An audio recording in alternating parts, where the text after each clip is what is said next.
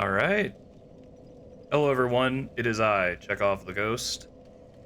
Yeah, today we're going to be continuing a Soul Level 1 run in Dark Souls 3. Currently, we're on New Game Plus, and we're trying to beat Ocerios the Consumed King. Pretty much after that, we'll go on to Champion Gundyr, get the specific item that we need to unlock one of the additional endings. I'm trying to show all 4 endings in Dark Souls 3, so that's 4, and I'm trying to do as many of them as a Soul Level 1 as I can. The final one will get us to Soul Level 5, but, you know, just comes with the territory. It's mandatory. You have to do it in order to get that ending. But without further ado, let's get going. Oh, man. I've been practicing a lot for Champion Gundyr, which might be getting me ahead of myself, but I'm hoping for good results.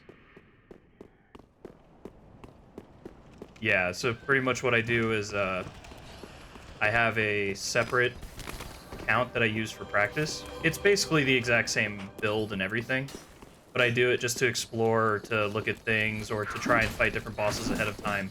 That one is on New Game Plus, so New Game Plus 2, and I'm like right at the Soul of Cinder, and I've gotten close so many times. I've spent the last 3 days, like separate occasions, trying to beat him.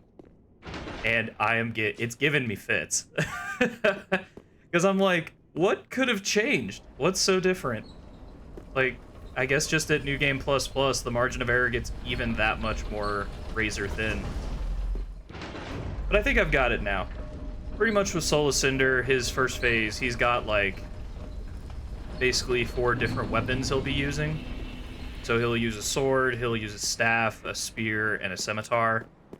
When it comes to the spear or the wand, like the staff, oh dude, he's cooked. Like, I can just crush him.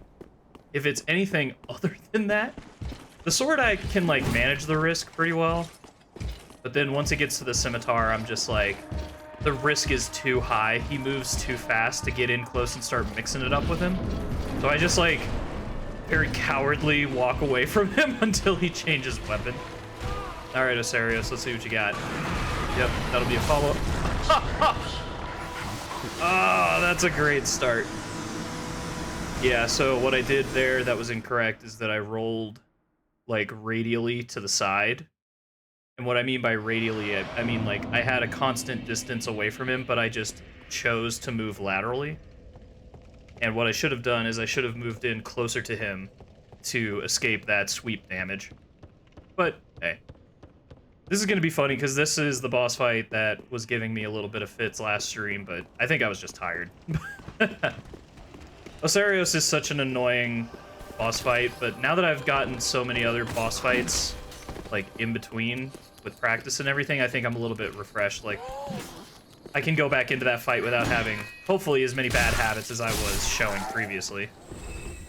Because you get just kind of desensitized to things. If you keep fighting a boss, like, over and over and over and over again, like, you just reach a certain point where you're like, dude, your risk mitigation gets all out of whack because you're not paying attention, and then you get clipped on something you shouldn't have gotten clipped, or your senses get dulled. It's just, yeah, after a while, it's just good to take a break, or at the very least, like, just take a second and go fight, like, another boss. Like, you gotta break it up a little bit. Kind of obsessively ramming your head against the wall can work in some circumstances, but I've typically found that it helps kind of reset and refresh things much quicker if I just alternate bosses versus try to beat one boss for like 10 hours straight. God, this guy is so annoying. Although, what's kind of crazy... Okay, we survived the first move and got some damage. All right, not bad. Uh-oh. Where have you gone? Are you hiding from me? Back to back. Oh, come on. The camera's fighting with me a little bit. Come on, brother. Yep. What? Oh, I guess my timing's off. That is weird. Okay. I must be going too much laterally. I gotta go more to the... I gotta shrink the distance. Okay. Yeah, I haven't fought this boss since last stream, so... Just gotta feel it out a little bit. Get my timings readjusted. Oh, man. So, I was playing... I did this briefly yesterday just to kind of, like, test the waters a little bit and see how much muscle memory I had. I tried playing a, like... I don't know what you would call it in Elden Ring. Would you call it, like, a rune level 1 build, maybe? Anyway, I went as... I don't even think they call it Depraved. I think they call it something else. Basically, the character class that allows you to have just 1 level. I did that in Elden Ring, and I was just kind of like, I wonder how far I can get. Just like... Because I've 100%ed the game, but it's been like 2 years ago, and like all of my muscle memory and everything is gone from that game. So I tried it out, and I knew I was in for a rough day when, like, you know how you show up right outside the starting area, and there's the guy he's wearing like a porcelain mask. I don't know if it's porcelain, but it's like white. And he gives you the whole speech about, but you are maidenless or whatever. Yeah. I was like, haha, with just a club, I can fight this guy. Surely he won't be an issue. And it made things very readily apparent to me that, one, the combat, at least from what I have seen in my very brief experience, is so much faster. Like, I've been hyper-obsessing more about Dark Souls 3 for the last couple of weeks, so then I stepped into Elden Ring, and I was like, let's see how much of this translates. And in general, like, identifying different tells is a bit easier, or, like, I picked up on that pretty quickly, so, like, when to dodge. But the combat is, like, so much faster, and because I was using the club, like, I could fire off, like, 5 consecutive attacks back to back to back to back, and I'd still have, like, stamina in the tank in order to do a dodge roll, and I'm like, oh man, this is a completely different game plan than anything I had in, like, playing a Soul Level 1 build in DS3. That... So long story short, I did beat that guy. It took me like 5 tries, and it was embarrassing, but to my credit, he has, like, blood magic that follows you. It's like a homing missile that then, like, as soon as it gets close to you, it, like, expands so that it has greater AoE effect. And it comes at you so fast. Anyway. So I beat him, and then I was like, oh, I wonder if I think they're called Guardians of the Erd Tree. I think that's the correct way of saying it. Or no, Erd Tree Sentinel. So the first, like, the guy on horseback that you meet as soon as you go out of the starting area. I was like, I wonder if I can beat this guy. And I started playing him, and I was like, okay, you know, level 1 with a dual-handed club, I can get him down to, like, 50% health. And then the horse, like, does this move where it jumps up and down. Well, the horse jumps up, and then the guy, like, slams his shield into the ground, and it has, like, this massive AoE damage. Like, I was standing back, like, a considerable amount away from him, even while he did it. And I still got hit and just insta-death. And I was like, oh boy. So yeah, that's gonna be a tough customer if I ever try to do, like, a level 1 build in Elden Ring. I just don't think that game necessarily... Well, no, that's not right. I was gonna say it doesn't as easily facilitate it as Dark Souls 3. But here's a fun thing that I noticed. When I was playing it, I was like, oh, in Dark Souls 3, a lot of the enemies are generally humanoid, and that actually makes some of the movement patterns a little bit more predictable, because you're like, oh, they can only go so many ways. Dancer of Boreal Valley kind of breaks that, because she's so, like, swoopy and does, like, all these different movements that are, like, hit from weird angles. But, like, in general, most of the, like, bosses you fight in Dark Souls 3 have, like, a humanoid appearance, and you can be like, okay, they're left-handed. That means I should probably try to go to their right and circle away from their dominant power hand. Like, you can just play these types of games. But then in Elden Ring, I noticed pretty quickly Are you hiding that from me? a lot of the enemies, you know, Erdtree Sentinels aside, they have like very interesting mutations. So like the limbs are jointed at very weird angles, and it becomes that much harder. Ah, forgot to shut my window. I can hear like the blinds getting sucked in, and I'm like, it's like very distracting. Probably after this I'll fix that real quick. But anyway. But I just thought that was kind of an interesting thing. I was like, oh, because the limbs are at like such bent and broken angles for some of these enemies, it's much harder to like have an intuitive understanding of where like some of these attack patterns could come from. And I was like, ah, that's interesting. I definitely want to try. I just don't think at this point I have enough acuity with it for it to be entertaining on stream. Like, I think my game would translate much quicker. Uh-oh. My sort of instincts and everything would translate much quicker to, like, a Dark Souls 1 or a Dark Souls 2 before they go to Elden Ring. Because I think it's not an inherently different game. It's not like Bloodborne, where you get basically rewarded for being aggressive. Which, by the way, Bloodborne's, like, amazing for that. Dark Souls, you can kind of sit back, tank it out, and you're fine. Uh-oh. Okay, ate that hit. Good lord. Yeah, trying to corner this guy can be such a pain in the butt. Yo, dude, like, come over here. There we go.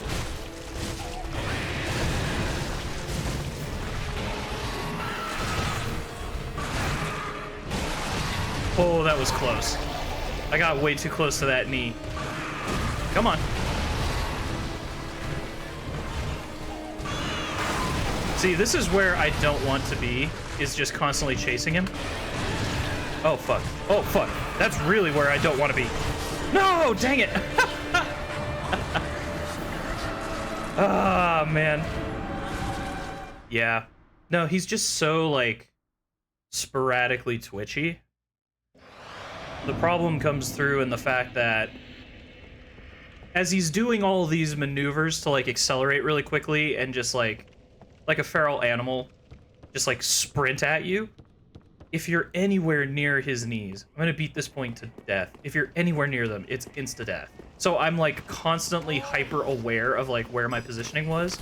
So as soon as I saw, like, that I counter-rotated into him and I got to his face, I was like, oh, no. This is the worst possible position. Like, I'm gonna get cooked. And sure enough, he just did a slight maneuver. I was next to his knee, and my head got blown off. But this is pretty good. 3 attempts in. Oh, sorry, one moment. Let me close that window.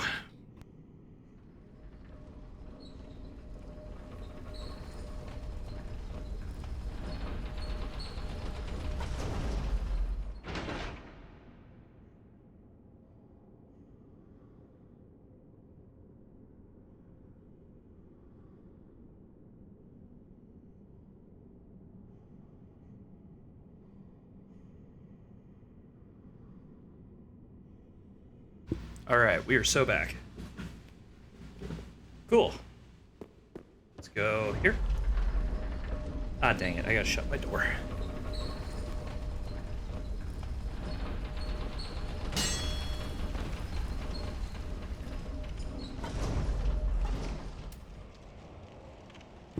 Oh, that's funny. I laid my headset down on my mouse and it, like, it made my character roll forward. That would have been amazing if it rolled him onto the ledge, but... Alright. Cool. Yeah, I think we got this. Trust me, compared to, like, how much Soul of Cinder has been giving me fits lately, like... like, just to give context to that, New Game +2 Soul of Cinder, I don't have numbers in front of me, but I am pretty certain has more health than Ocerios. And Ocerios is known to be, at least in my opinion, a pretty tanky boss. Like, outside of Yorm, I think he's up there for maybe the second highest.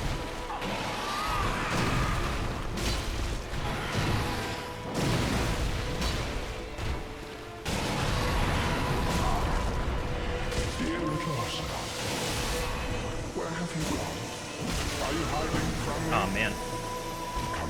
It always sucks when he's doing his magic and I get the stagger, because then I just can't take advantage of it. Because if you kind of notice, like, I only thought about this last stream. Every attack you do will make him back up. So that's why positioning is actually super important with this guy. Just to make sure we get him going vertically up and down the hall versus, like, back into a wall. Okay, good reflexes to save that. And yeah, now I'm trying to draw him out to the center of the room. Okay, here we go. This is perfect. I can get some tee off some free hits. Okay, he's gonna go for the counter. Perfect.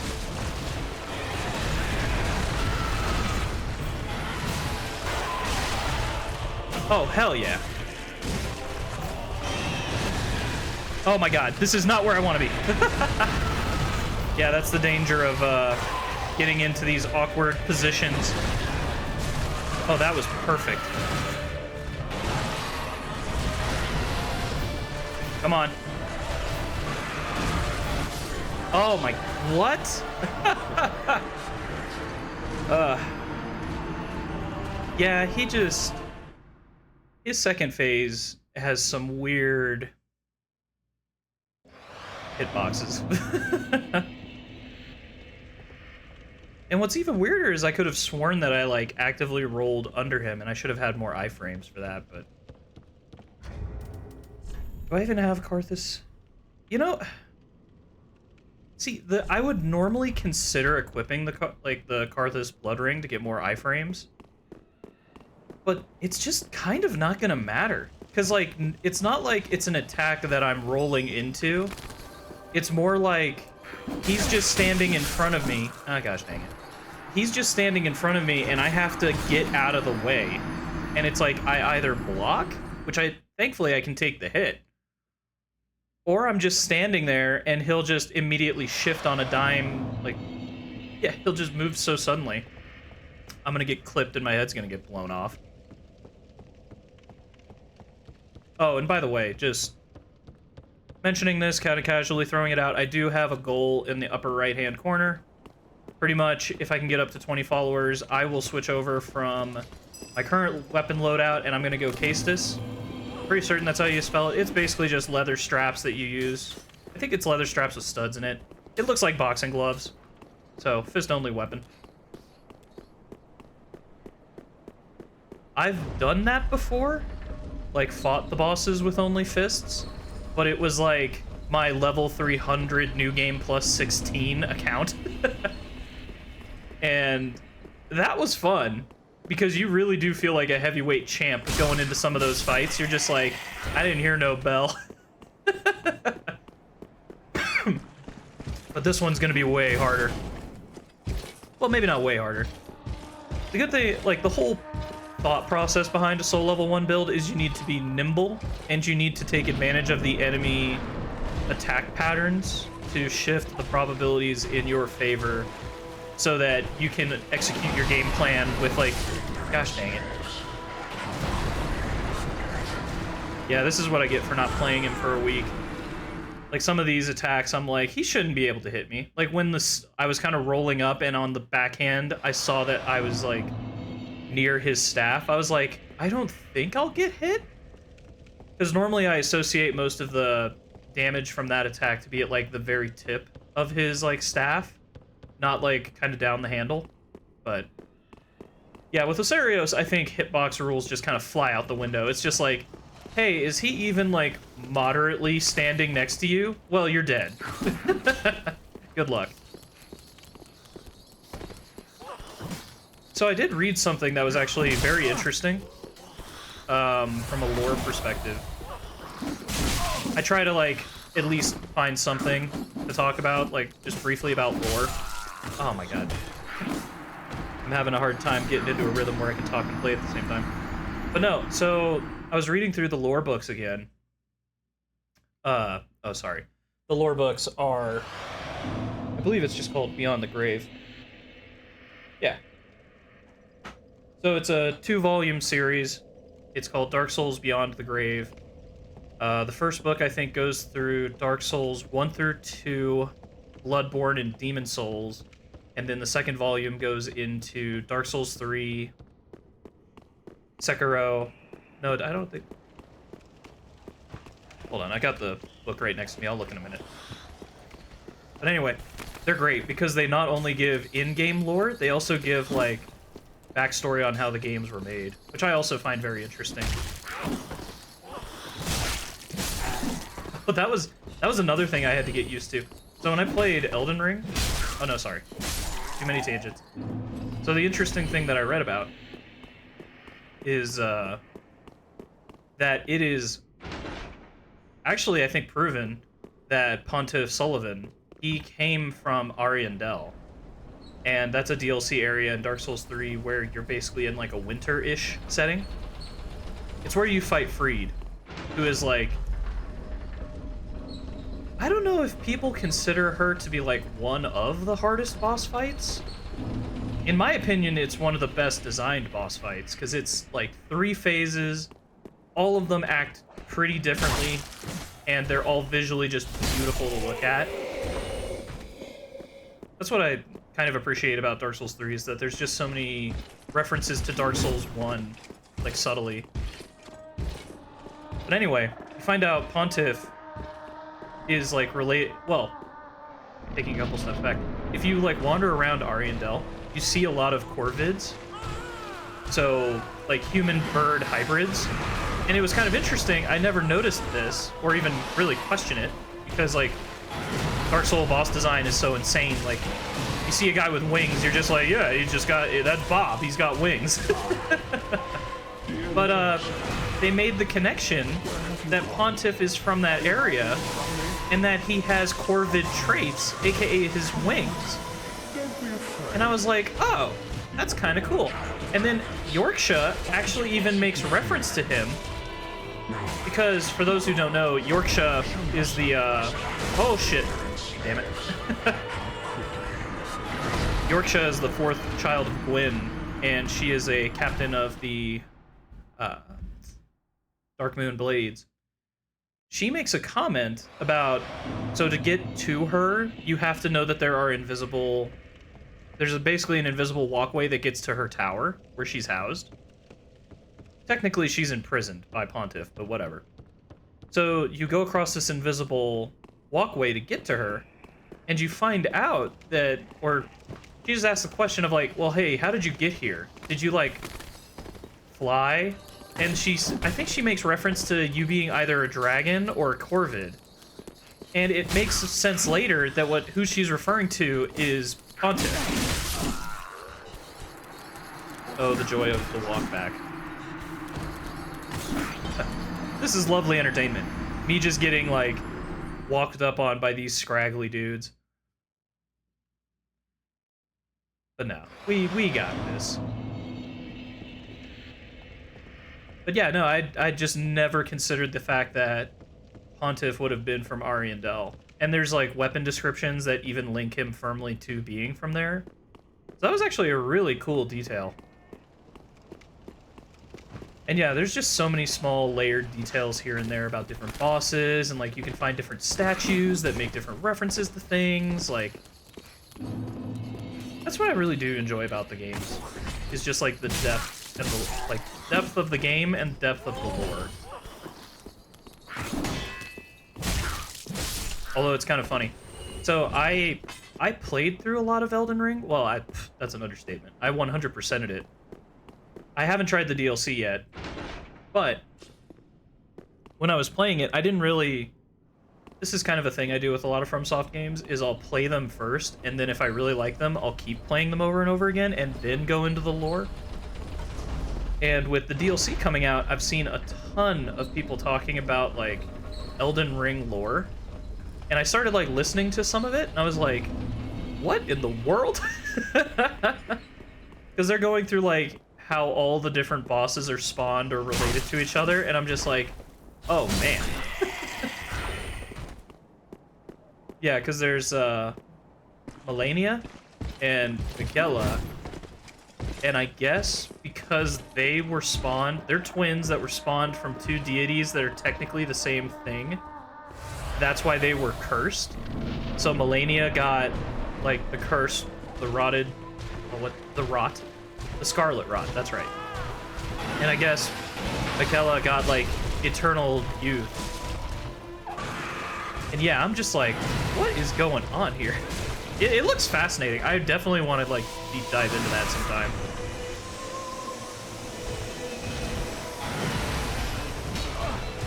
Oh, man.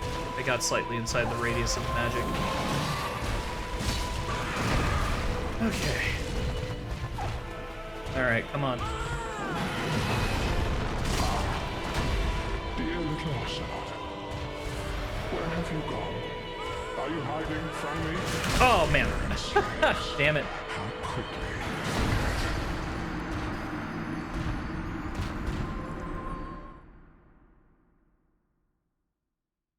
Yeah, that's kind of the biggest thing I've noticed in going in between,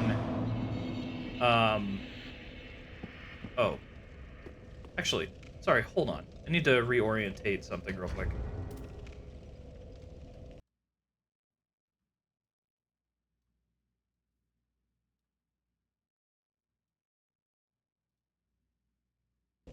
Alright, there we go. Sorry about that. So I have like a 3-monitor setup for all this right now. And one thing I noticed is that, so I have like OBS on one peripheral, and then I have like my Twitch stream manager on the other peripheral. And I noticed that if I orientate them a certain way, I can see the chat easier. Because sometimes I like don't react to it fast enough.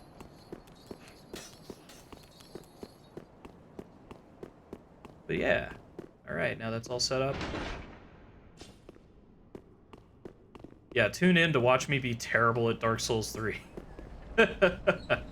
I mean, terrible's a strong word. I mean, this is New Game Plus with an SL1 build, like, in late game, so... I'm not gonna be too hypercritical of myself, but at the same time, it's like... Come on, we get it. You're fighting Ocerios. Kill him already. I'm like, I'm trying. The real fun... So the fun part of today's stream... So my goals for... God, I hate how long I take sometimes. So my goals for today is definitely I want to beat Ocerios. I am tired of getting filtered by this dude.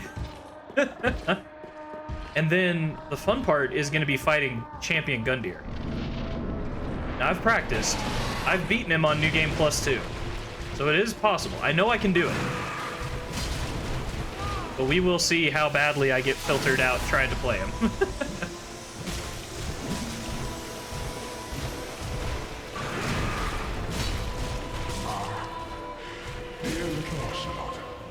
Yeah, if I stay in this position, he doesn't like me being behind him.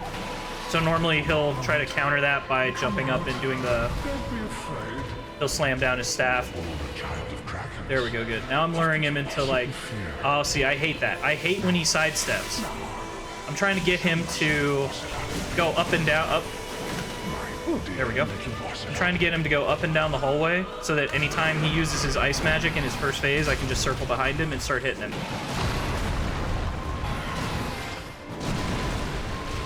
And sometimes I just gotta, like, position him out. Because what I don't want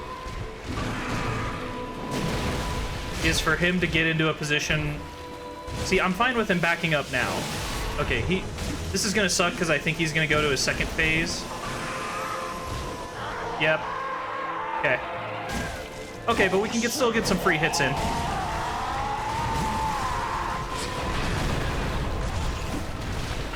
Oh, no! Oh, no! How in the world? I have no idea how I dodged that. That was... Oh my god. And of course I died of that. I was gonna say, pure love of the game right there. Yeah, typically it's to your advantage if you have him kind of break some of the pillars.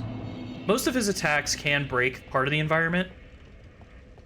But we kind of run into a similar issue, at least with this boss fight, in my perception of it, in that, similar to the Dancer of Boreal Valley, where you have to be, like, hyper aware of, like, where you're at in the room, you kind of have to do that with Ocerios, because his attack patterns lend themselves only to weaknesses when he's out in open space. So if he's, like, backed up against a wall, that's the worst possible way to fight him. Because now whenever he casts magic and he's vulnerable, you can't get around him. Or if you do, your camera is going to get cut off by all the different, like, by the buildings and everything. So it's, yeah, you basically want to lure him out into open space. And then from there, for his first phase, you're mostly just timing his 1 to 2 hits. It's not too bad.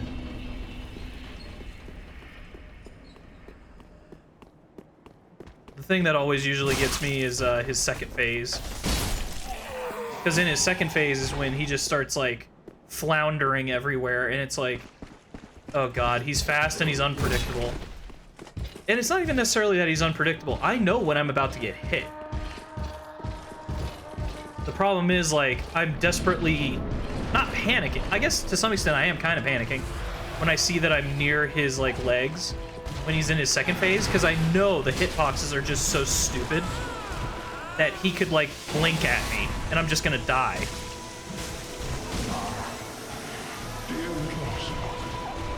Alright, come on. See, this is good. We're kind of backing him up into the main part of the thing. I'm gonna steer him around.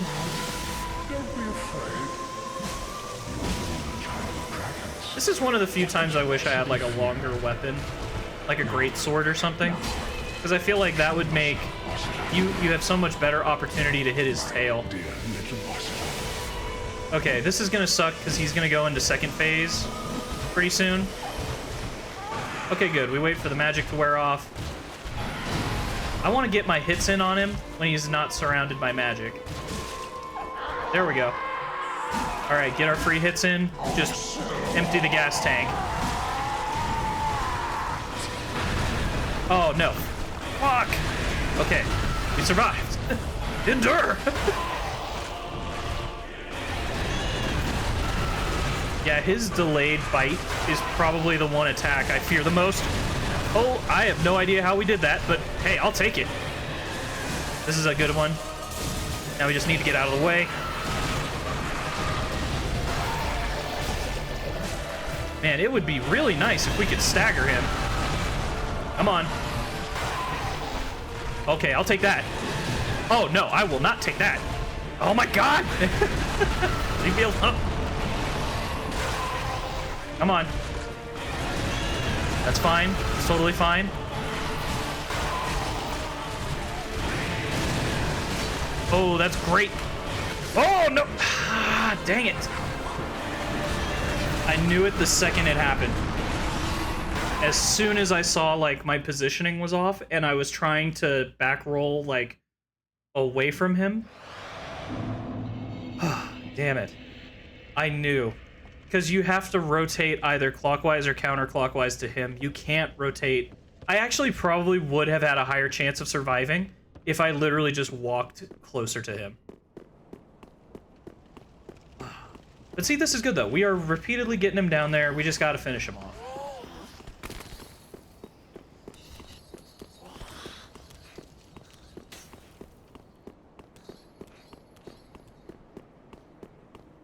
All right.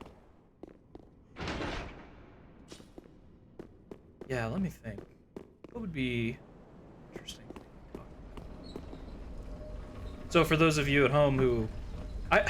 I really do wonder, like, what the overlap is between people who watch, like, MMA/UFC or boxing and watch Dark Souls streams would be.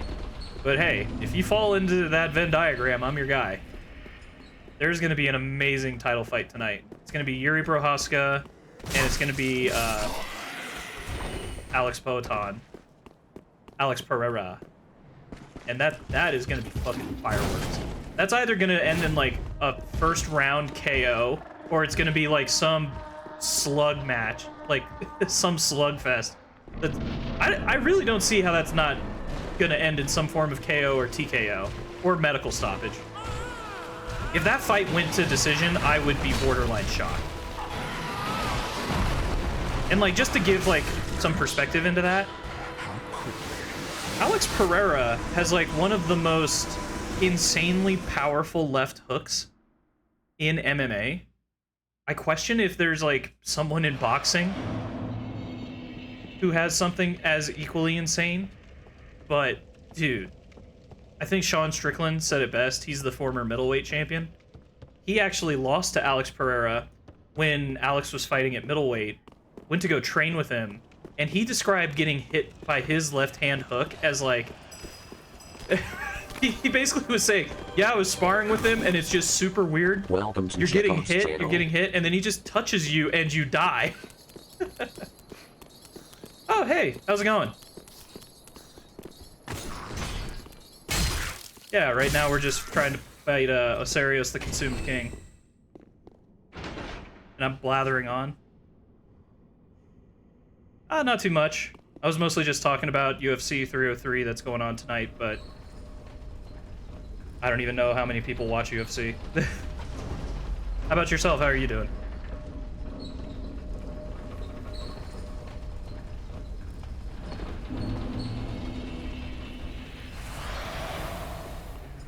Alright.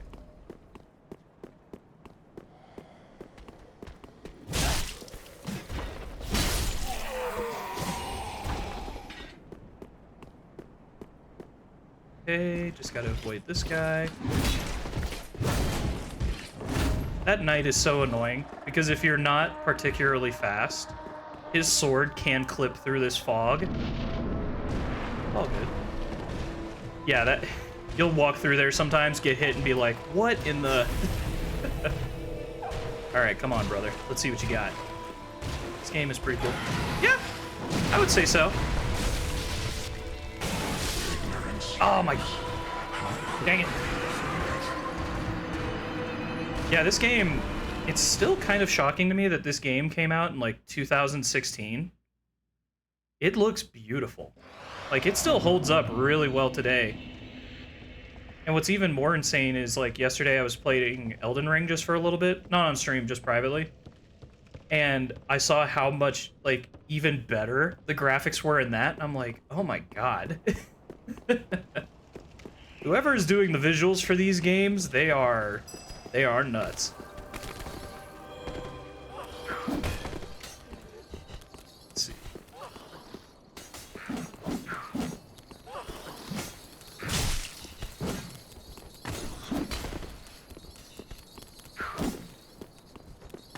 Walk like that.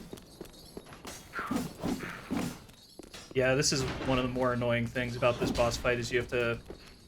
You can't really run by these guys, you kind of just have to, like, take it. Play carefully.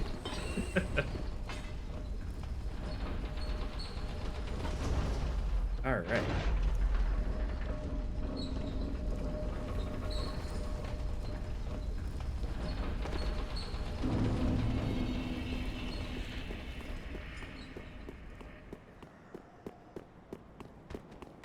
Let's see. So have you played this game at all? Like, are you familiar with the lore of it at all? Like, any experience whatsoever? Or are you kind of just coming into this, like, kind of blind?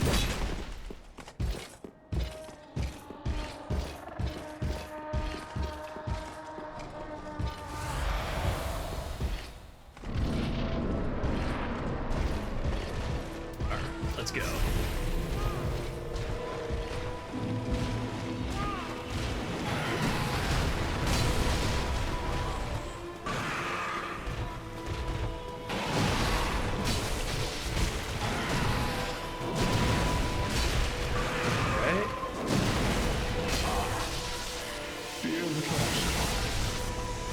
Where have you gone? Are you hiding from me? Come out. Come out. Don't be afraid. Child of dragons. What could you possibly fear? Oh, the lovely ice magic. Oh, that's hilarious. I actually managed to clip through the ground and hit him. My dear little boss fight. Yeah, so this boss fight, he has 2 phases, as you'll see. Okay, cool. We just hit the second one. Ah, gotcha.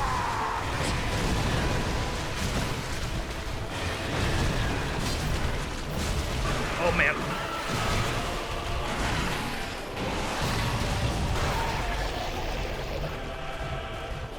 Yeah, sure. You can ask a question, man. Might take me a minute because I gotta kind of lock in on this guy, but I'll get to it when I can.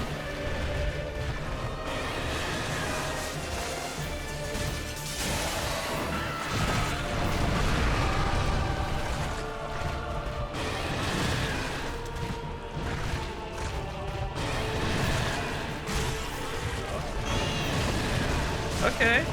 Okay. I'm fine with this so far. Good hits in. Good, block that.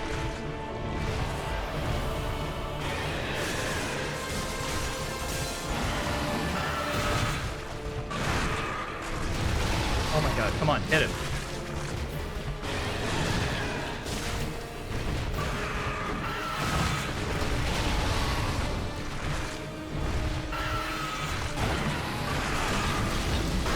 Oh man, I do not like that. Oh my god, stay away from the knees. Woo! Oh, thank you, God.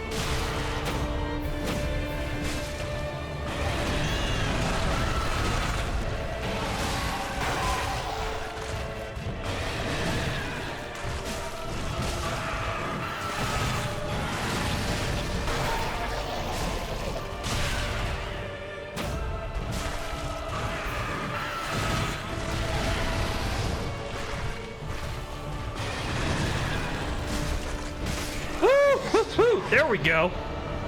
Ah, here we go. I create some stuff for streamers like logos, banners, emotes, and much more. Would you like to see some of them? Yeah, man. Not opposed to that. And damn, there we go. Oh, thank God. That. All right. Let's see. We are 42 minutes in. Got him beaten down. Cool. Now the real fun starts. We gotta go fight Champion Gundyr. That guy is either gonna go really well or really bad. Let's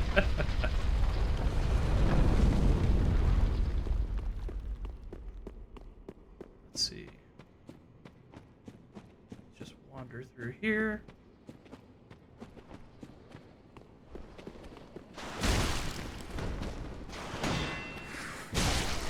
Kill this guy. Yeah, I already have the Path of Dragon pose. Care to share your Discord so I can show you my work. Let's see. Should just be my name, my man. Like the screen name that I have. If not, I actually have a link to my Twitter, and you can just DM me through there too.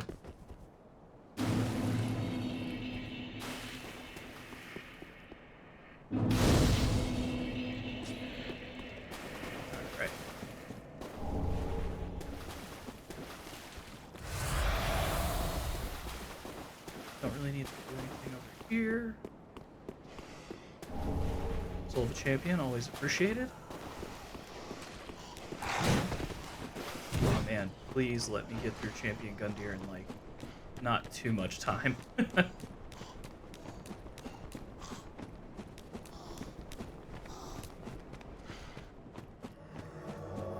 Oh my god, I forgot about that. I can just shove this person off. Oh my god. I got fucking... Ah, I hate that.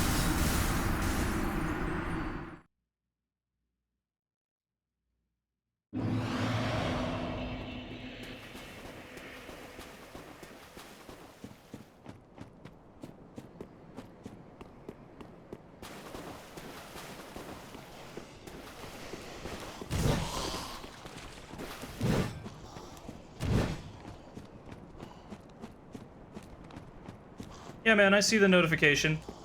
I'll accept it after stream right now. Right now I'm kind of doing my thing, but don't worry, I won't forget about you.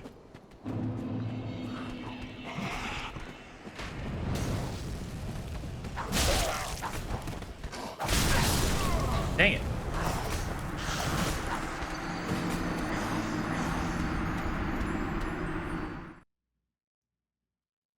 All right.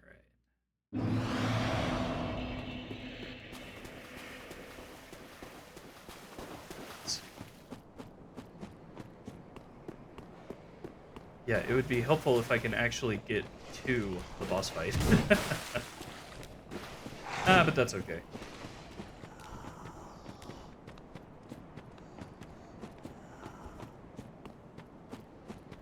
Yeah, this is going to be one of the more visually fun fights to watch, is Champion Gundyr. Because it's just like a straight up stamina chess match.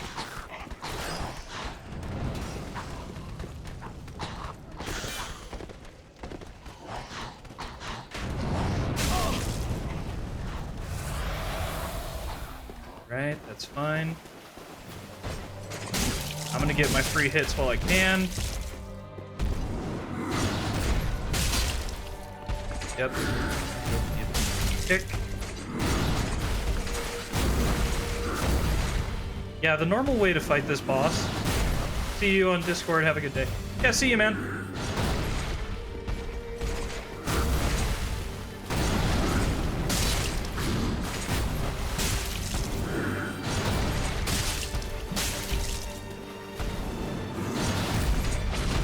Ooh, we got lucky there.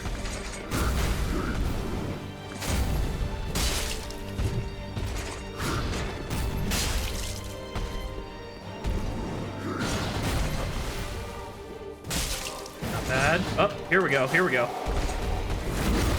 Now it's time to get serious. Oh.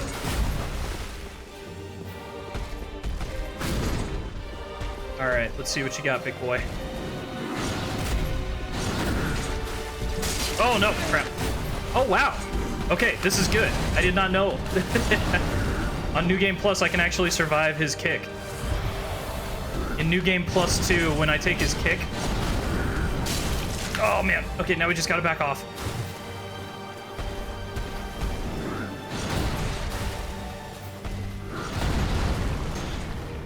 Okay. It's not ideal, but I'll take it. How in the world?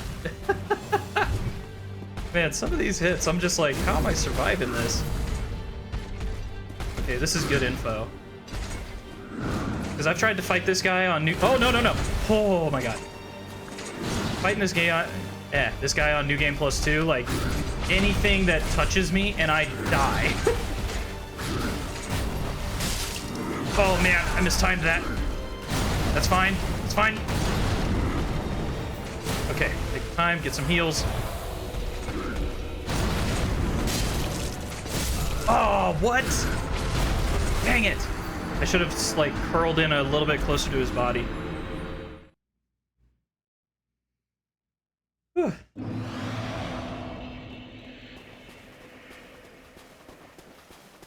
Yeah, this is gonna be a fun fight. Okay, first time, got him down into his second phase. And I didn't have too much... The problem is I got a little too defensive because he was just kind of clipping me with some shots. We can play much more aggressively. In fact, I generally argue that's kind of what you're trying to do in the second phase. Like, first phase, he's mostly just rattling off, like, 1 attack, 2 attack combos. And you're just like, as soon as I rolled, I knew that wasn't going to end well. But anyway. Yeah, pretty much. What was my train of thought?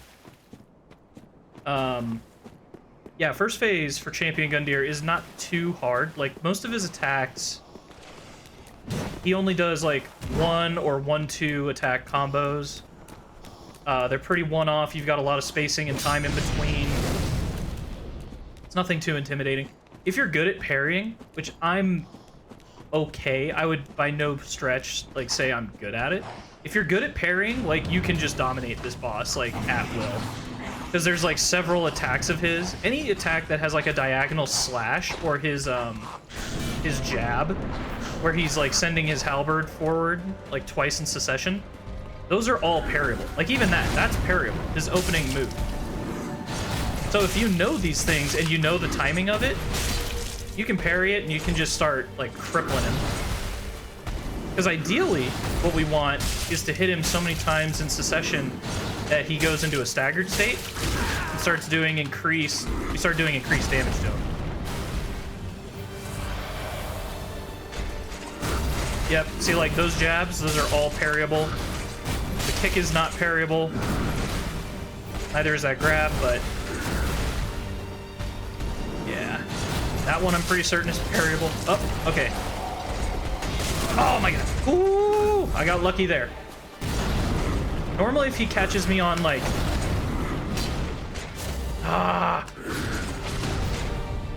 Come on. I gotta get my like...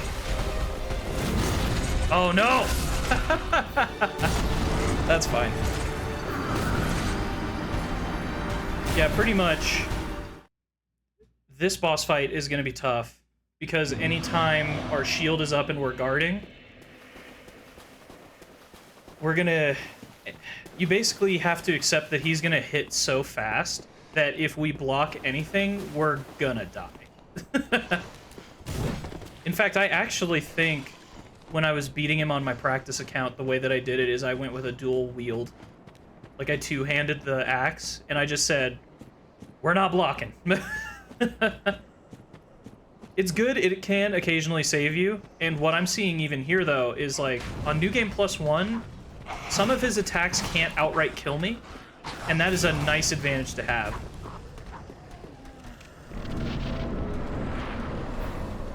Because I really don't care, like, getting hit. As long as I can survive it, I can usually back away and get some more stuff. Okay, yeah. So for this, I'm gonna basically just try and keep pestering him. I did not think he could hit me if I was back there, but okay. I thought I was in close enough to him that his blade would go over me, but, you know. Can't always get lucky. Sometimes it's just like a sliver of a distance can make all the difference.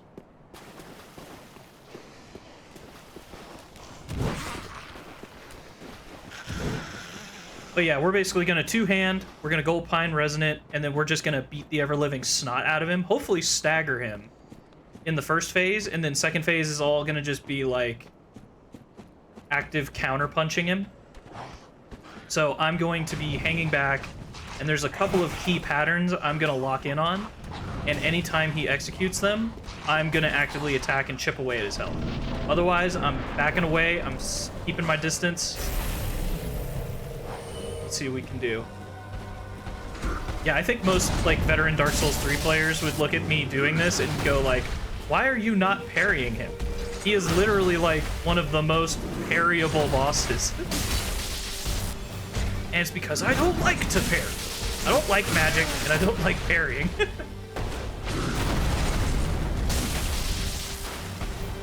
Gonna take a couple steps back. Alright.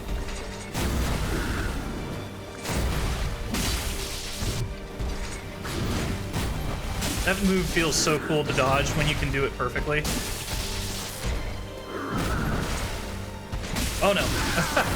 But see, this is good though. Like I said, I'm okay with getting hit. As long as I can survive. Okay, good. He's gonna be caught up in there for a minute. See, there we go. This is where the real money makers are.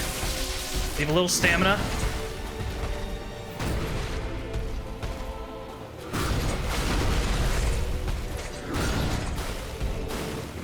Come on, brother. Yeah, anytime he does that charge, it's basically open season on him.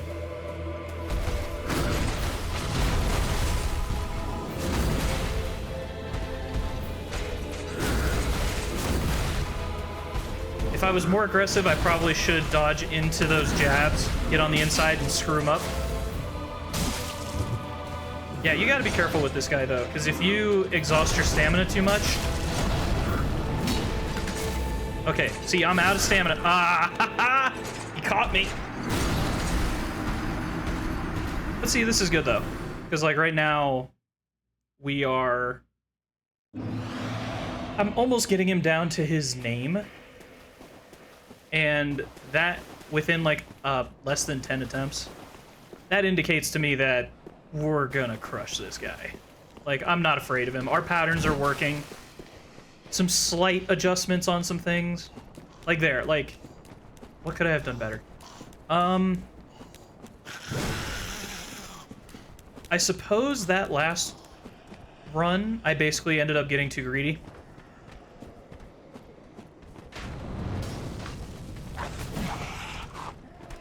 Because I think I overextended myself, and instead of recovering the stamina that I should have done, like backing off and recovering some stamina, I tried to like stick in there and see if I could get some extra damage off, but the trade-off just wasn't worth it. Oh, what am I doing? I also need to check how many of those gold pine resins I have. Oh, I'm getting too comfortable getting hit with those kicks. I gotta tighten that up a little bit. And it's like pretty obvious. You know when he's gonna go into his kick animation, because what's gonna like there, like he'll just pick up his foot, and just like from a positional standpoint, you should know like, hey. Oh wow. Actually, I'm gonna back off and take a sip. And of course he's gonna punish me. I think there's a thing in his attacks where if you... Oh my god. I am getting so scared of like those consecutive moves. I feel like I should be dodging like way sooner than I am.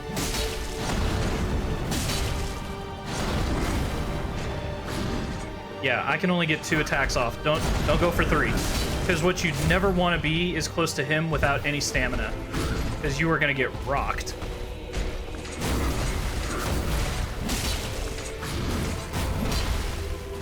Ah, dang it. I saw it before it was too... I saw it too late.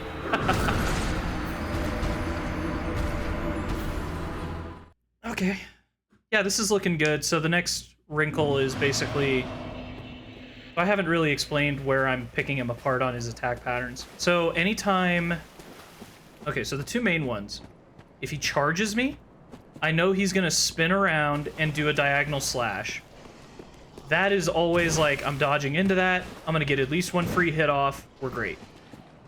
If he goes from that into a downward slash, even better. You just roll, like rotate counterclockwise or clockwise. You get another free hit in. Those are the things I'm kind of keying off on. And then now, I'm also taking advantage of his jabs. So anytime he like stabs his halberd 2 times in a row, I'm dodging in, getting closer to him, and I'm hitting him. So I can punish that as well. And then at that point, you know, it's just making sure we don't get hit by those kicks. Yeah, if you stand like slightly off center from him, near his legs, he will almost always go into like the kick animation. Like where I'm at now, it's very high chance he'll hit you with that animation if you stand to his, like, I guess to his left. Okay, he'll probably go into next phase on the next hit. I'm gonna take a sip.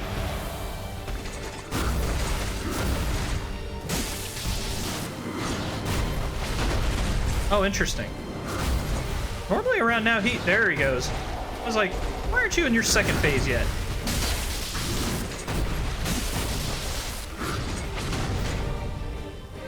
See, this is already good.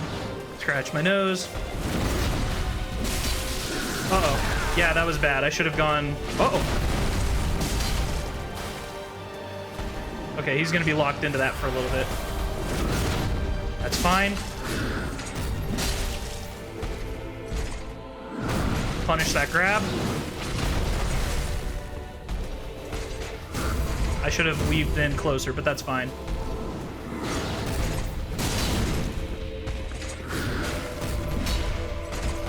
Uh-oh.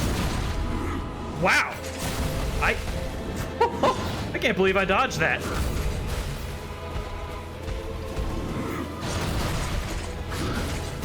Oh my god. Leave me alone, dude. Ah. Yeah, dude, the pressure on this guy is just unrelenting. Huh. Fuck you, Gundyr. Broken ass. Oh my. Ah.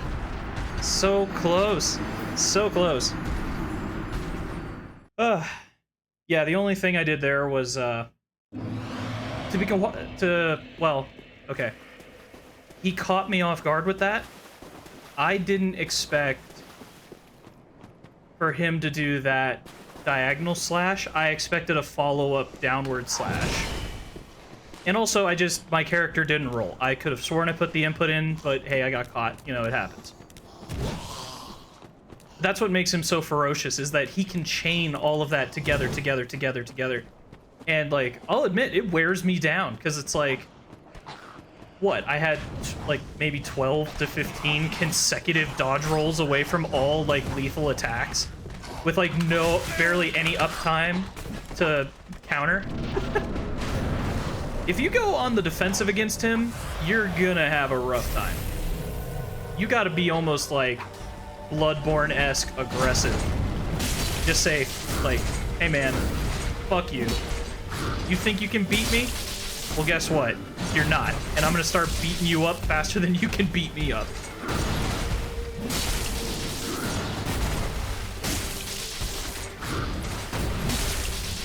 Yeah, in general, I'm gonna always try to escape or circle around to his back. Just because obviously, like, I can telegraph moves better.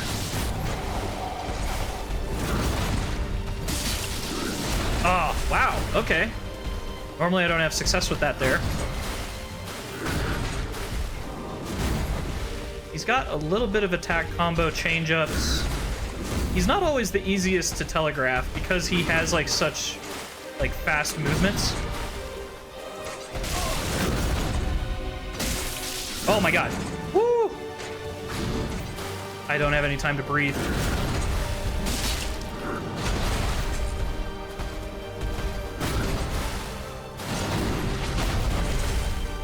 Oh my god.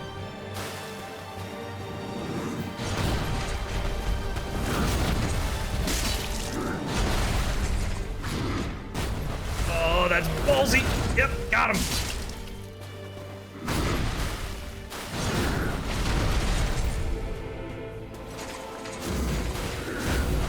Come on.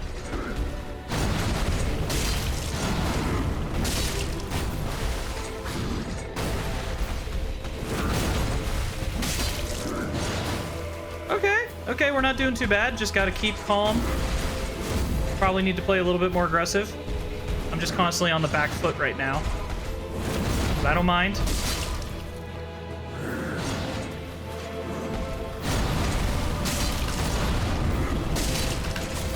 Oh my god. Come on.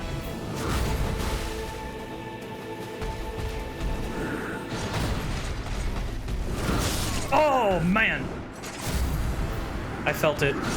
I just slightly mistimed the roll forward, and it got me. Oh man, we are wearing him down. See, this is the fun part too, is like when he gets into his second phase, like, I need to just be more pressing into him versus being on the back foot. Because the back foot is, it's cruising a little bit. So what I mean by that, like, I'm just constantly walking away from him. Because there is some method to the madness there. Like, I'm trying to goad him into charging me. Because once he charges me, I know that, like, 99 times out of 100, I'm going to dodge roll successfully into him and be able to successfully, like, punish him for doing that move. But one thing I didn't like about that last attempt was I was not being aggressive enough on his double jabs. I should have been interweaving into there more and, like, just finding my spots. Because you can exist pretty close to him. He doesn't have anything... Well, okay, so I'll take that back slightly. He has that foot stomp maneuver. And that will punish you from, like... That's meant to dissuade you from getting too close to him and sticking around. But it's also timeable.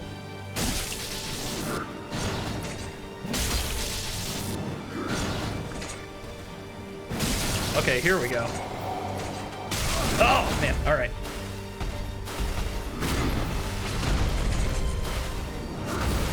Okay, I've got just enough time. Yeah, this is where things are gonna get... Oh, man. That was probably not a good combo to try and initiate on him with. So... Yeah, no, he has that, like...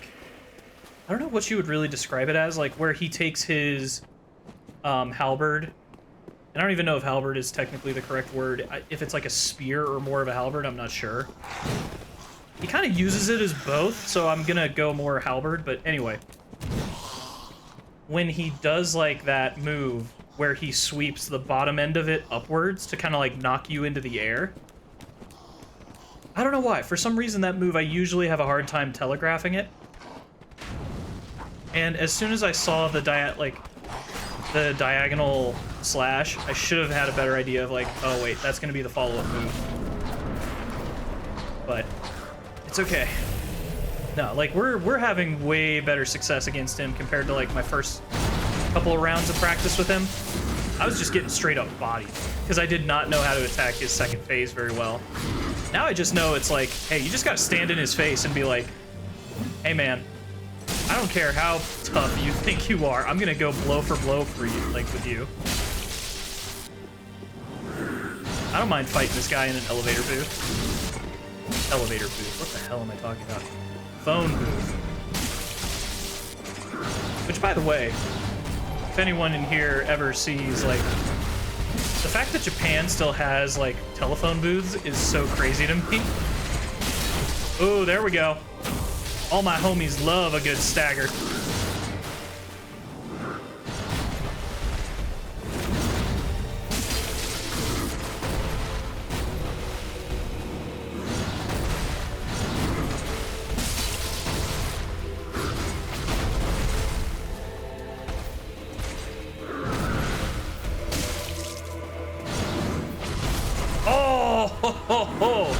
I disagree with that hitting me, but whatever. Oh, man.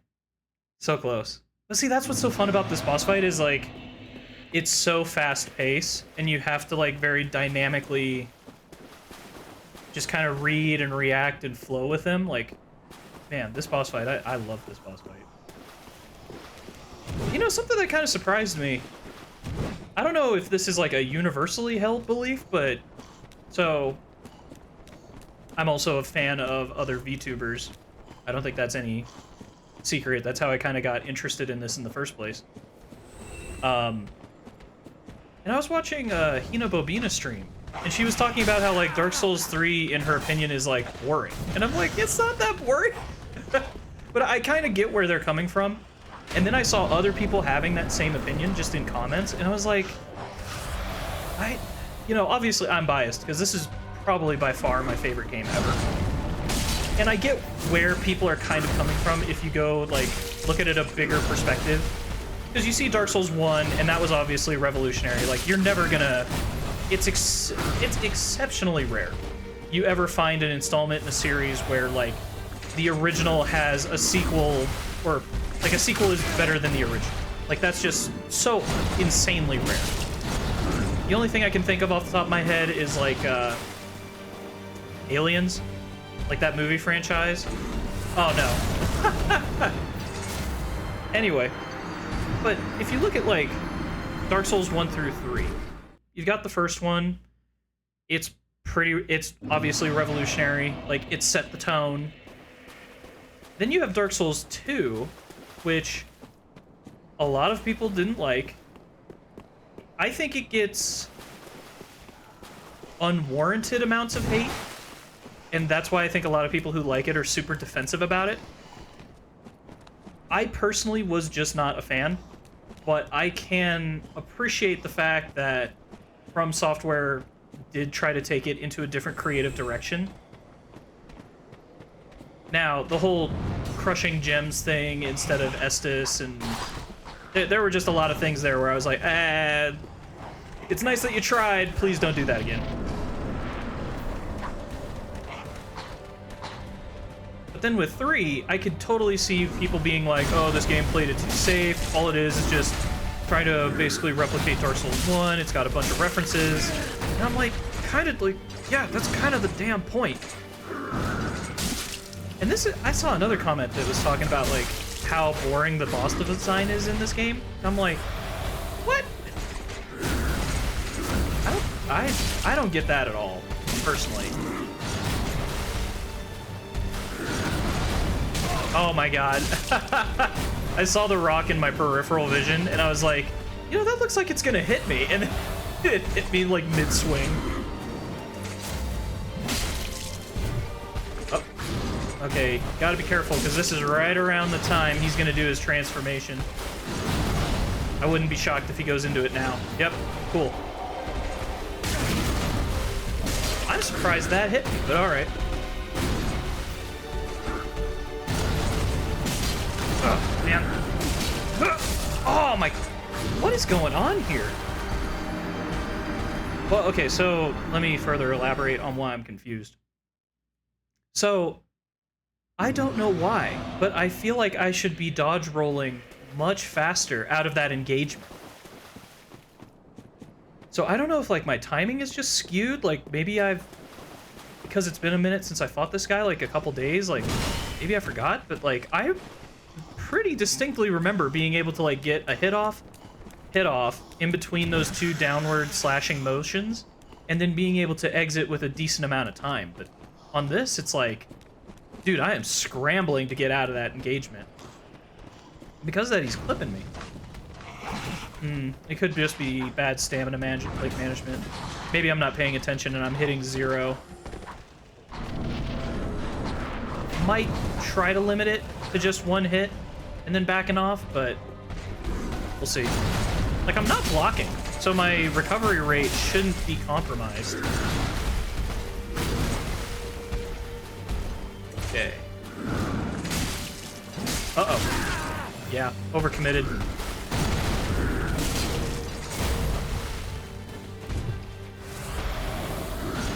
Actually, that's not a bad idea. This would be a boss fight where Karthus Bloodring would probably really come in handy. Because there's just so many things that are decided by, like, a fraction... Like, an iframe being there or not by, like, fractions of seconds.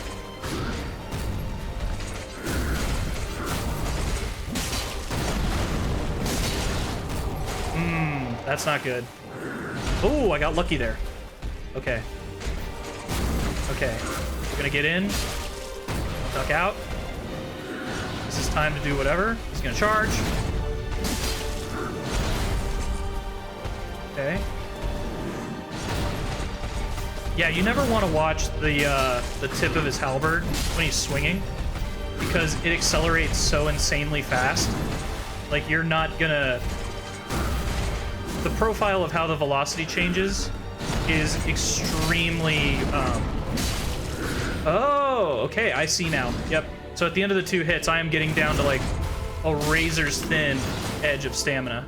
Okay, gotta be a bit more conservative. Okay, not bad. Feeling good, feeling like in a good rhythm. Should have advanced on that, that's fine. There we go.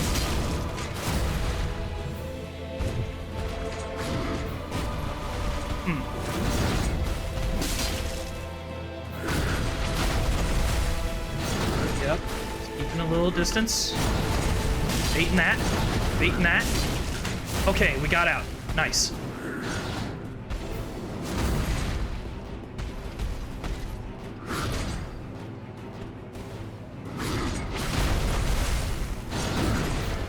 Come on. Oh, come on. Ah.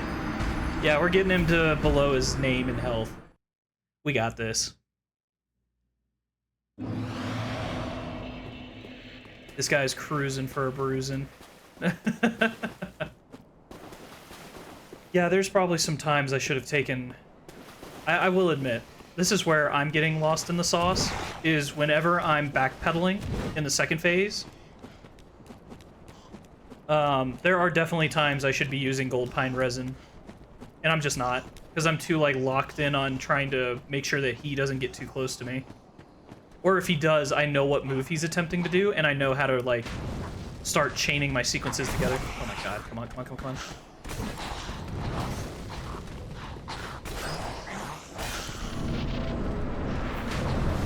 Well, yeah, that's cool though. 3 more followers, and I'm gonna have to commit to using fists. Oh no! Oh, I misread that move. Dang it. See, this is what happens. You feel a brief moment of happiness, and then it's immediately ripped away from you. That's fine.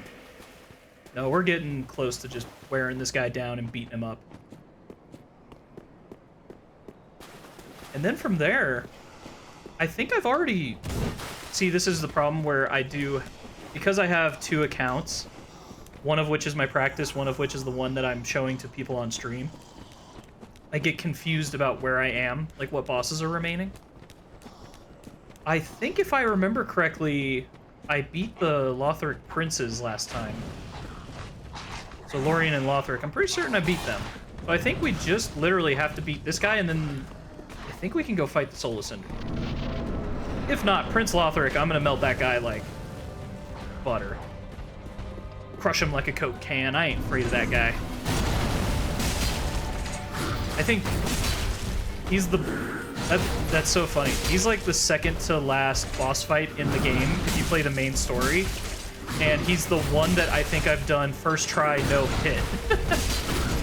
Like, I think every single boss has hit me. I think he's the first one that I managed to do successfully a, like, first time no hit on. So I got his stuff down pat. Okay. So I'm gonna apply the... Oh, the timing! I backed too far away.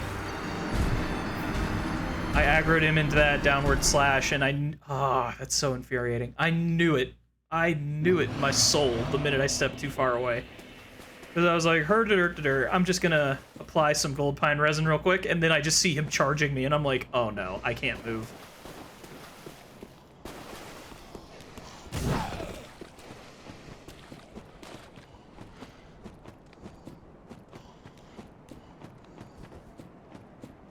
Yeah, it's kind of nice though, because like even using fist-only weapons, I've been kind of contemplating it. I should probably be actively practicing for it, but I feel like that would also be kind of part of the enjoyment, is me just switching it up on the fly and seeing how quickly I can adapt to it. But the good thing is that that playstyle plays very similarly to what I'm doing now.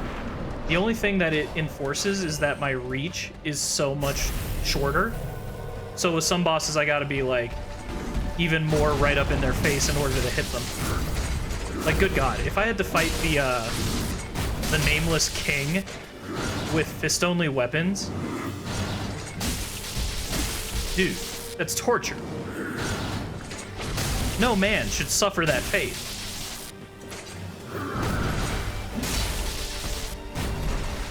Okay, probably after this, he'll transform. Really? There we go. Ooh, I felt that coming. Let's go.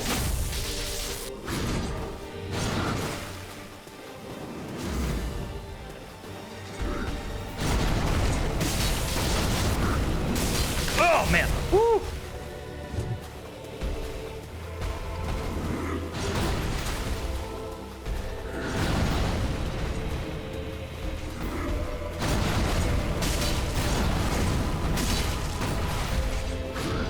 Wow. Okay, I wasn't expecting that, but hey, I'll take it.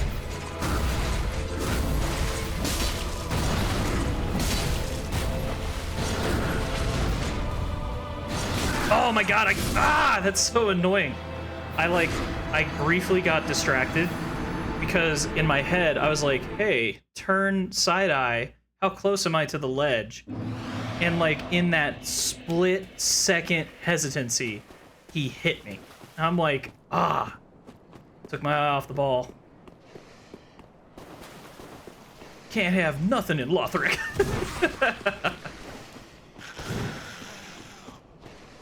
See, that's what I kind of love about this, is like, this is something that's nice to watch, but like actually attempting it, like you need some pretty good muscle memory in order to like just actively read and respond to the situations you're given. And I know that sounds obvious, like, if you want to play the game well, you got to play it a lot so that you have like memory of it. But I'm telling you, man, like there's so many things in here, like I know actively in my instincts, I know like, oh, I got away with something, or like, oh man, if I was like a fraction of a second off, I'm just toast. And that's what's kind of nice, is just playing with these boundaries. Oh, that was stupid. That's fine. Oh, come on. I should have been able to hit him.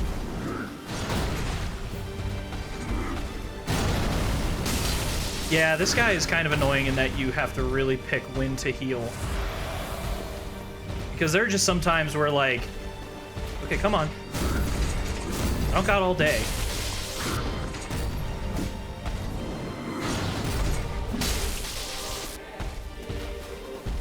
You gonna transform any day there, buddy? Okay, we got him now. What? Oh, it might be a little too soon.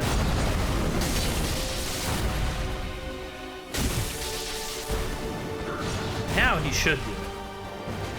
There we go. That's the boss fight I love and hate. Oh.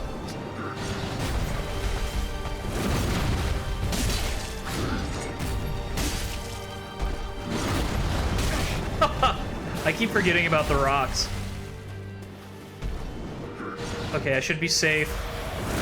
Cool.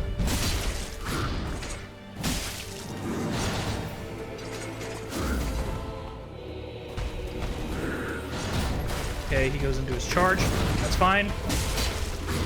That's fine. Yep. Oh my god, I was just on the edge of it. I felt it too. As soon as I saw him go for like the upswing, I was like, you know, I think I'm far enough away. What are the odds? And then I got hit, and I was like, oh, you gotta be kidding me. We're gonna grind this guy down and beat him up. I'm just happy we got past Ocerios. At least this boss fight is like kind of interesting to watch visually.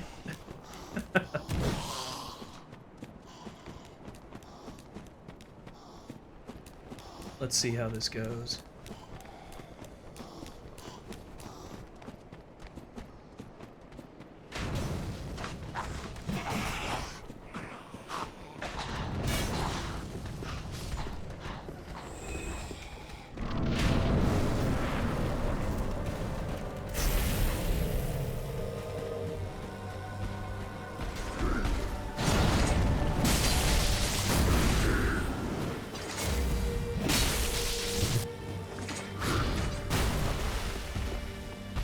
Come on, brother. We're gonna duck and weave on the inside for the double jab. Easy enough.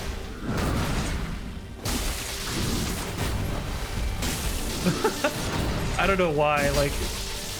Okay, I'm laughing like a child right now, because when he went for that grab maneuver, I remembered, so when Jorge Masvidal fought Nate Diaz for the BMF, someone asked him, like, hey, what happens if he gets like a hold of you?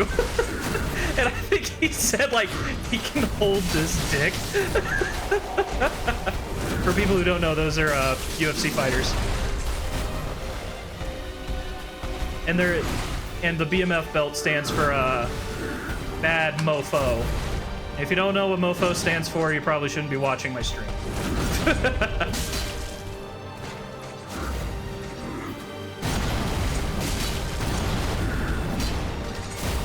Oh man, that was risky, but hey, no risk it, no biscuit.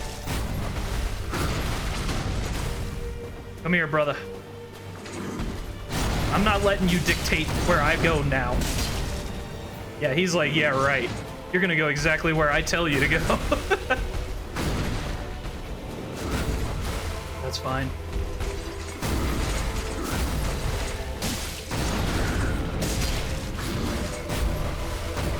On. Oh my god. Oh my god. I just had like a mini heart attack.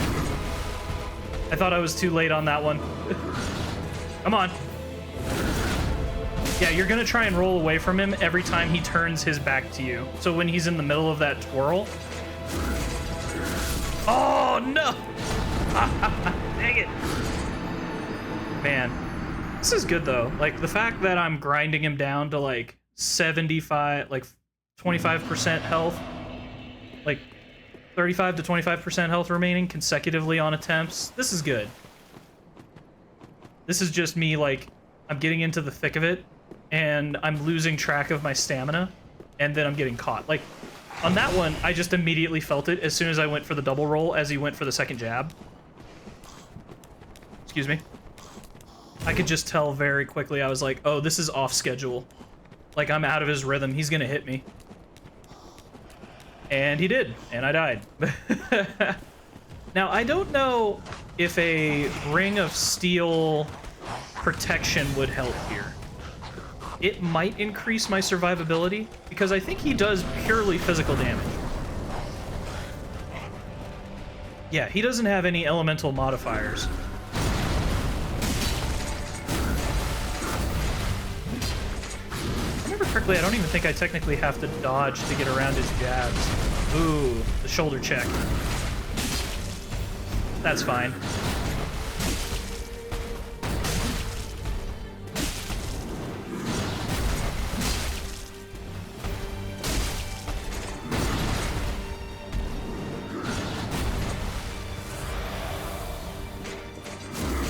Okay, I have to be cognizant that he's going to flip over into his second stage around 30% health down.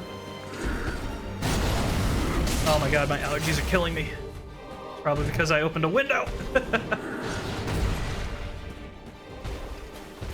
Yeah, that's what's mildly funny. You can't see this because obviously, like, all I have is a PNG avatar. But I'm occasionally, like, dodging all this while wiping my nose. Because I'm just like, oh god, the stuffiness. Oh no, it's annoying. There we go, finally. Come on, brother. Brother. Hulkamania's running wild, brother. Ah, dang it. Okay, that was me getting too obnoxious. I got too lost in the sauce. I was like, I can dodge all this. Check this out. Immediately gets curb stomped.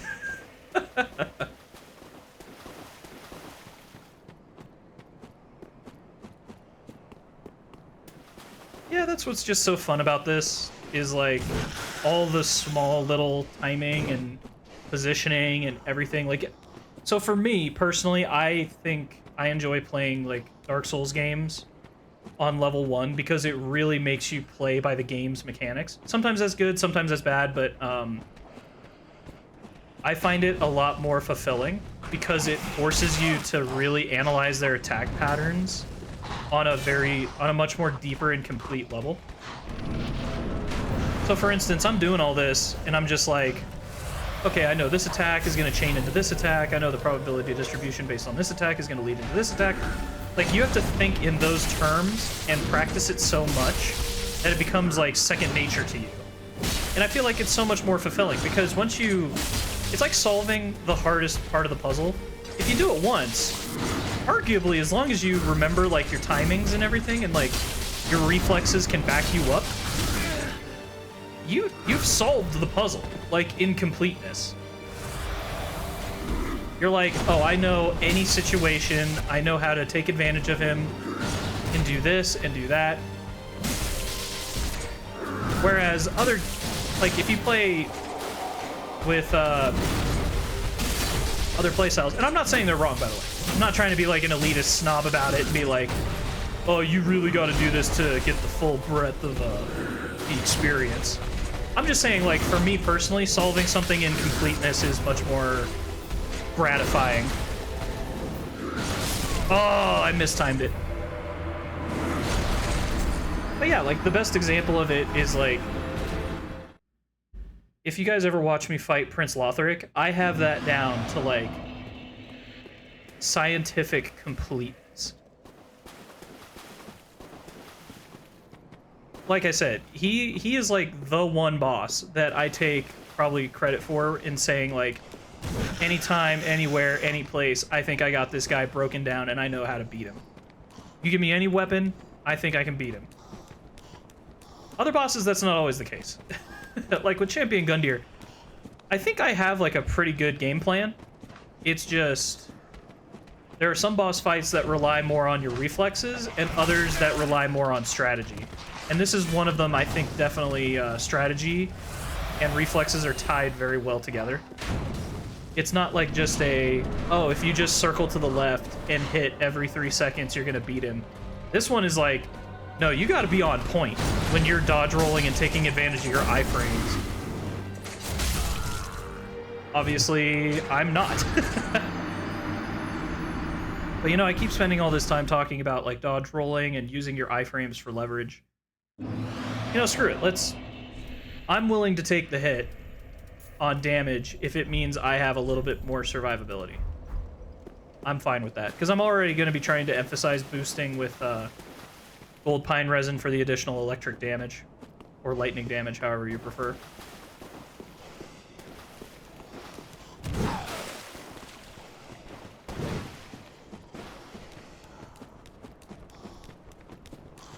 Alright. Yeah, I'm still kind of debating, like, what game to play after this one. Says the guy who's getting filtered hard by Champion Gundyr on, like, New Game Plus. But, no, I am actively thinking, like, what would be the next thing to play. I'll be honest, I'm kind of tempted more and more to lean into the, like, modded Dark Souls 3 types. Like, there's Cinders, and I think there's one that's called, like, Archdragon. I'd have to look that name up again, but it's like Arch something. And they look like really... I've played Cinders before. I'm surprised that kick killed me. But, I've played Cinders before. Cinders is cool, because it wraps, like, every single weapon from, like, Dark Souls 1, 2, 3, and Bloodborne all into Dark Souls 3, which, by its own merit, is, like, insane. And then on top of that, they change boss fight locations. Like, I remember when I was playing it, one of the bosses, when you're going to the Deacons of the Deep, that boss fight, what Cinders did is they made it so that on the staircase that you have to take on the outer perimeter of the, what do they call it? I forget the name. It's like Deep Cathedral something. Cathedral in the Deep? That doesn't sound right. But anyway, there's like a winding staircase along the cathedral that you have to, like, run along to get into the actual cathedral to fight the boss there. They put a boss fight on that winding stairway. And I was like, oh, this is kind of smart. I dig this. Alright. Game face. On. Oh! Oh, I got lucky there.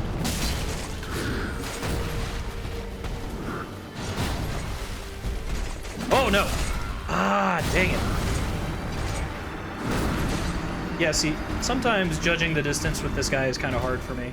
Because, like, sometimes I'll be like, I don't think I can hit him, but I think I'm, like, right on the fringe.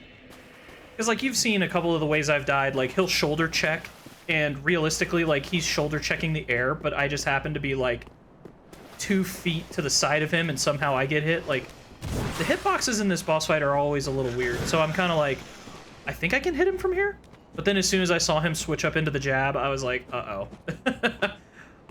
Because with this Millwood Great Axe that I'm using, it does have delay in resetting your posture. So what does that mean? It means as soon as I initiate an attack, I better be damn certain there's not another attack coming my way. Because it's going to take a minute to heal up, or to recover from the position.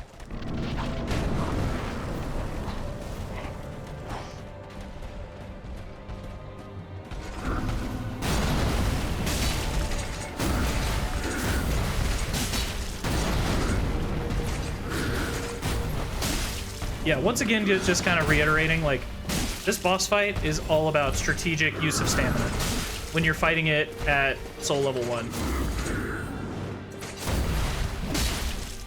Because the absolute worst place to be is when he is initiating or in the middle of an attack combo and you have no stamina and you cannot dodge. I have no stamina and I must roll. Yeah, that sucks.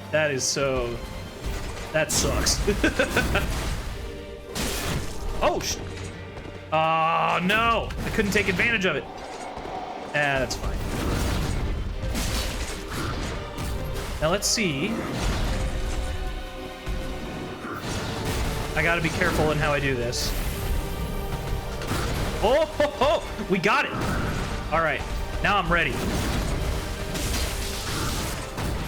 Ah, crap. All right, come on. I should have been more aggressive on that one, but that's fine.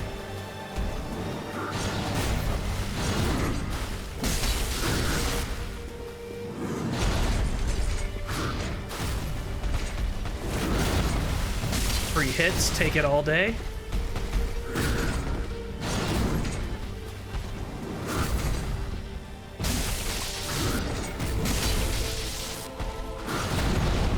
I knew the rocks were gonna hit me. Somehow oh, okay. I'll take that. Oh my god. Woo! I am so lucky he backed off.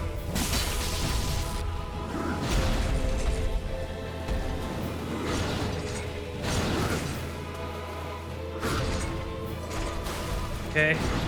We're in a good spot. Oh my god! I can't believe I did that. Let's go! Oh no! Oh my god.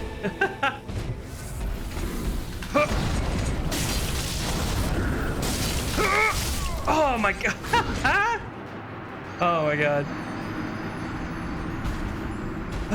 He is catching me with the same thing, man. Not every time, but that he has gotten me. When I'm like really close to finishing him off, he'll do that combo where he does like the downward slash, diagonal slash, and I'm just getting caught. Like, the timing is just slightly off. I can dodge the 2 first attacks, but like by the end, I guess I'm just miscalculating my my thing.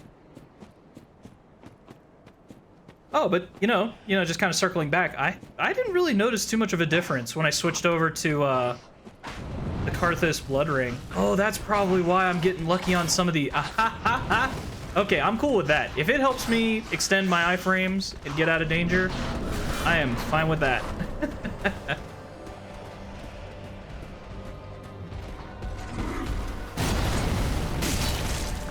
Yeah, there was a lot of good things to like about that last fight.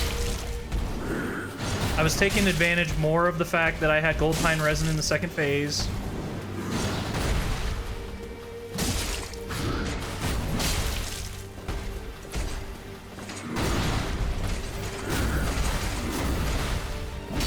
Oh, that would be interesting. I don't know how easy it would be to implement something like that, but if there was like a way I could track where I'm looking. I know that there are like eye tracker, like apps or technology or whatever. Oh, ho, ho! Got the stagger. Uh-oh. Well, that's not good. That's not good. That's not good. Somehow I survived. You know, I gotta keep saying somehow I survived when I literally applied the Karthus Blood Ring specifically for this exact situation. Oh my god. Those extra iframes, I pray to you!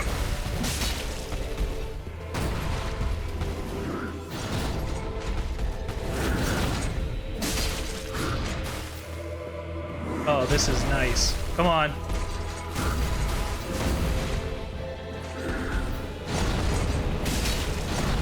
Okay, I'm just gonna back off. I'm only gonna go for the 1 hit whenever he initiates that. Ooh.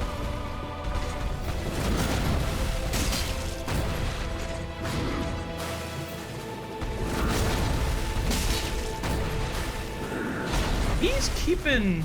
All right.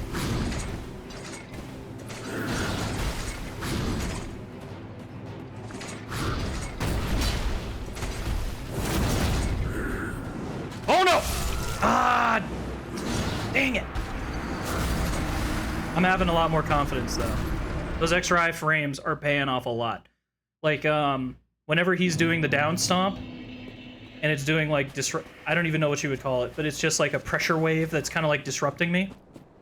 Like the extension of the iframes, normally in order to perfectly escape that, I would have to like directly like roll away from him or roll into him. I can't do like kind of a counterclockwise or clockwise rotation around him. But now with the additional iframes, I can, and I can survive it. Oh, man.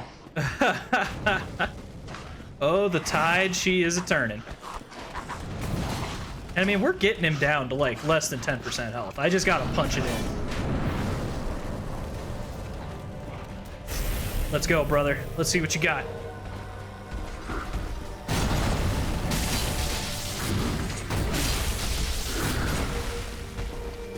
I'm just gonna keep showing up.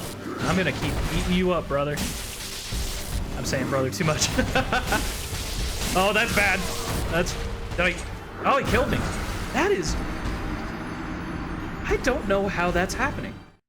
How is it that I'm able to survive some of those kicks in his second phase, but not the first? That is so weird. I guess it's positioning based. I mean, I'm like loosely aware of the fact that there are some attacks that, like, if you're more on the outer peripheral of them, they do slightly less damage.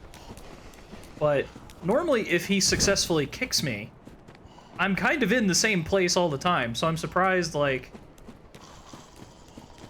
Huh, alright.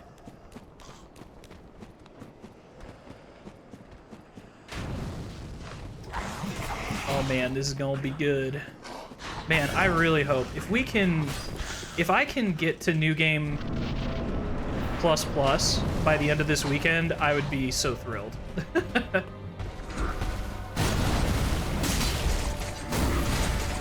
Yeah, you can also just directly roll into him for the double jabs. Uh-oh. Dude! I'm getting... Okay. This is my own fault. I am getting too comfortable letting him kick me. Because for the longest time, I was like, ha ha ha ha ha, your kicks can't kill me. They can get me down to like 1 HP, but they won't kill me. And I guess that's wrong. So now I have to be a little bit more sensitive to that. So. The classic old case of getting greedy.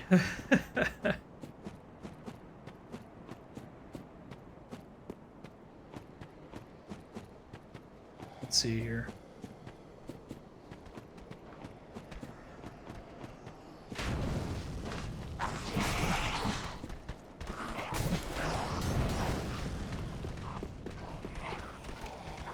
Oh, and just as like an FYI, I forget the exact like how to do it, but you can summon what's his name? It's like Master or something. He's basically the guy that's outside the so there is a summon for this boss fight.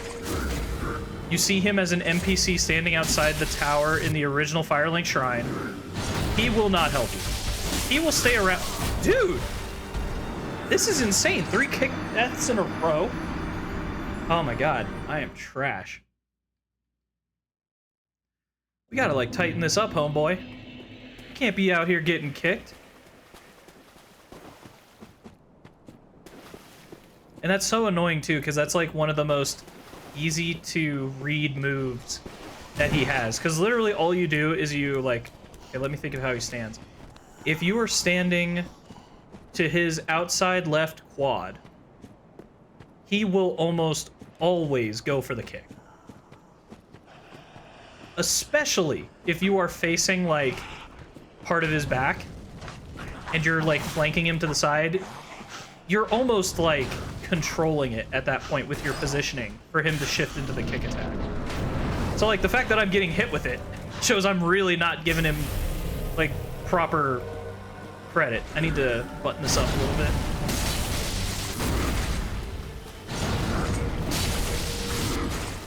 Okay, we've avoided 1 kick.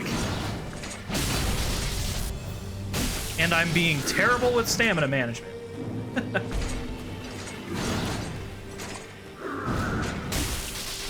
Oh, no! See, I'm getting... Ah!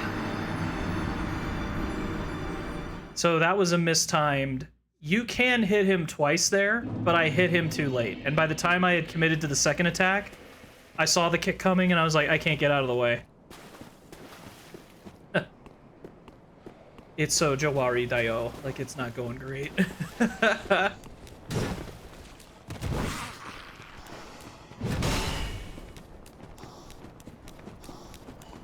Man, and I even had coffee this morning. So my reflexes should be at least a little elevated. That's how I know I'm getting old. When, like, to pull off certain reactionary, like, dodge rolls, I have to be, like, caffeinated. Not, like, out of my mind, but I have to be, like, some level of caffeinated. I gotta be awake.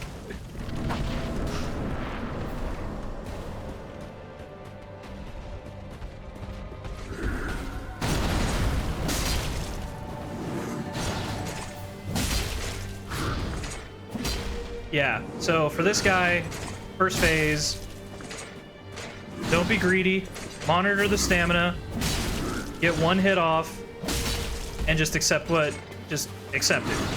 That's your DPS rate, you're locked in. Ooh. Okay. See, I'm okay with that just because of the fact that, like, I didn't totally die. Yeah, I partially died. That statement makes no sense.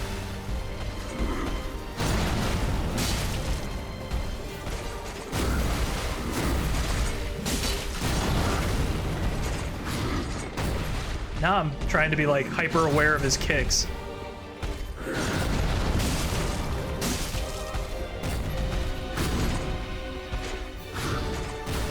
Come on, brother. Uh-oh. Oh, okay. That kind of worked out. I'm a little surprised he hasn't gone. Actually, I'm going to take advantage of this. Oh, yeah. I know. Oh, my... Ah. See, that's a good talking point. So whenever he's charging at you and he's doing thrust damage, it is so easy to get freaked out and just try to, like, panic roll away from him. But realistically, if you tank that thrust damage, all you really care about is the directional slash. So you want to key in on that more so.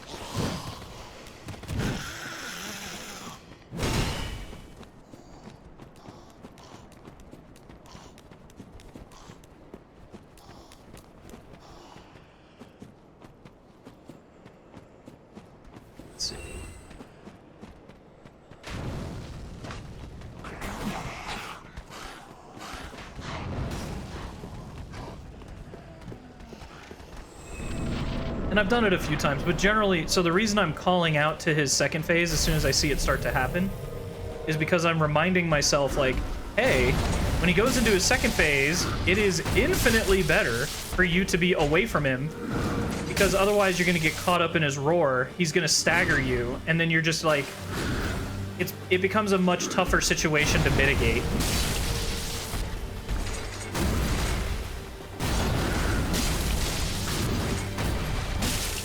Checking my health, rolling with him. Yeah, most of his stuff can be mitigated by just, at least in the first phase, by just a clockwise or counterclockwise roll. I don't think there's, like, an inherent benefit one way or the other. I guess you could technically say, like, if you go counterclockwise to him. Okay, see, now we need to back up. That's fine. All right, let's see what you got. Yep, he's gonna go into a second charge. Stick around. Don't go under the kick. Now I'm just gonna take a big, long breath.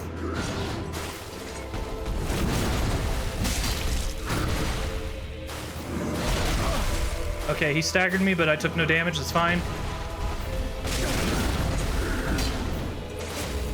Man, that's unfortunate. Okay, but that'll buy me some time. Keep backpedaling. Okay, I'm gonna back off. Yeah. Occasionally I get lucky and I can pull the two hit off, but it's not it's too much of a risk right now because I keep getting like, if my timing is slightly off, I'm gonna get hit on the exit. Yeah. Bring it on.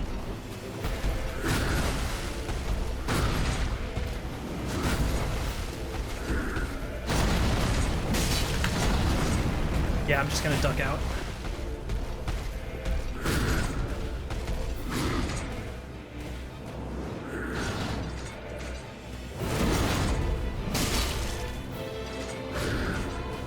Man.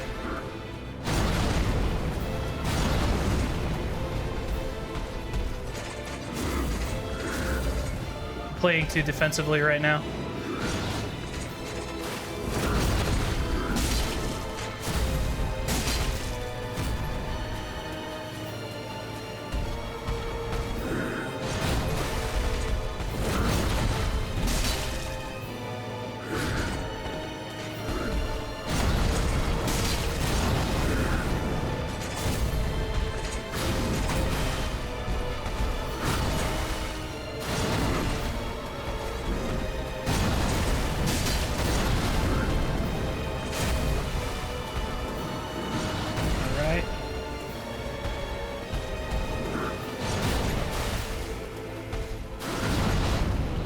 On.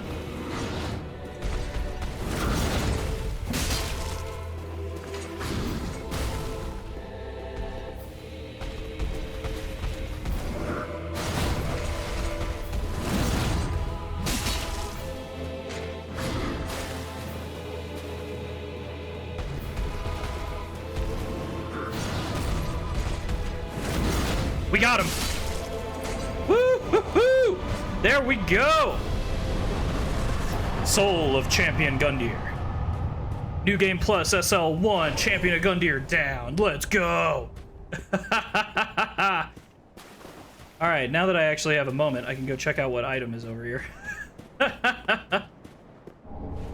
Black Knight Glaive. Ah. Oh, I wonder if it's called a glaive. Should look that up sometime. Anyway. Very, very good. I did it. Nice. Alright, so now we can get the item that'll allow us to access the next ending. Woo-hoo-hoo! Ah, that wasn't too terrible. Oh, but I do know what I'm gonna do now. I'm gonna go back to that, to the Shrine Handmaiden, and I'm just gonna let all this ride on some, gold pine resin. And then we'll also buy some souls while we're at the Shrine Handmaiden, who's in... You'll see. You'll see. Whew, man. All right.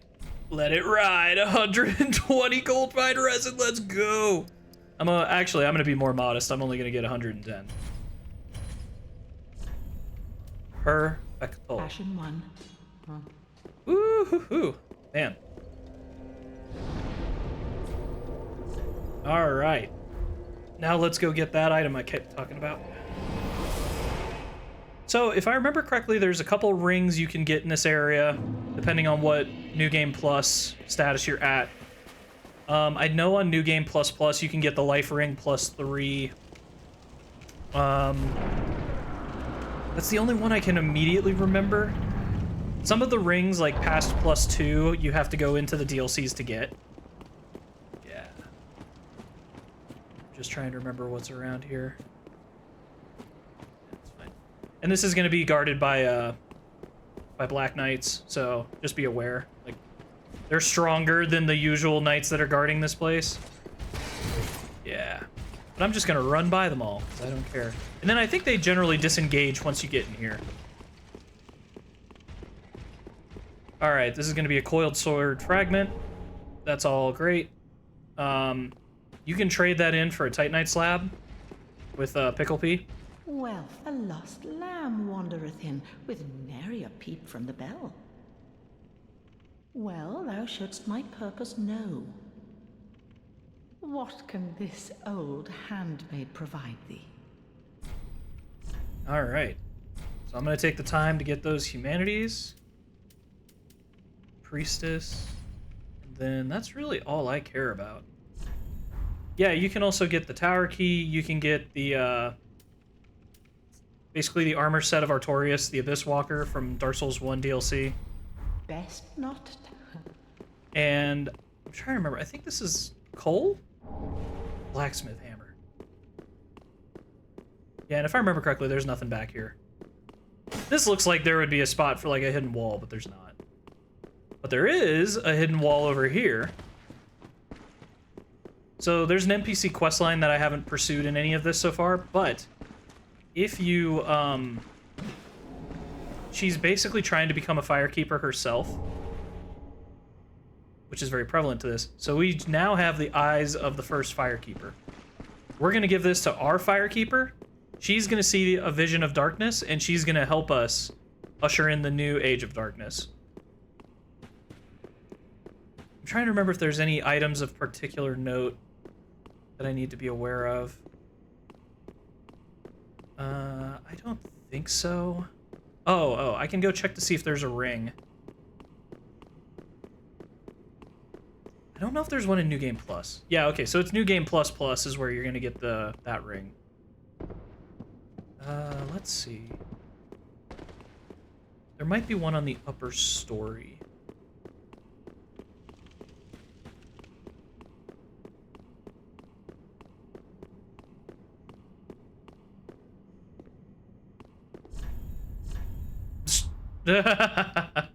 So that you bastard, that's in reference to the fact that that's where Patches normally is at, and he backstabs you.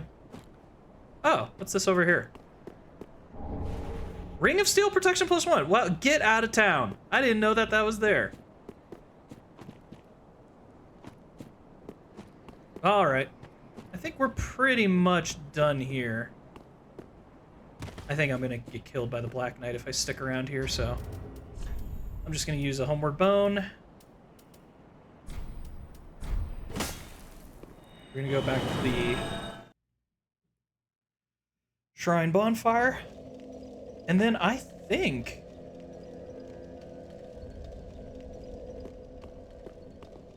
Oh, so I already placed all the souls. Okay, cool.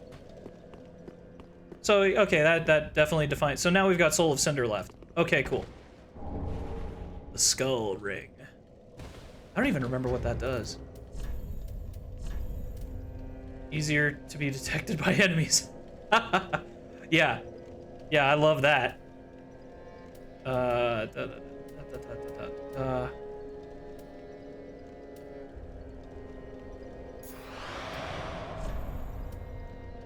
You know, do I go with this or do I go with Pontiff's Right Eye? I might go with Pontiff's Right Eye for now. All right, ladies and gentlemen. It's time to go kick the snot out of Lord Soul of Cinder.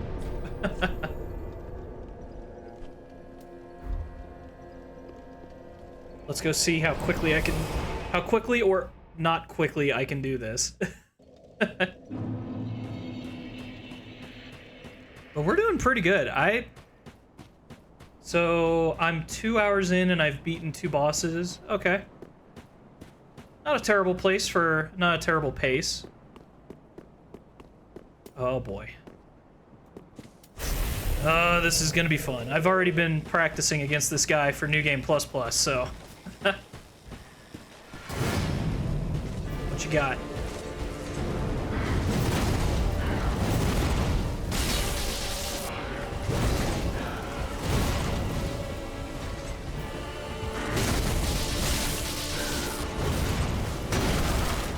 Ooh, I got lucky.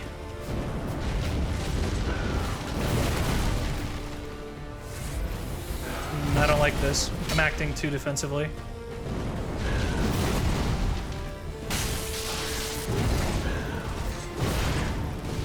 Yeah, in general, what I try to do to mitigate risk is anytime he goes for like a horizontal slash, I usually just back off.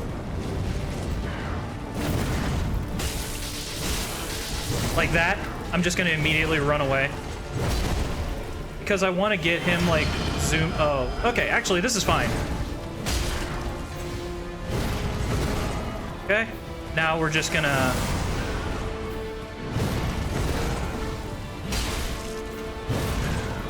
Yeah, we're just gonna stick to his side. Come on. Ah, oh my god.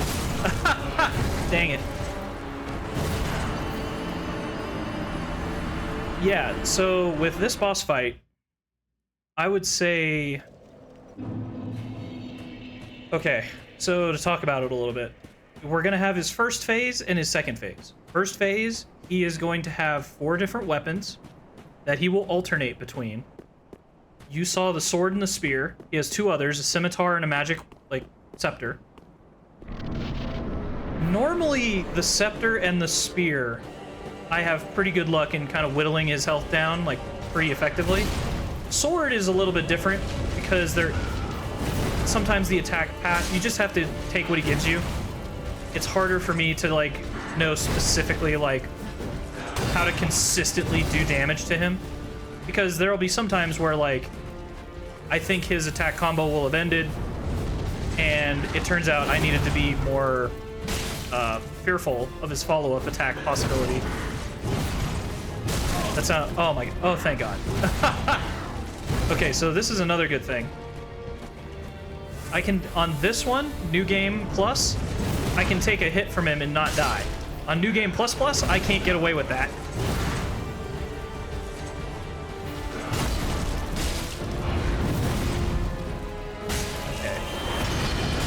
Okay, I love the magic wand. I love me some magic wand. Let's go whoop on him.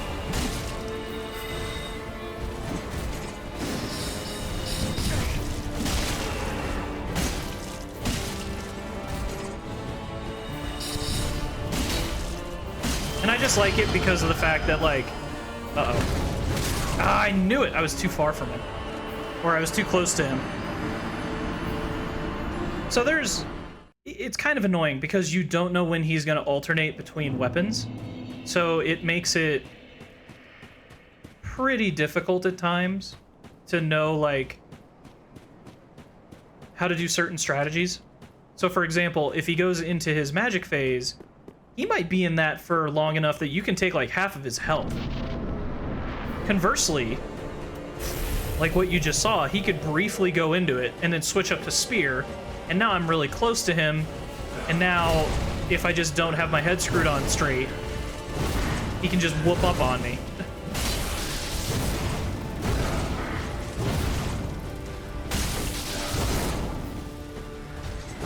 Yeah, I would say the sword phase doesn't give me, like, huge anxiety. It can be a little annoying because he does have some moves where I'm like, oh man, like there was no way I'm going to be able to dodge this. Okay, good. This is what I like. He's got gold pine resin. We've staggered him. Just tee off on him.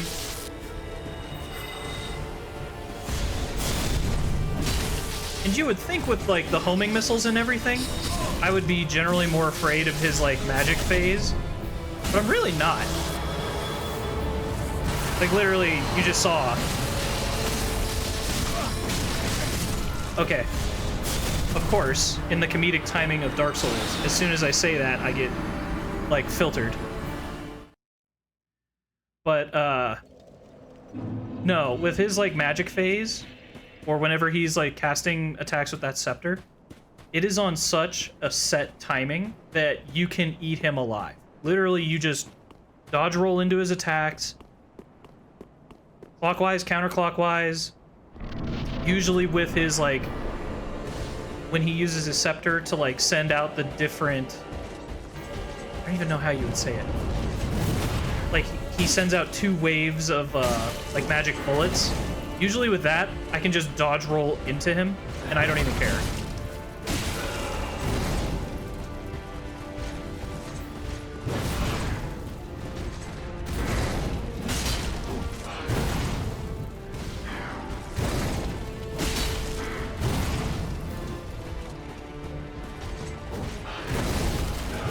Ah, damn it. Yeah, he's annoying in his sword phase because that, like, that slashing, or that stab that he just did, it has awkward timing, specifically so that if you try to, like, dodge roll away from it, it's, like, perfectly timed to hit you at the very end of it. So you have to exercise a little bit of delay to fully dodge it correctly. Oh, no. That's fine. I can take that hit. And even better, I can stand behind him for this. Heal up. Even better, that's a stagger. It'll cancel out any homing missiles. I don't hate this phase necessarily, because if you're really good on, if you're on it, like you literally just do what I'm doing, you're just gonna walk to the side of him, and then he literally does not have much of an excuse. And if you can actually like dodge roll into his like his force field that he'll do, I forget what it's called. It's like something force.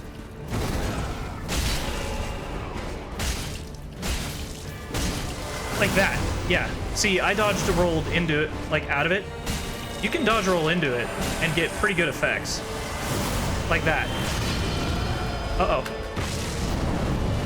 Okay, we're close to the second phase.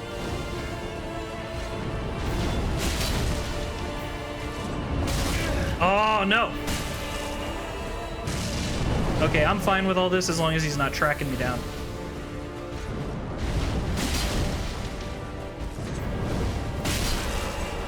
Oh no, don't go for the kick! This is fine. Yeah, with normally his scimitar, like, I'm just gonna constantly back up. And now I'm not. Let's see what you got, Magic Man. I'll take the hit, I don't care. Now this is the part where it gets a little... Okay, cool. He let me heal. Oh, no! Oh, oh my god, that was bad. I take the magic missiles too lightly. Okay. We're close, though. We're close to pushing him to his second phase. I'm not feeling... We're fine.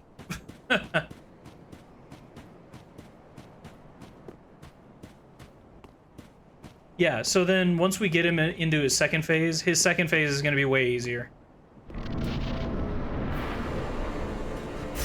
In my opinion. Because he's no longer alternating between weapon attack patterns. It's pretty set. Yep. If I was a better gamer, I could have gotten at least 3 hits in on that. That's fine.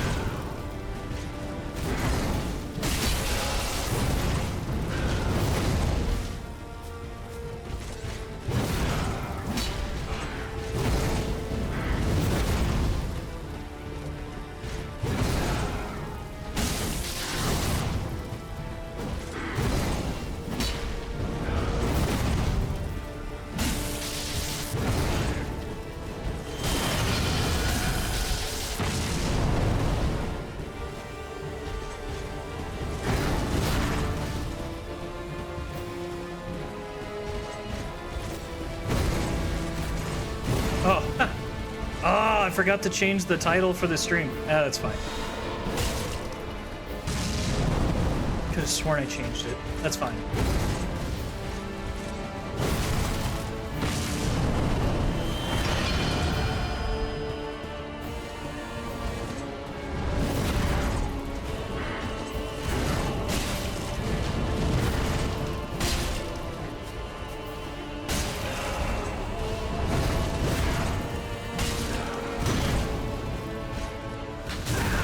God.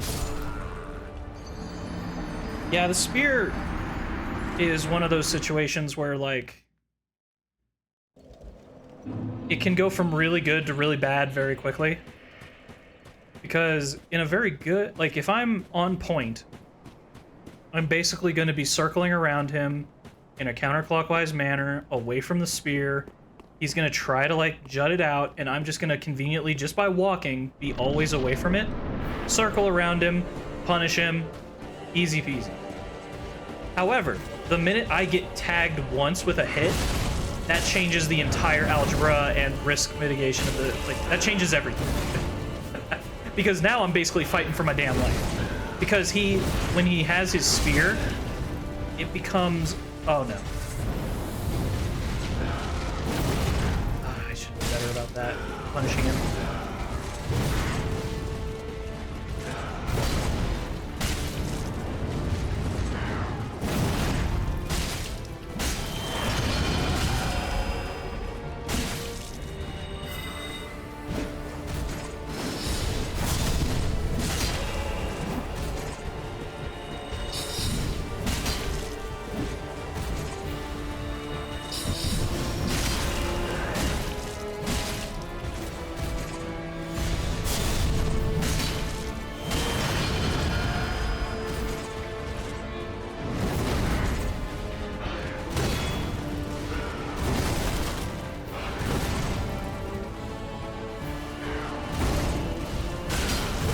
Ah!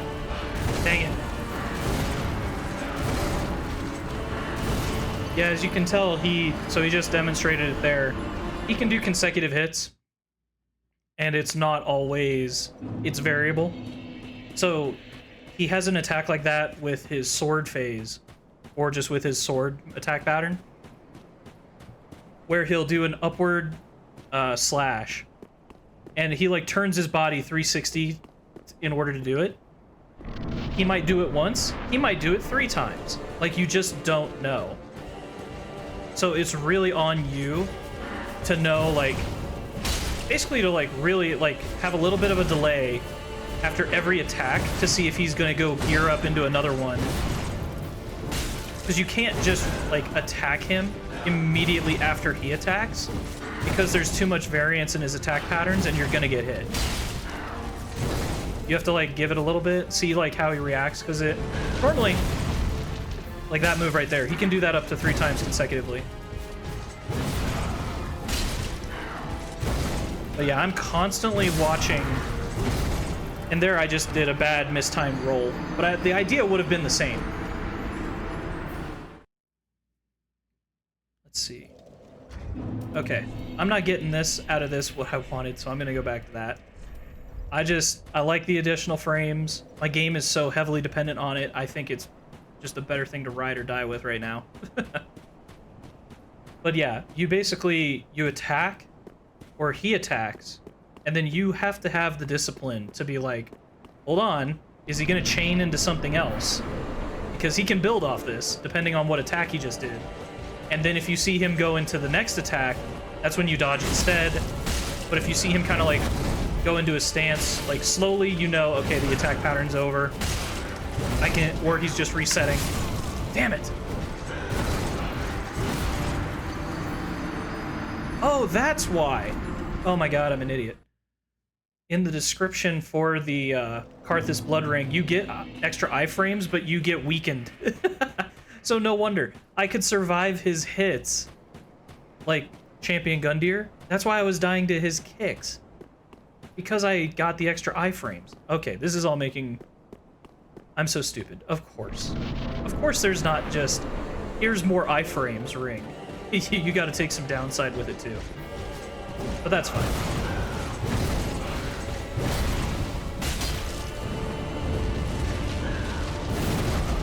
Yeah, with that attack, you should just be able to, in most instances, just walk by it.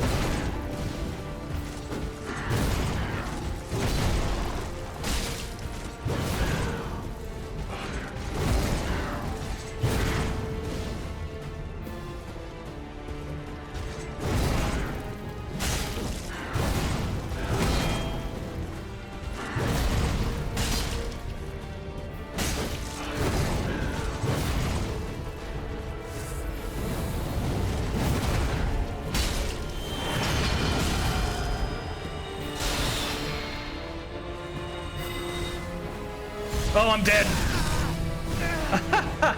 Damn it. Oh, I wasn't dead, I guess. Well, now I am.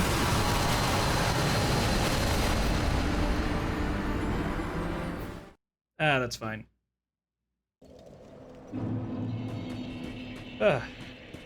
Oh, the joy.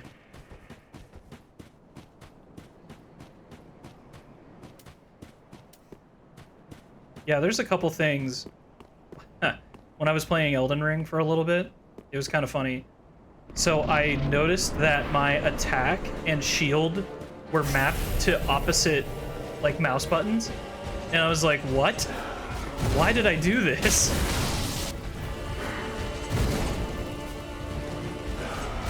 I forget.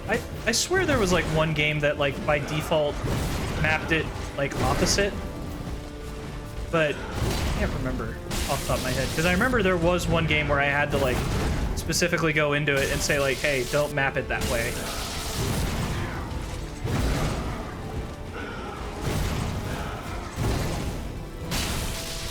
Man, this sword phase. I'm not a fan. No, sir.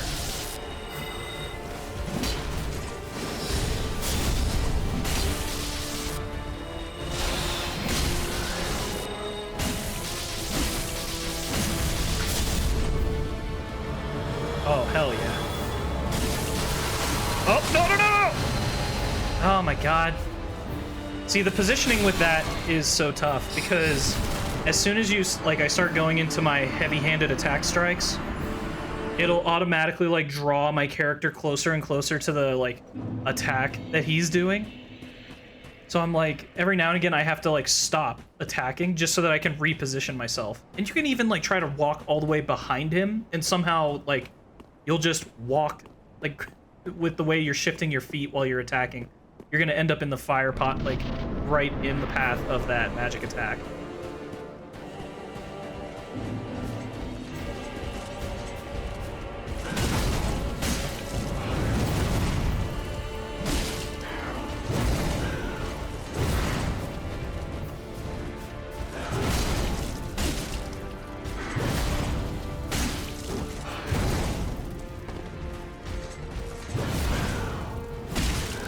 Oh, wow. Okay. Not bad.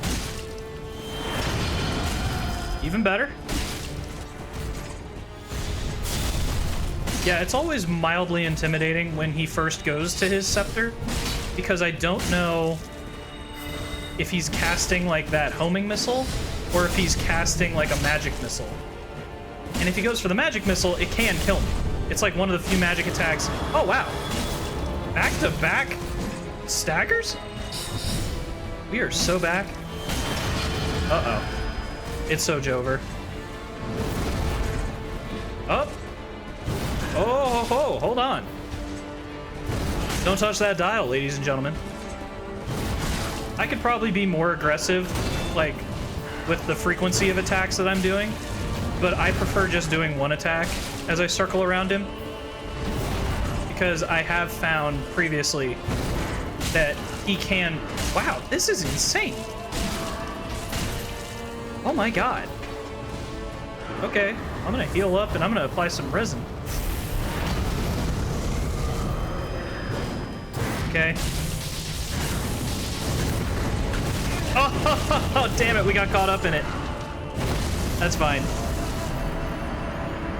I am totally okay with that. I knew I got too greedy, though. I was too far on the outer perimeter of him after he, like, put his sword down and did that fire expansion. Or, like, fire blast. Ah. That was, like, flawless. That was, like, the best I've ever done against him. Like, holy shit. Well, not, like, maybe all time, but, like, the fact that we got, like, 3 consecutive staggers with no scimitar or, like, anything, that was... I dare say that was a pretty good go-round. And now I'm gonna, like, get curb stomped.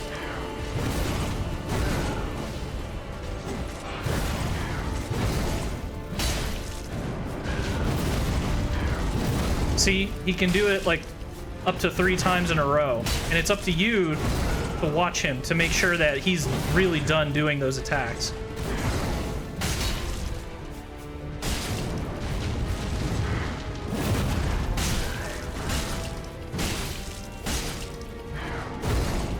Oh, oops. Oh, I hate the scimitar. That's fine. I'm basically just gonna keep backing up. Oh, he's gonna go for the, I think it's like flash sweat or whatever. Oh! I felt it. I was like, oh, hold on. I feel like an attack's coming. Because normally what he does is as soon as he applies flash sweat, if you hit him, he will almost always go for that quick diagonal slash across his body. Normally, you can get 2 hits in, like 2 hits in, and then roll away from him. But I guess I just mistimed it slightly.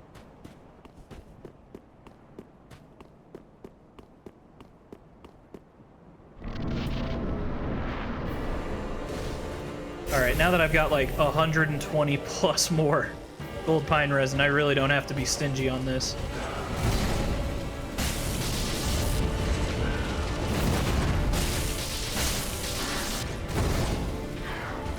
Oh, that was that was too quick. Oh, so annoying.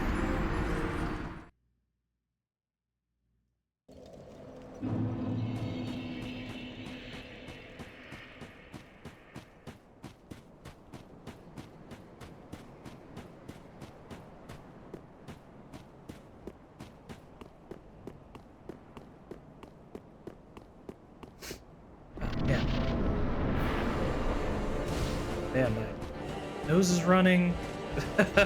You better catch it while I'm playing this, and it's so annoying.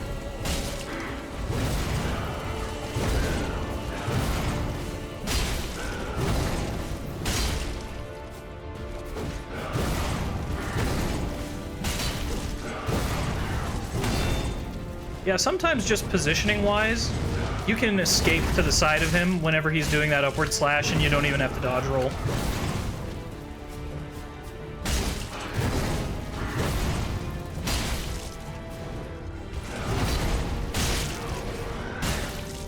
Alright, we are teeing off on him.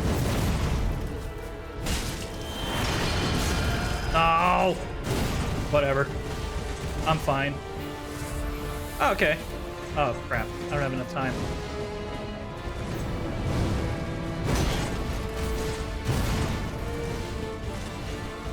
Yeah, he does fireballs. He does a bunch of, like, cross-slashing maneuvers. He has the poison cloud, like... If I remember correctly, there is a way to, like, get on the inside of him and start messing him up even when he's doing all this. Oh, no. Oh, no, no, no, no! Woo! You basically, if I remember correctly, you have to keep going clockwise of him. Oh, hey, cool. Magic. I'll take that every day. Oh, come on! It's because I got closer into him. I couldn't cover as much space.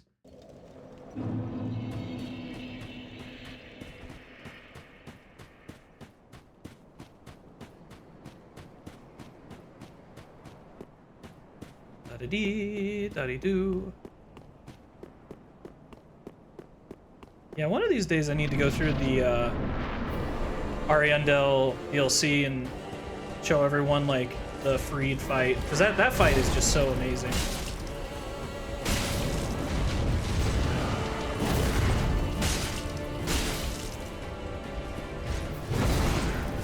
Oh, see. Oh, we got lucky there.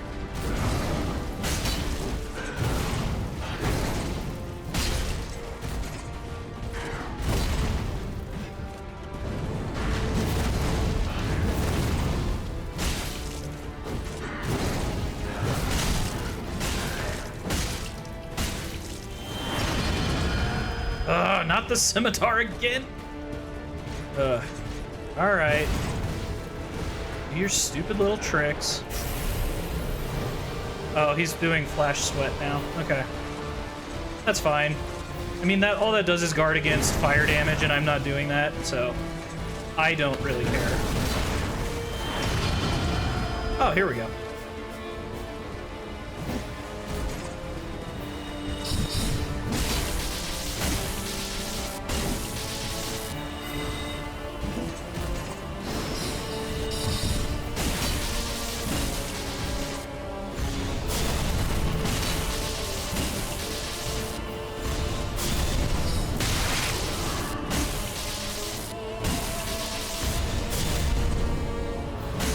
Oh, even better. Let's go, baby.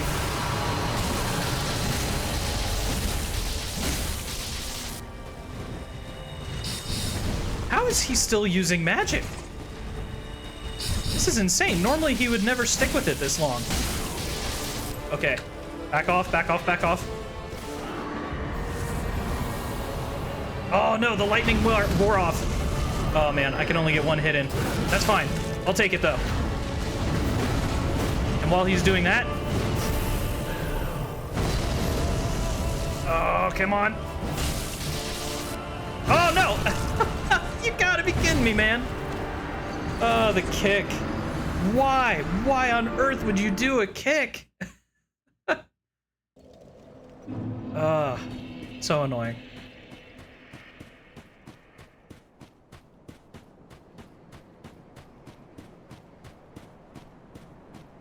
I feel bad, like, I feel so stupid because I openly was like, haha, his second phase isn't nearly as hard as the first phase.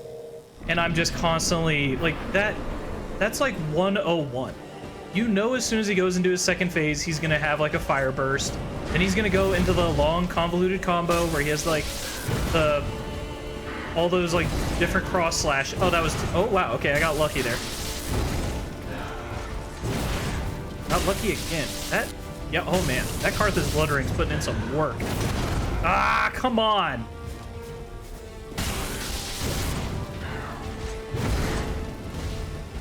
Oh no, that was bad timing.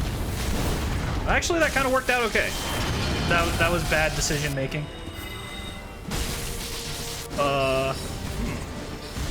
Okay.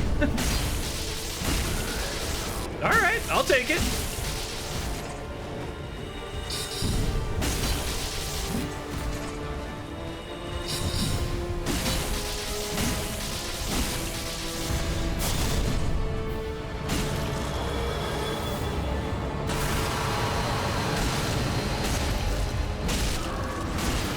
I knew that was coming. All right.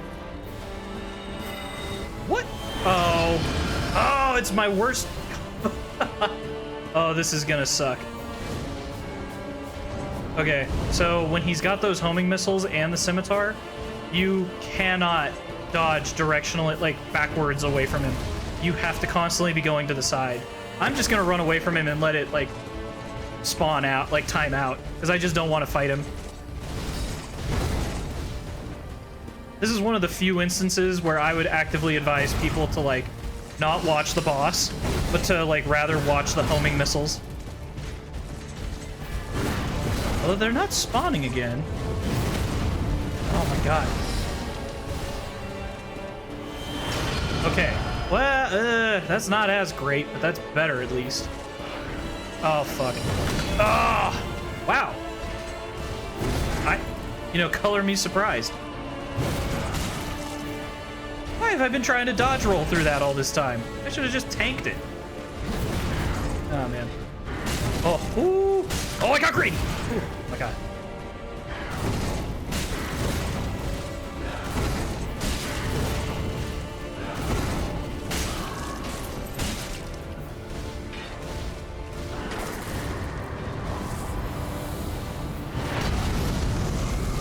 Yeah, I can only get one hit on.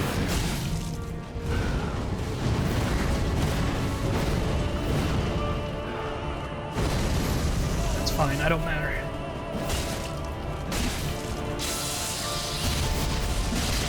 Oh, oh, oh! That's lucky. That's nice. Oh my god, again? Oh no! Oh my god. Whew.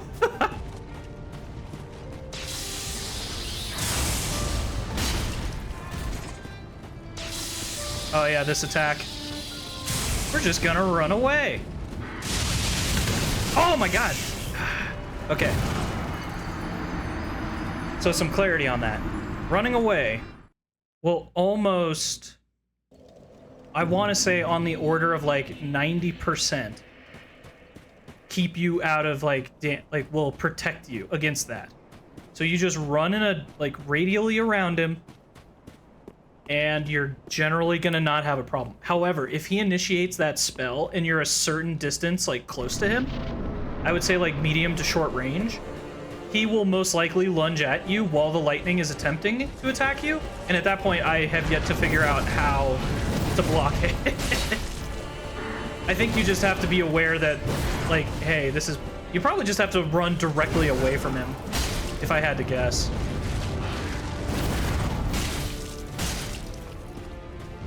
Hey, how are you? Hey, how's it going? I'm doing fine. How about yourself, Joseph?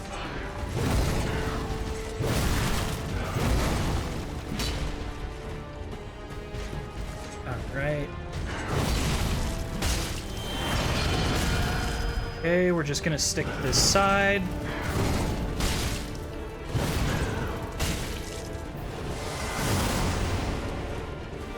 Okay, kind of reset the distance, but we just want to keep over in this pocket. Pretty good. Oh, that's good to hear. Yeah, this is just a, I'm playing a Soul Level 1 run. This is the Soul of Cinder last boss before we go into New Game plus plus.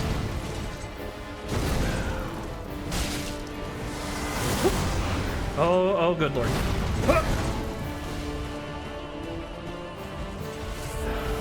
Okay. Okay, just stay over here. Just take cheap shots where we can get them. Oh, thank God, magic. Going pretty good. I'd say the stream's going good, where if I can get by this guy, I would be pretty happy. And we're, damn, we're whooping up on this guy so far.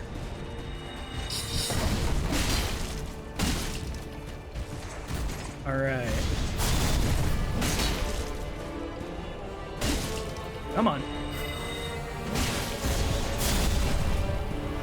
Oh, perfect. Yeah, you can literally just walk behind him half the time. Oh, even better, staggered him. Uh-oh. Oh! Okay.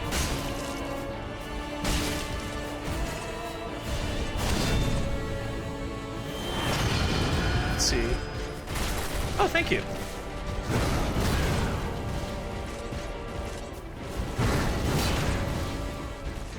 Yeah, right now, this is his first phase. And okay, for context, I'm running away from this. He has 4 different, like, weapons that he uses throughout his first phase. Oh, perfect. I think we can get some good hits in here. Oh, but, there we go, cool. Nope, run away, run away, run away! All right, second phase incoming. Want lightning damage. I don't know what he... Okay, that's fine. Yep, there he goes. You play any other games? I'm mostly just playing this one for now, but I would be totally fine playing other FromSoft games. I don't know if you know, they're the company that makes Dark Souls, Bloodborne, Elden Ring.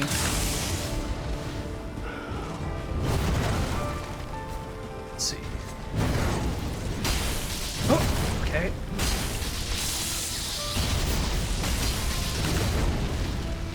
All right, we're doing pretty good, doing good.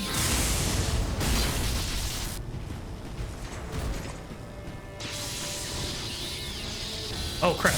Okay. I'm just gonna run away. Ah, dang it. Yeah, that's why running away directly doesn't always work. So what I did there is when they throw the lightning up into the sky, it creates all those lightning bolts that, like, auto-track onto you. You can normally just kind of go to the side. Like, as long as you run left or right, you can avoid almost all of it. But if you're a certain distance, like, near him, he will jump at you while the lightning is auto-tracking onto you, and, like, I think you can technically dodge roll through it, but it's just such a massive pain. So I was like, oh, I'll just run away from him directly. And that did not work out well. Let's see. What you got?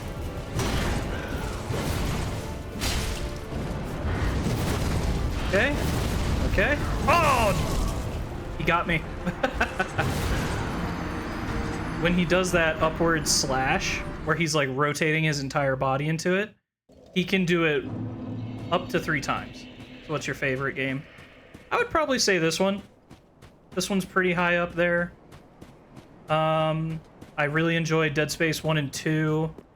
The original Dark Souls. Elden Ring's also pretty fun. Cadet 3D Pinball. How about you? What are your favorite games?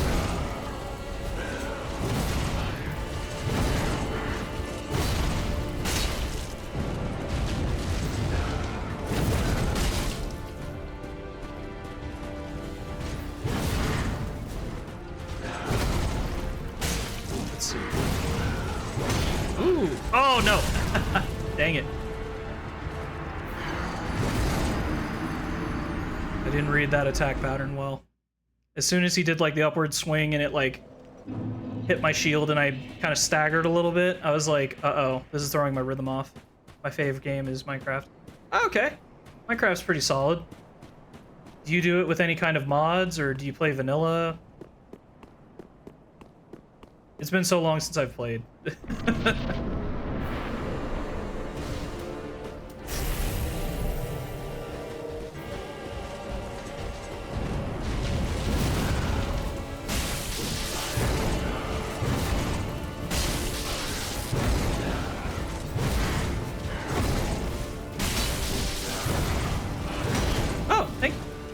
Thank you.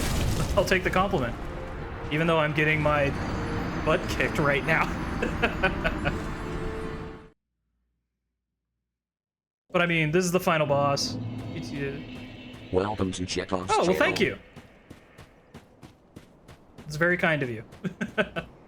Welcome to Chekhov's channel. Yeah, right now, if I get up to 20 followers total, so right now I'm just using like the Millwood Great Axe. I've basically made the commitment that if I get to like 20 followers, I'm gonna make it so that I switch over to fist-only weapons. And that'll make it a bit more interesting.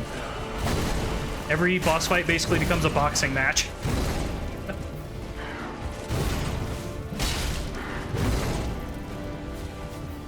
Oh, hey there. Hey, Roxas, what's going on?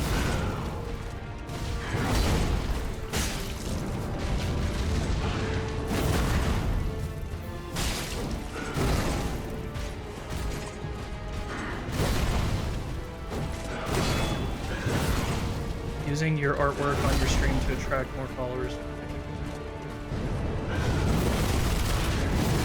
Oh, hold on.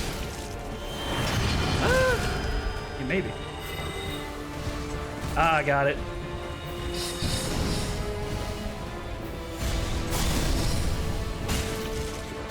Yeah, I'm still working with art right now, trying to figure all that out.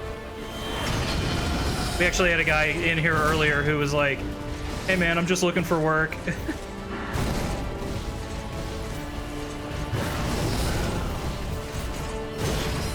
Ah, dang it. That's just how that goes. Sure, the Discord username is just the same. It's just the same as my Twitch name. And then I can't actively respond to the request right now, but after stream, I'll respond to it.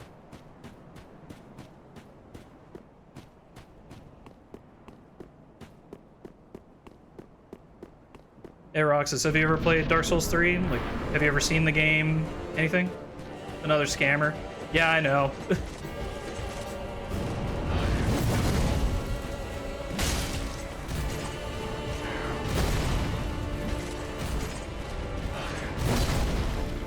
Let's see. Gotta lock it up for a minute.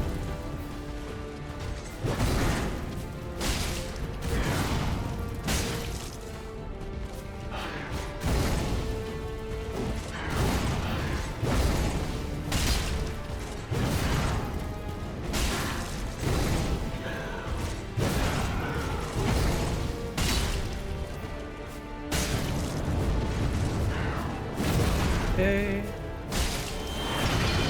Oh, good, magic. Ha! That's awesome. Got the immediate stagger. Uh-oh. Oh, no! Okay, that's fine. I can survive that. I can't survive that, though.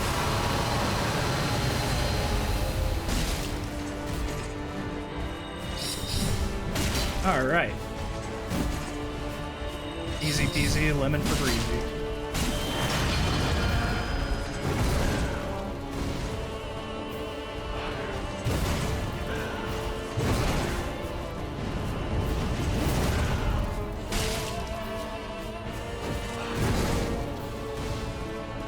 Huh. Yep. Let's see. Oh, the joy of fighting the sword phase. Yep, I see it.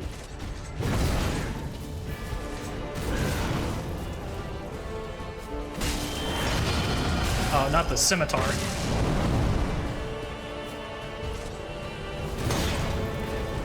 Oh no! Ooh!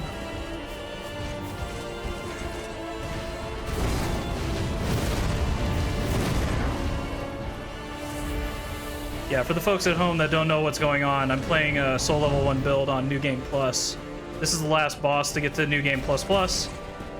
He's going for the Flash Sweat, get some cheap hits in. Or they're not cheap, I'm getting them in. Oh, the joys of Poison Fog. Alright. Alright. This part's pretty easy. We're just gonna circle counterclockwise, get some free hits. Yeah, that usually helps reset. Okay, cool. Whenever he's screw you, dude. Yeah, your force field can't keep me away if I just roll through it. That was smart. That wasn't smart. I should have just. Okay. Let's see what you got. Cool. It's easy enough. Ooh, mistimed that. This is gonna be close.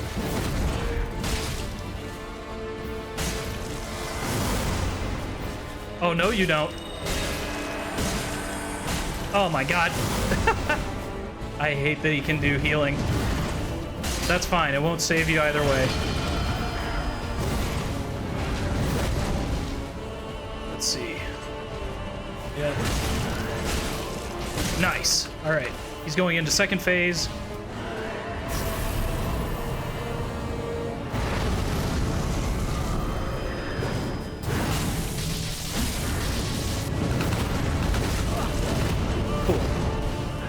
Oh, no, no, no, no, no, no! Ah! That's fine.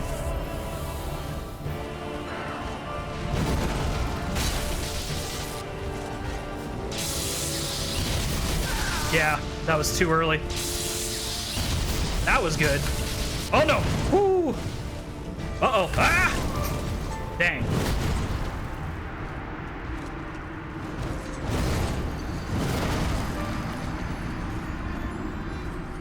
Oh, the joy.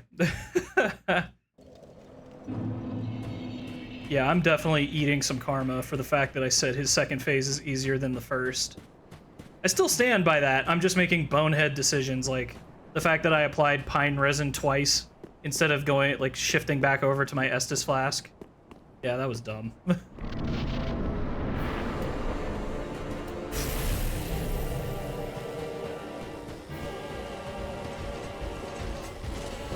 Come on.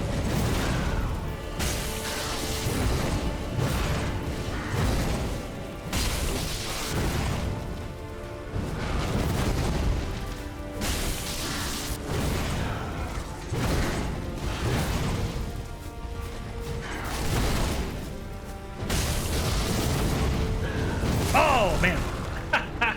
Dang it. Yeah, that up slash. The fact that he can vary it so much from 1 to 3. I was talking about earlier how about you really need the discipline to hold back whenever he does that move and not just attack him immediately, because otherwise, yeah, you're just gonna get hit as soon as he rotates into the next one. All right. Let's see what we got.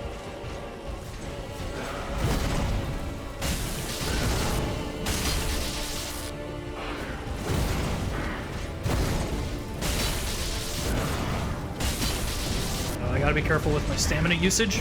Okay, good. Got behind him. Score some free hits.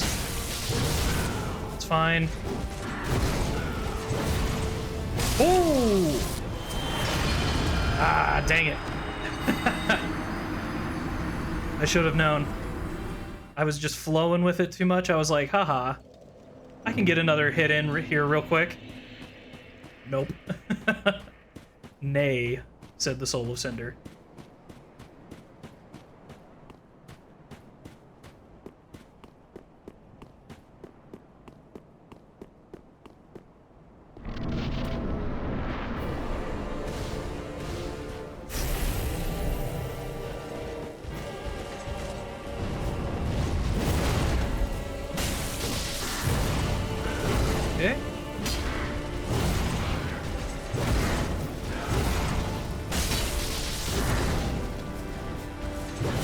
recover some stamina.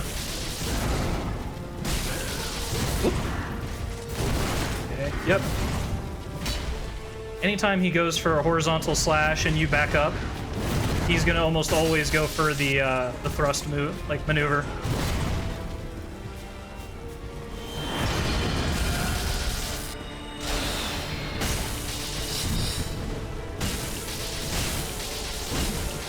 Yeah, the magic phase is weird because he'll just let you tee off on him.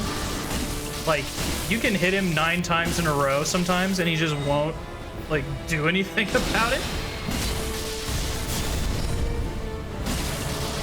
Uh-oh, I'm being greedy. Okay. Cover some of that back. Okay, now we need to get out of here. Yep. Usually a 2-hit limit. That's fine. Good, we staggered him, so that gets rid of that.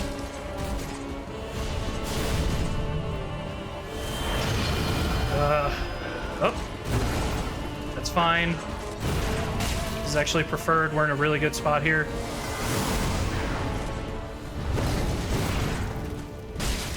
Yeah, every time he tries to do that move where he spins twice in a, like this move, you always basically want to jump into his left pocket at the very last second, and then that will keep you away from, like, the damage. Oh, I mistimed that.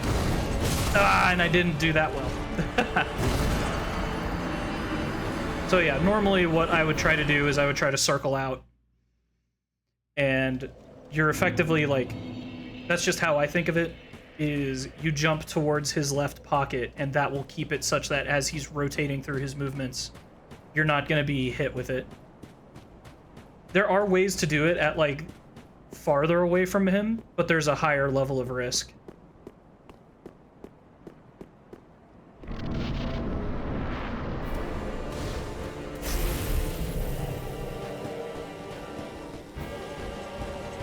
All right.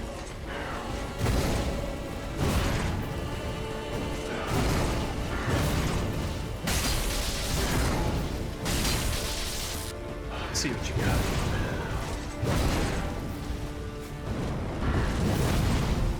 Okay, we only did it once.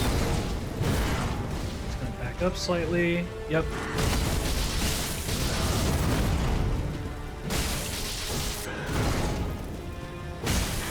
Oh! Felt it. I was like, crap. That's too much delay.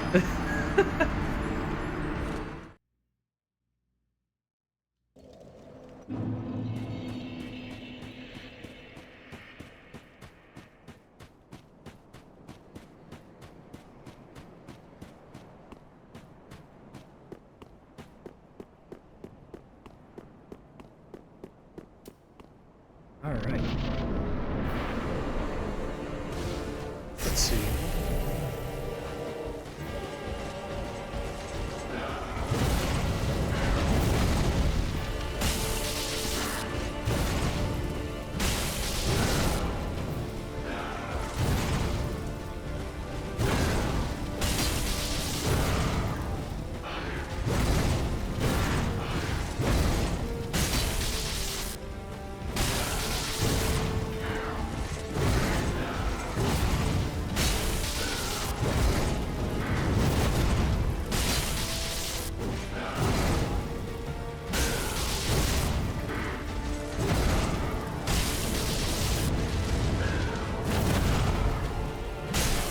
Oh, nice. Got the stagger.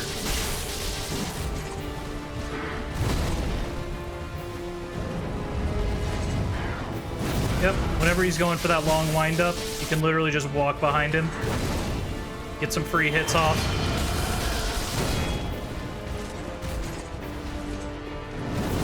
Yeah, this, when he has the spear, he is very specialized towards hunting you down in long to medium range. Uh-oh. Oh boy. This is gonna be...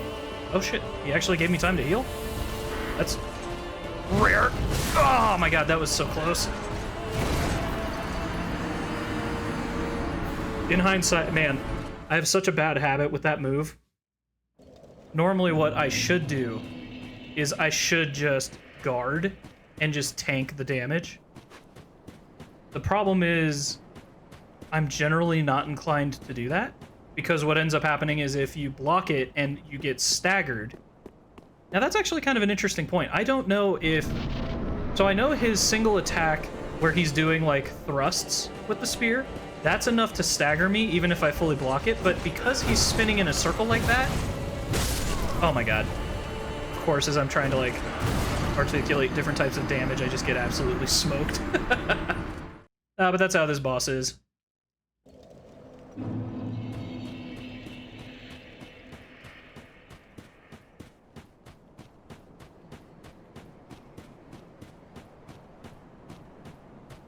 Let's see.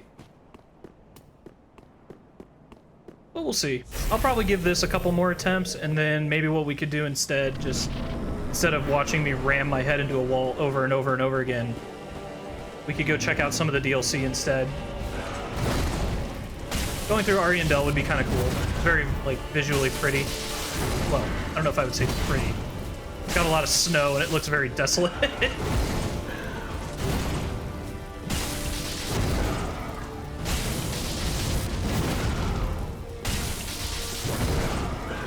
Oh, that was... Yep. Felt it in me bones. As soon as I went for that cross slash, I was like, hey, wait a minute. Isn't it too early in this attack pattern for me to be attacking? And then I just got immediately crushed. Let's go play some of the DLC. Let's see. Okay, it looks like I haven't accessed it here yet. Okay, that's fine. Go to the Cleansing Chapel. So there's 2 DLCs in this game. One you can only get to if you're at the very end of the game, like where I'm at. And the other one you can access here. Goddess, mother of good old Gale. Who have no play, please fire for Ariandel. Ariandel. Okay, that's great, man.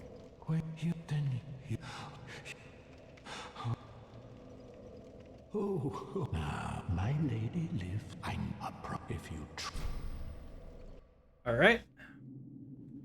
Ah, thank you. Day of Ash never fail. Just a moment, then. The painting of Ariandel. Well, rotted scrap of it, that is. Go on. Take it. Touch it. It's so hilarious how they introduce Gale like this, because he ends up being, like, in my opinion, probably the hardest boss in Dark Souls 3. You run into him when you go to the Ringed City DLC. He's like one of the last remaining bosses, and oh my god, it took me forever to kill that guy. And then the Because you see him here, and he looks all frail and meager and weak. And then in the DLC, he, like, hulks out. He gets, like, a semi-auto, like, wrist attachment that fires arrows at you in second phase. He's sending all kinds of magic attacks at you. Like, he's one tough cookie. All right. Now, if I remember this DLC correctly, there's a... So we're gonna find... Eventually, we're gonna find a church. Before it's gonna be a bridge. And we need to go this way. Yeah, so this DLC... If I remember correctly, I think it only... How many boss fights are in this? I know the important one off the top of my head is Freed. And it's like one of... Uh-oh. Oh, good. I do good damage for this area. Oh, I might need to go down the cliff first. Okay, that's fine. Yes, it appears that is the case. Okay. Oh, good lord. Leave me alone! Crap. Oh my god! I got double tapped.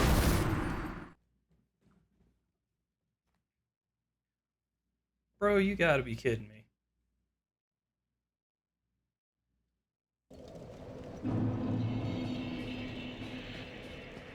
My very own home now. Oh, I forget. There's like... Is it over here? There's like someone in the wall that I think you can talk to. Oh yeah, this guy. Hey, what's up, buddy? Okay. How very unusual. Just how long has it been? Rejoice, my new friend.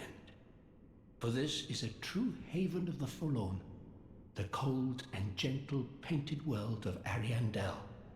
Quick, go along. Find one for yourself. A sweetly rotting bed to lie upon.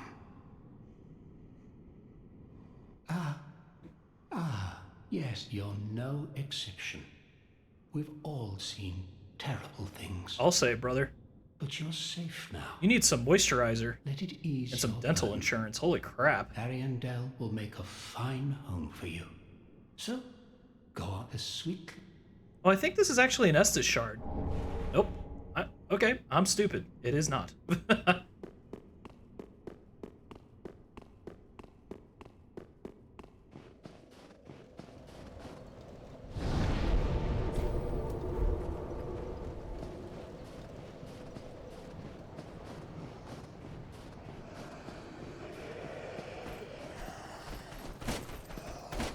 Let's get Gundyr away from all that. Cliff face breaks apart. Oh, great. Moss clumps. What I've always wanted. Oh, God. I forgot there's wolves and trees and... Ah, stay away! Oh, yeah.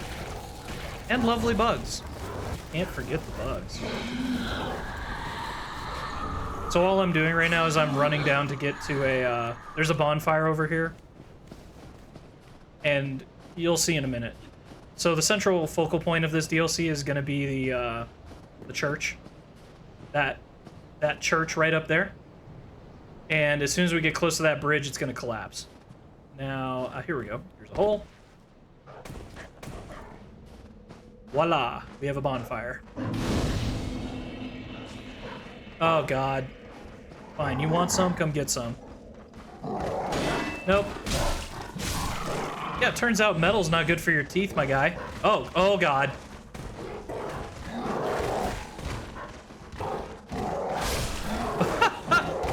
Ah, well. That's fine. I got the bonfire, so I win. I don't care if I take a death here or there.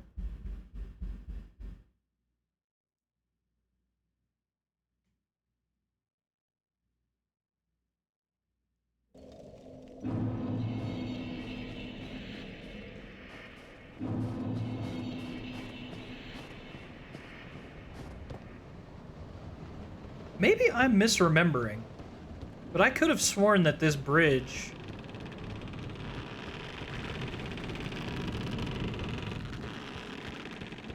I'm being stupid. Oh, okay. Regardless, that bridge is gonna have to break in order for us to get to certain sections of the game. But that's fine. Hey, this guy. What's up, brother? Well, you look to be unkindled.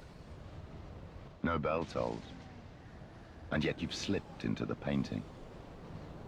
Oh, no matter. If you've lost your way, the words of Lady Frida will guide you. Now, go on inside, show respect, and listen carefully.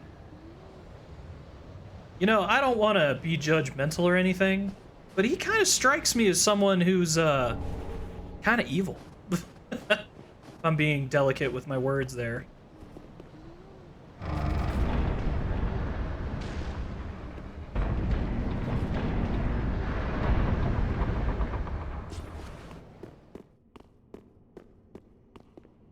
Oh, right. That's a shortcut. There she is, Frida.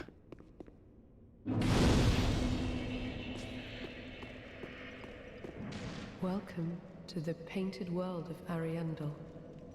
I am Frida. I have long stood beside our blessed father and the rest of the forlorn. But forlorn thou seemeth not. Ashen one, I know not the missteps which led thee to this painted world. But thy duty is all, and thy duty lieth elsewhere. Return from whence thou camest. I presume it visible to thee. The bonfire, here in this room. A meek and faded thing, but 'twill guide thee nonetheless. All right then. Yeah, and we can go up these stairs, and if I remember correctly, we should be able to talk to... I forget her title. I can't remember if she's a princess or what, but there should be a girl up here painting. Or, could have sworn. Well, I'm wrong. Oh, she might appear later. Okay. It's all kind of coming back to me now. So what we have to do is we basically have to cut down that bridge. Actually, I'm not even sure if you need to necessarily cut it down. So you can kind of see it over there already. If you look to the right of the bridge, there's going to be a ladder. We're going to take that, go over, take that bigger ladder down, and then that's going to be how we're going to get to the town that's down there. And then we're going to have to do some things down there in order to unlock Frida as a boss fight. And she is tough. I think beating her on Soul level 1 by myself is probably like one of my more personal proud achievements. she has a great boss fight. Like visually, the different battle phases that she has are all interesting. Oh, ew. Ah! Too many bugs. Good lord, could you imagine if bugs were this big? Oh, that's right, I have to drop down from over there. Okay. For some reason so what you can also do is you can cut that bridge down, and you can actually write it down to the bottom of this ravine here where all that ice is.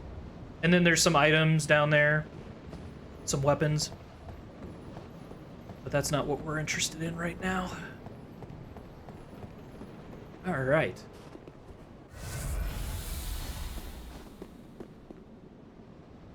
I think that helps us.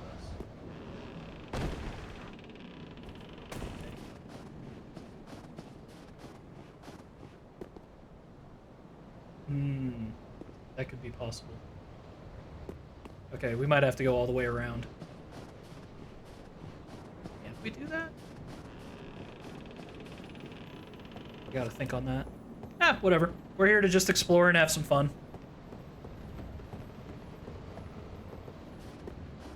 Yeah, because I think I have to go all the way back up there and then circle around. Oh, this might be a path. Hold on, hold on. Let me cook. Oh, no. That does not look like it's going to help us. Okay. Yeah, because I'm pretty certain we're just going to run into the same obstacle over here. Yeah, you can fall down here, but you can't climb back up.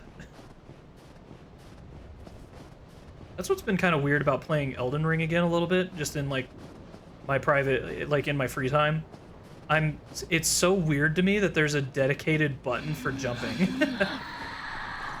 Just gonna ignore these living trees. Oh god, the wolves. Oh god.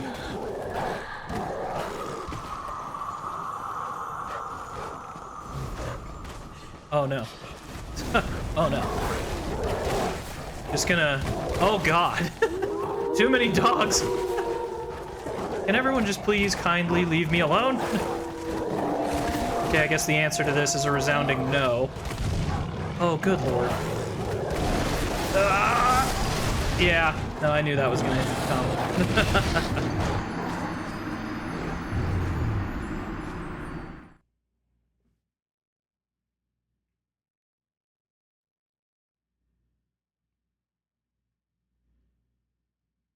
Yeah, because I think... Okay. Man, I am really trying to remember if there's like a... If I have to go all the way back over there, or if there's like a way... No, I think I have to do that. Oh, I'm an idiot. No, oh my god. I went to the left when I wanted to go to the right. Oh my goodness. Okay, cool. That makes this easier. I was like, I don't remember having to go all the way around to get to the town. All right, sick. Yes, it just turns out if we go this way. Nice. Large Titanite shard.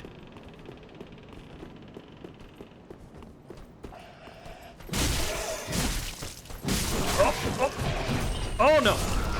Ah, as soon as I dodge rolled into him, I was like, uh-oh. Okay, but this is good though, that's data.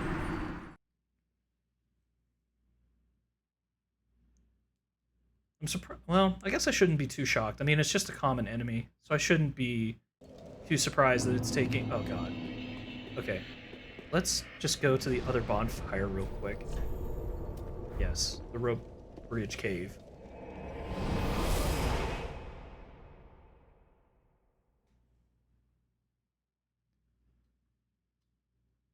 Yeah, this is one of those things. So basically for this DLC, in order to fight Frida, you have to like go down into the town, up the side of a mountain, and unlock all these different mechanisms. And then it basically unlocks access to her father, the one that she said that she stands next to. And then she'll put herself between her and her father, and then that's when you fight her. And it's... oh, that's gonna be a wild fight.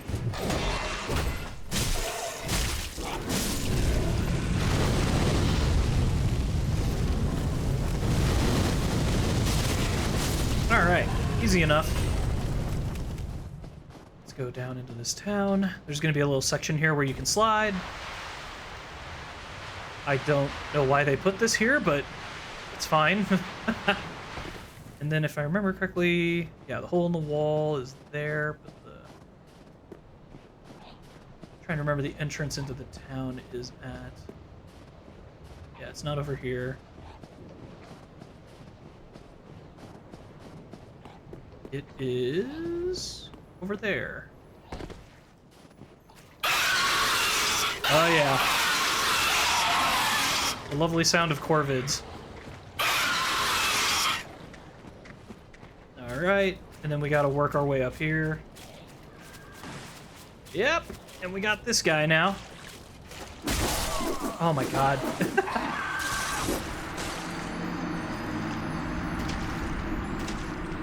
Yeah, I'm having to refresh myself on some of these attack patterns. I haven't played the DLC in a minute. But basically, if I remember correctly, once we get by him, it's not too difficult to find the next bonfire.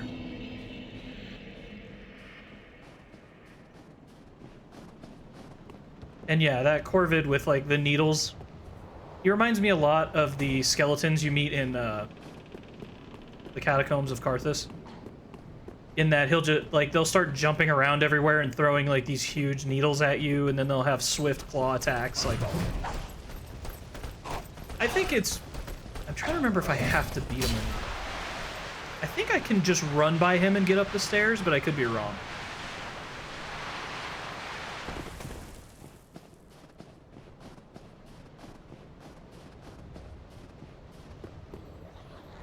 And as always, we're going to hear that lovely... Yep. Sorry, I would have warned you guys about the sound if I remembered that that was there. Yeah, because you can't go this way. You have to go this way. Let me see if I can just straight up fight him.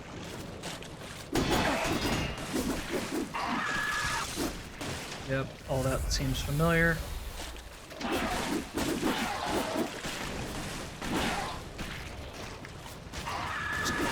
Up.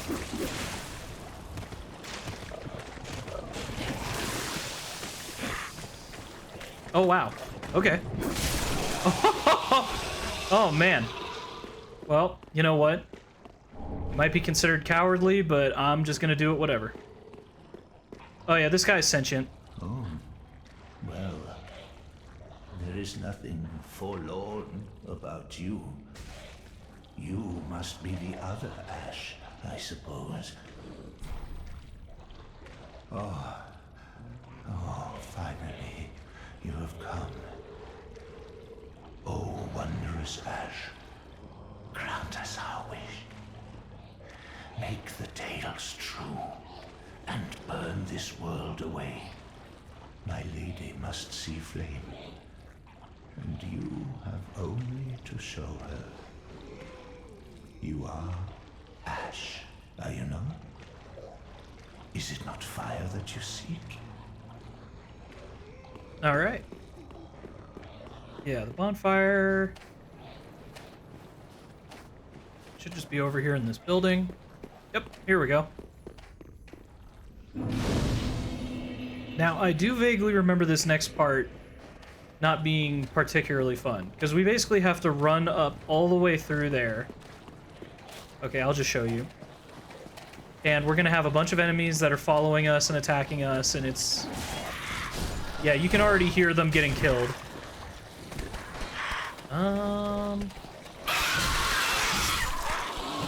Oh, good lord. And I forgot about all the sound. Oh, yeah! And they do poison. That's lovely.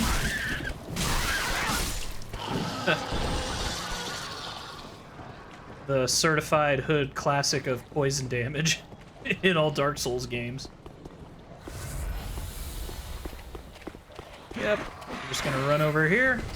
Ignore all that.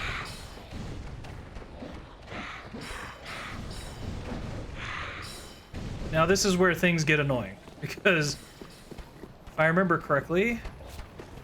oh yeah, there's gonna be a guy... yep, he's right there. A guy hanging from the rooftop. If you go close to that crystal lizard, he'll start aggroing on you. I don't know if he automatically... okay, it doesn't look like he automatically tracks onto you. Then this is the house of the church. I don't think there's a bonfire in here, but there is something. It's either a soul or a weapon or a specific item. Oh, that's interesting. I didn't know about that well. I can also see that there's something in that well. Ugh. Okay. So we don't really necessarily care about any of this. All we care about is getting into that door. And what you'll see is as we go through that door, that knight that we saw who was protecting Frida's door, he's gonna pay us a visit. What? Whatever. There he is. Your kind. Time and time again. He's pretty surprisingly tough, so I'm probably gonna die a couple times here. Every secret must be unearthed. Sir Wilhelm. Such is the conceit of the self-proclaimed seeker of truth. But in the end, you lack the stomach for the agony that you bring. Let me see if I remember all this correctly. Yeah, he's got dark enchantment.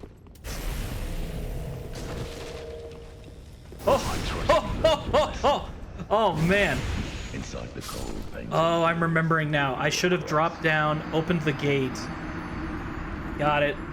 Yeah, there's a shortcut you can unlock. Although, to what extent it's a shortcut, I don't totally know.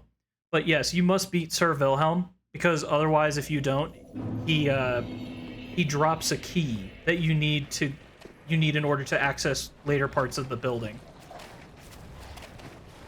Yeah, and if you can kind of see it if I just work my way over here. There's a gate that you can open that can speed this up, but you technically have to like keep going through like a very annoying enemy.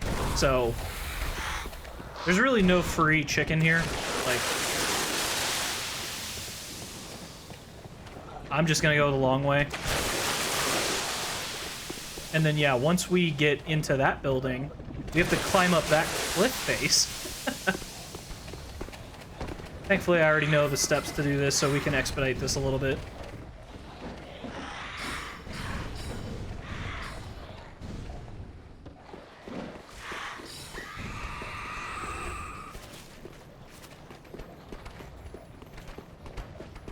Yeah, so what you would do is you would drop down, and you would open that gate there, and then that's a shortcut you theoretically can use.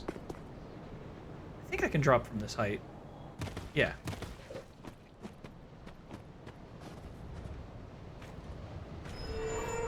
And then, like I said, it's not... you've still got that guy down there that you would have to run by, but it is technically a shortcut. I don't think I remember there being an item on the side of here. Yeah, here we go. And that tree is alive.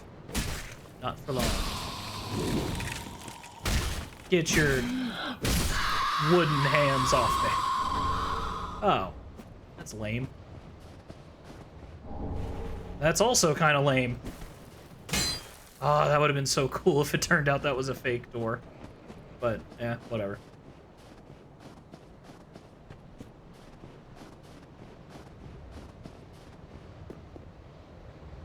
Alright, Sir Wilhelm. Let's see if I can whoop him. He caught me trying to cast magic last time, but no longer. Time and time again. Everything, but in the end, you lack the stomach. The agony that you bring upon yourself.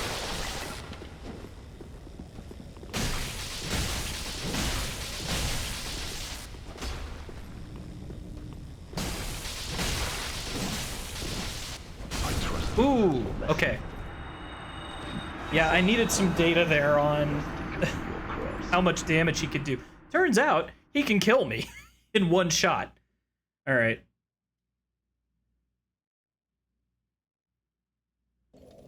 Can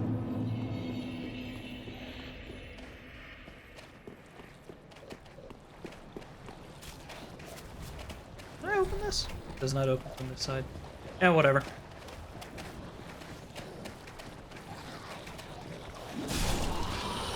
Yeah, if I remember correctly... Huh. Okay. That wasn't too bad, but I imagine... Oh no, he really doesn't... I thought he pursued more. Well, whatever. Alright. Yeah, the good thing about this guy is that he's pretty easy to stagger. So as long as I just make sure that... Yeah. Pretty much we're just gonna punish him anytime he does like a downward slash. The self-proclaimed seeker of truth. But in the end, you lack the stomach for the agony that you bring upon yourself. Oh, that's interesting. So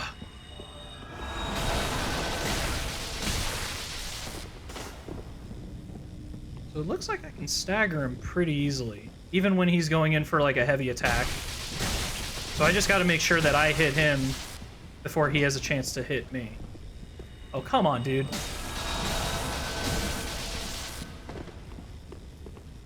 I don't know how many of those spells he has.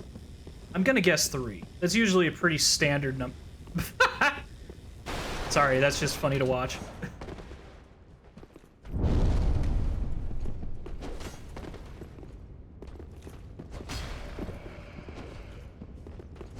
Oh, that was stupid. As soon as I saw the motion, I was like, I don't think I'm gonna be able to stagger him and break that attack. Alright. No, I'm not too... If I wanted to be a complete jerk about this, I'd probably start equip... You know what? Why not? Let's be a jerk about this. We're just gonna throw some fun items at him. And then I'm gonna trade this out for that. Because I just need flat more damage.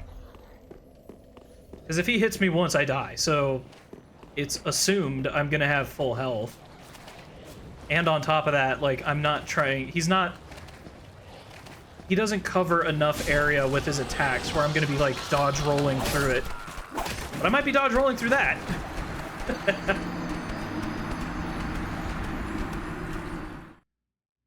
I'm kind of surprised I haven't found an Estus shard. I could have sworn that there were some in this area, but maybe it's different with New Game Plus.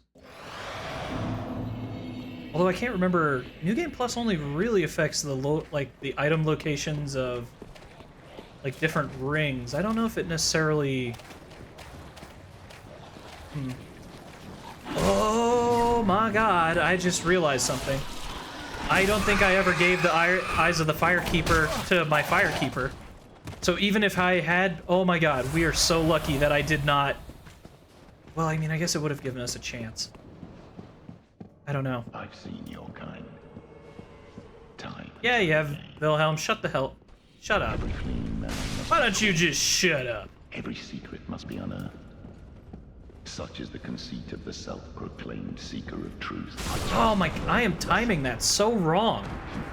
I keep like trying to time him up so that I can intercept his shot, but like if he's using a long sword and he's going for like those kinds of attacks, nah, man, like I'm a little faster than him, but I'm not that much faster.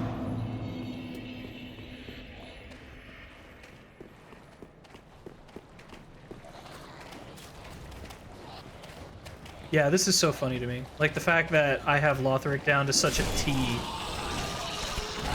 Okay. Case in point, I have to let him attack the other Corvids, and that gives me an opening to run by him. That's what I learned there. Oh, Cell Sword Twin Blades. Yeah, those are, from what I've read, those are the preferred weapon for a no-hit run, because the DPS on those is just so outlandishly high.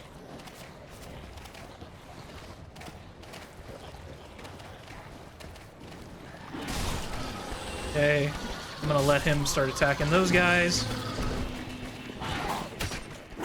Nice. Alright, we're gonna apply some magic damage. Or it's technically lightning damage. I've seen your Alright, Wilhelm.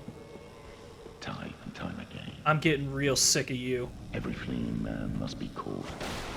Every secret must be unearthed. Such is the conceit of the self-proclaimed seeker of truth. But in the end, you left the stomach for the agony. Oh, no, no, no! Ah, my God. Inside the cold, venting curiosity could be your cross.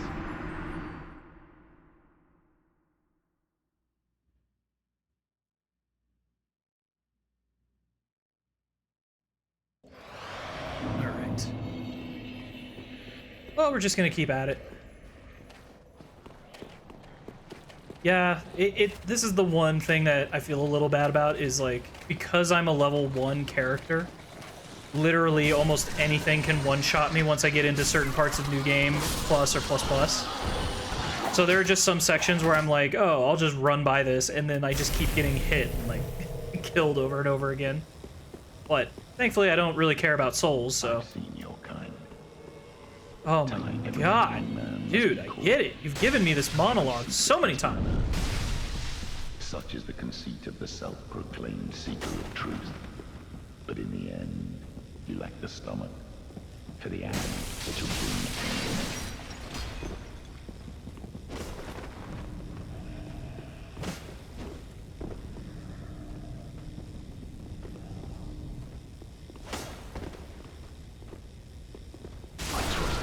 Oh my God.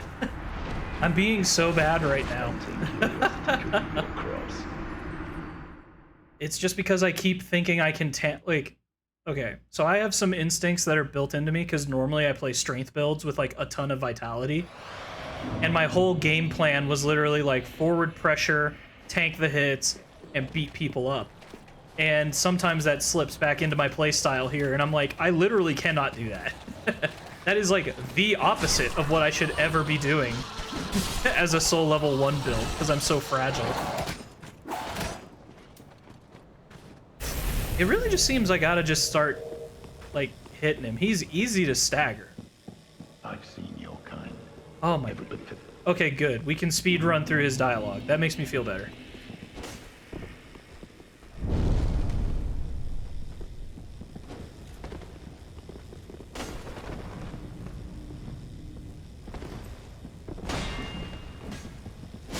Ah, my God.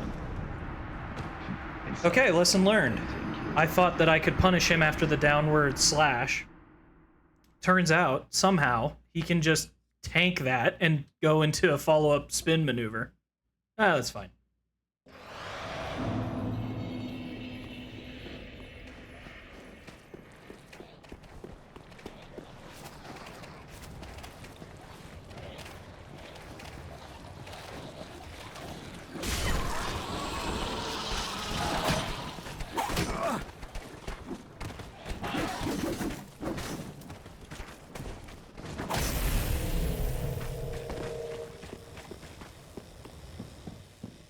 I've seen every but in the end, you lack the stomach for the agony What in the world? Oh, man. Okay. My understanding of when I can stagger him is clearly incorrect. Because I keep thinking, oh, haha, he just went for a wide swing with his sword. Surely, I should be able to hit him and cause enough damage that he'll be staggered backwards. It does not appear to be the case. This is one of those few times I wish I could, like, unshackle myself and, like, power level up and just crush this guy, but unfortunately I cannot. It's the whole point of the Soul Level 1 challenge. There's gonna be some parts that are irritating.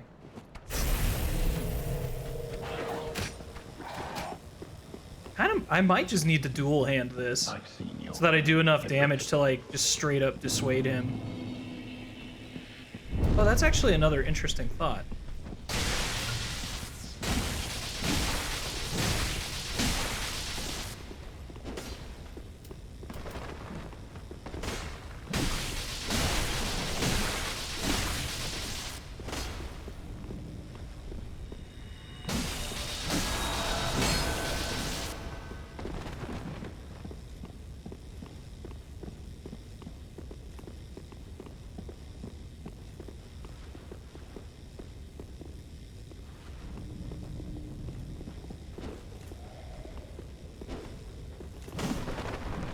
Oh my god.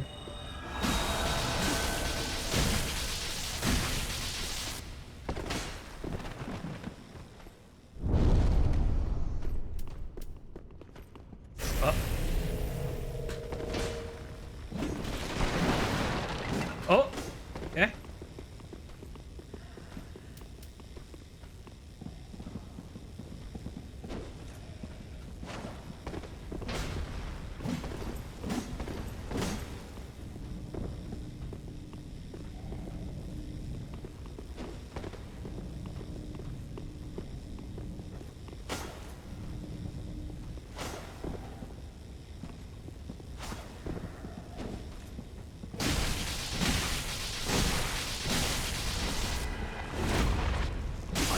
Oh my god.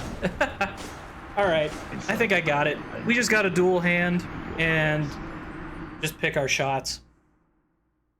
Because that seems to be doing much more effective DPS against him.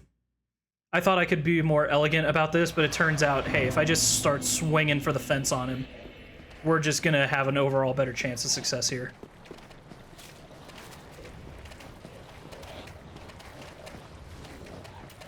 I only have so many lightning rounds, but...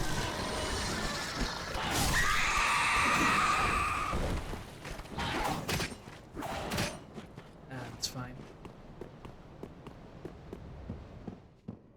I've seen your kind. Time and time again. Everybody fit.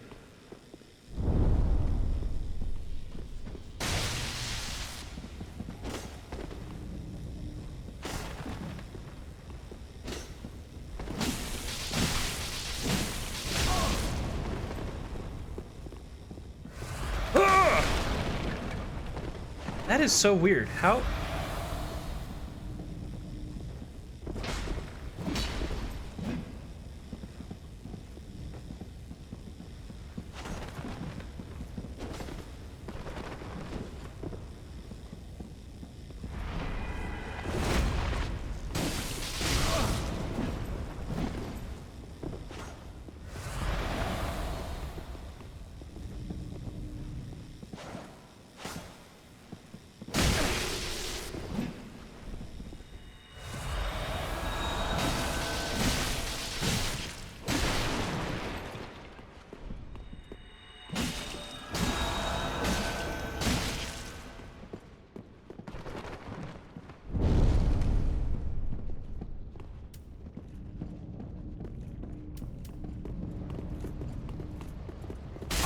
Oh my god. Cold painting curiosity could be your cross. Damn. Staring into the camera after he murks me. This is one of the few times I wish I could also just use magic, so I didn't actually have to do anything. I could just be lazy and be like, magic missile, magic missile. I don't understand how anyone gets any sense of enjoyment out of playing that. in a FromSoft game. But then again, I'm extremely biased on this. Like, one, I don't like magic, because I had to deal with it a lot in Dark Souls 2 PvP, but also, just, it just doesn't seem rewarding. It's like, oh, I stand back, I have a certain amount of magic reserve. Like, what enjoyment do you get out of this? Must be called. Every secret must be known. Such is the conceit of the self-proclaimed. Oh my god. And he can just tank through my hits too at a certain point. Curiosity could be your cross.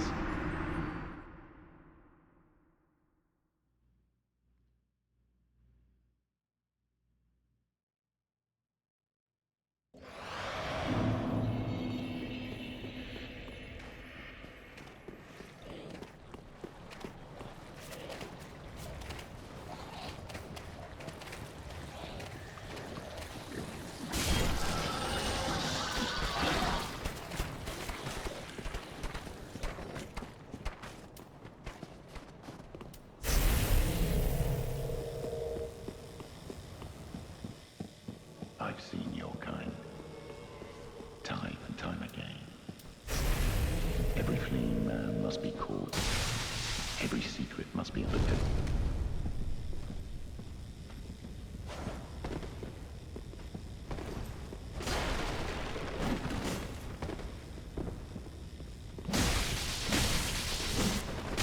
Oh my god.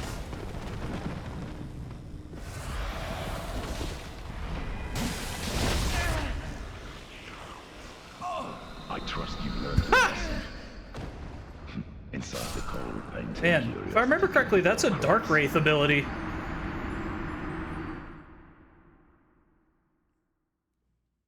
Yeah, which is kind of interesting, because if that attack is indeed derived from what the Dark Wraiths would do in, like, Dark Souls 1, I forget what it's called. I think it's literally called something like the Dark Hand or something like that.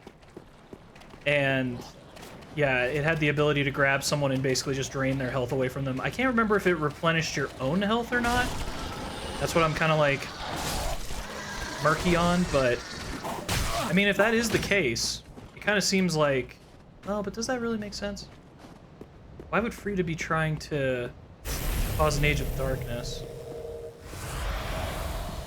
Yeah, because the Dark Wraiths are associated with Kaith, one of the primordial serpents who keeps trying to bring in the Age of Humanity, or the Age of Darkness.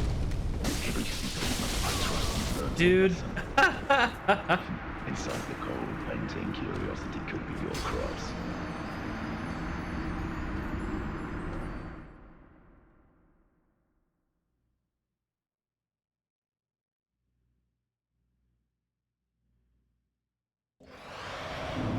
I just gotta keep on trying. Yeah, this unfortunately isn't always the most entertaining part, but, you know, it's kind of a necessary evil.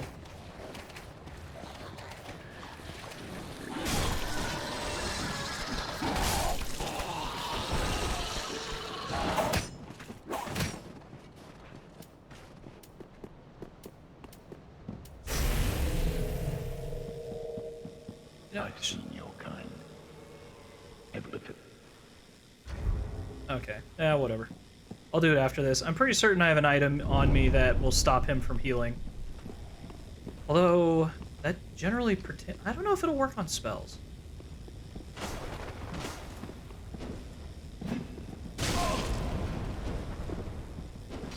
I'm almost beginning to wonder if I should burn like an ember to try and fight this guy. Just so that I can tank his hits.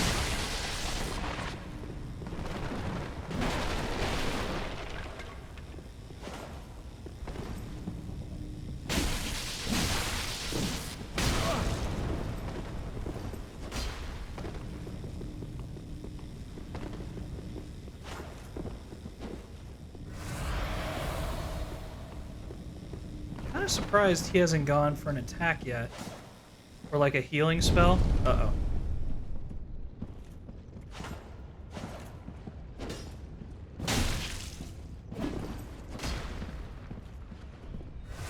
Yeah, there he goes.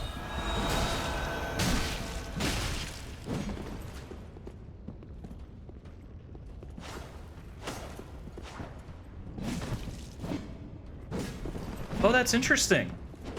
It appears that whenever he's blocking, I can break his stance just with a hit. Or maybe I just got lucky, I'm not sure.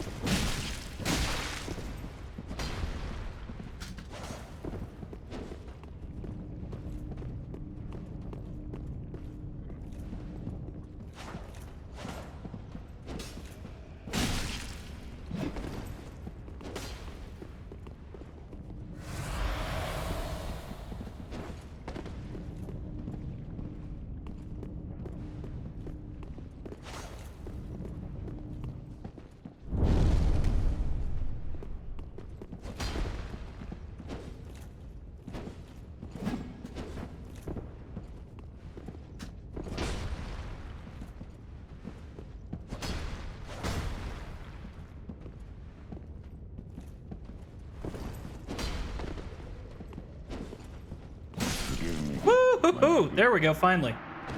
Got him. Oh my goodness. Alright.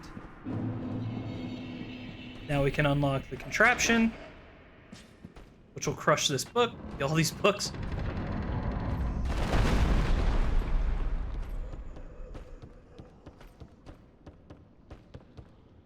Ah yes, the young painter. Uh-oh. Is it stuck?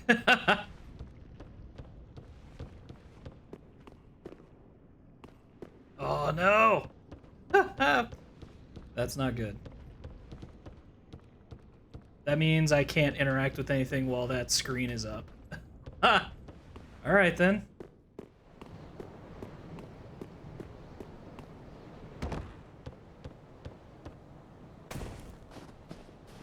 Oh, dude, you gotta be kidding me. No. Well, I mean, Wilhelm's dead now, so it's not a huge issue. Hold on. Maybe... Oh my god, like, none of my key commands are working either. Alright. Oh my god, I can't even, like... Oh boy. This is gonna be brutal.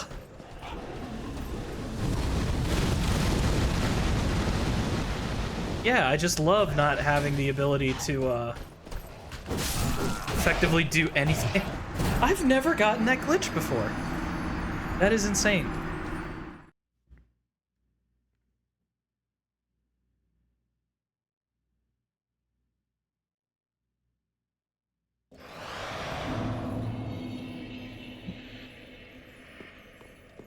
Okay, well, regardless, Wilhelm is dead. So I can continue on. So it's not a huge loss.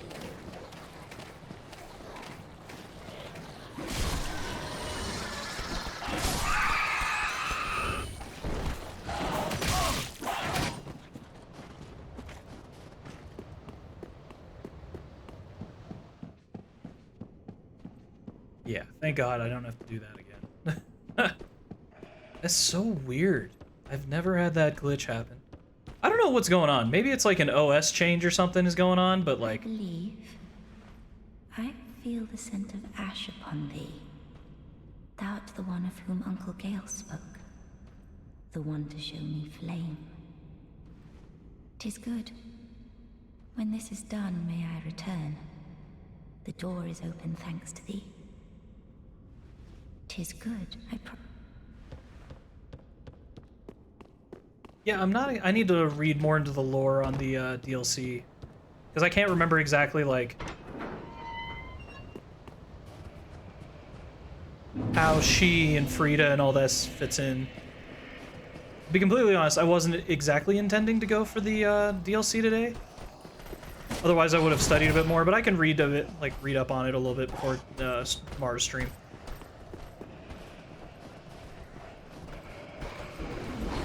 Oh boy, I just realized I have no health.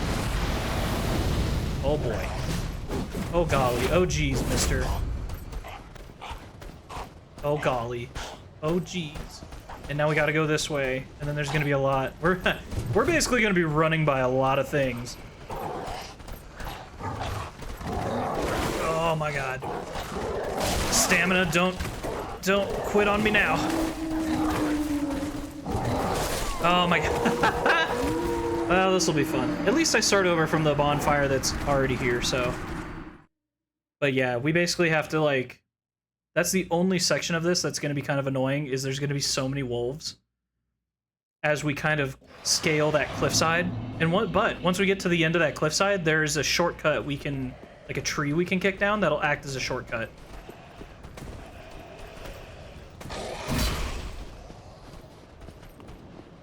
Oh man. Yeah, I forgot you can't really. Oh, huh. Well, that's just great. It happens.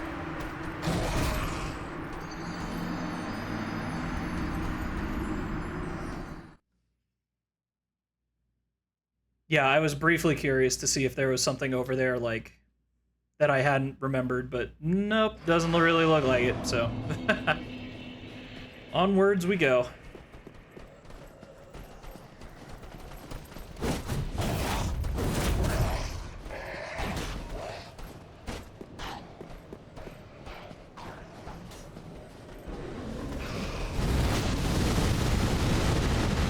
You know, I give them credit. This is a lot of extra stuff you gotta do in order to get to Frida the boss fight. So, like, is Frida one of the most difficult boss fights in the game? Yes. But you knew what you were doing. Let me see. Oh my god. And of course I can't move the... my favorite thing in Dark Souls. The fact that you cannot move enemy models. They can move you, but you can't move them. Occasionally you can get them to stagger by like rolling into them, but for the most part, if they just surround you, you have no way of getting out other than just attacking. Which I'm not a huge fan of, but you know, that's just the game.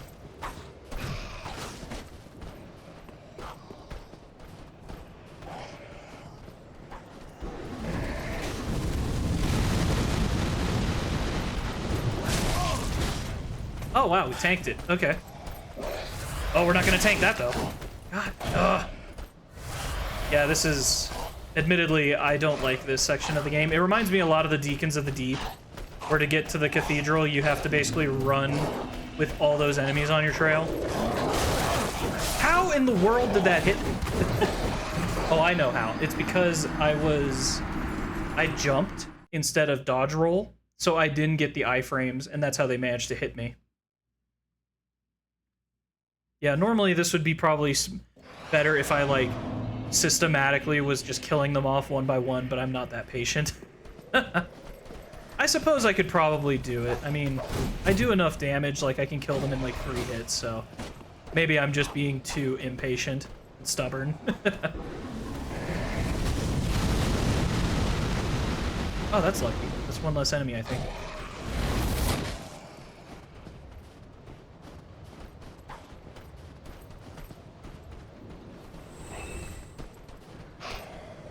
Man, how far do these guys follow me? Okay, 3 hits, we can kill them. Not too bad. Do I still have... No. Okay. Cool. Hey, what's up, bro jam?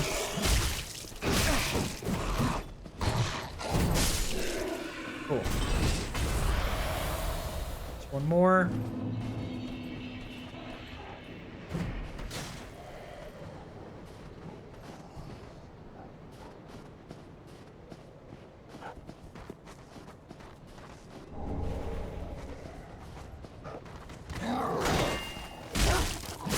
Okay, good. I know that I can kill them in 2 hits.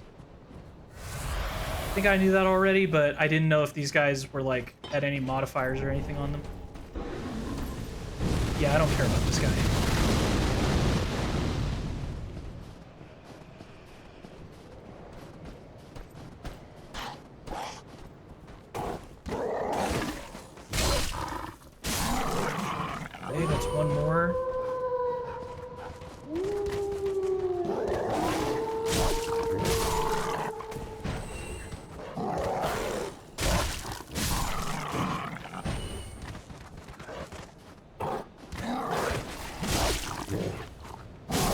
Okay, you know, this is going pretty good, actually. I know that I'm not supposed to go this way. Yep. Oh, man. As soon as I saw those red eyes, I was like, nope. Yeah, this is the fun part, is getting by these guys. Oh, my God. I think in theory I can just run by him. I don't think I necessarily need to dodge roll through them.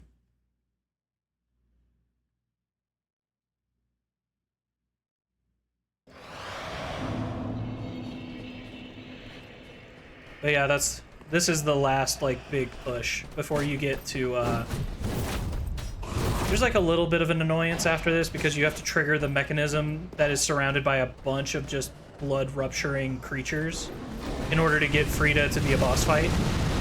But oh, good. Perfect. One less thing to think. Oh my God. Man.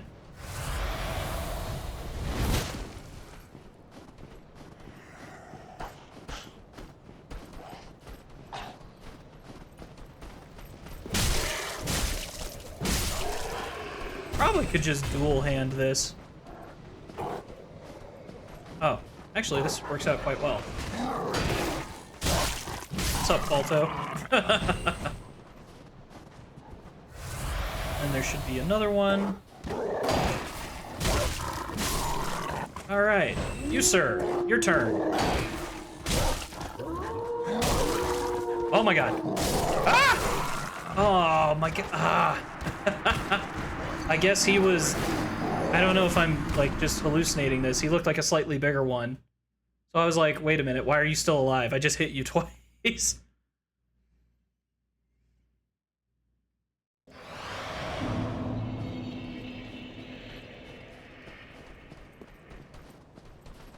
You know, I'll consider this a win if we get to Frida as a boss fight and we can start tomorrow on Soul of Cinders. Because there's nothing that says when I beat Soul of Cinders that I have to go into New Game++. We could backtrack and fight Frida. Like, those would probably be my two, and I don't think I'm going to win against Frida. If I'm being completely honest, that fight is going to be brutal. Walking into it with no practice whatsoever, like, that's a big ask.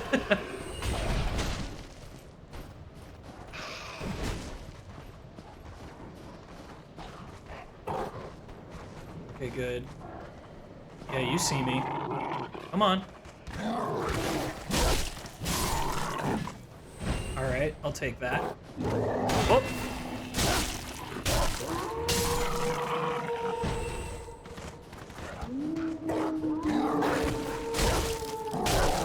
Oh my God! What?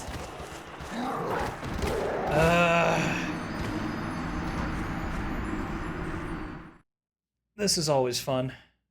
When my character, for completely random reason, goes for a kick instead of an attack, which was super critical.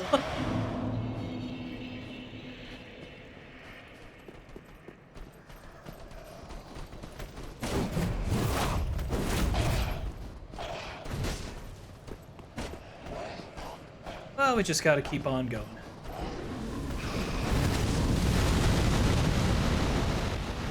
I do admit, though, I hate when they design levels like this. Not levels, but just environments like this where it's an obvious choke point.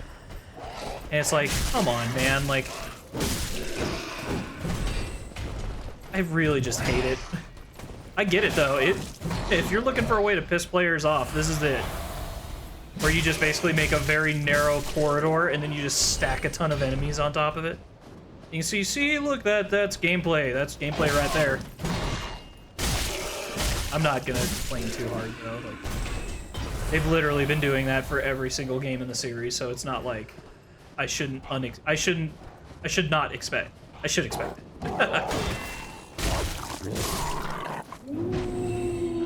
Okay. Oh my God.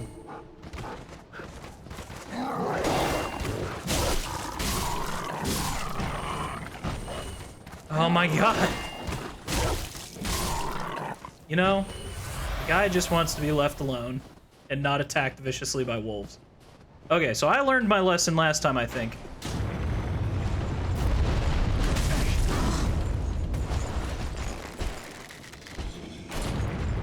Okay, cool. We got to the shortcut. We got to the... Come on, come on, come on, come on. Yeah! All right. And I totally figured that was gonna happen, but I don't care because I got the shortcut. So now we can just skip all of that.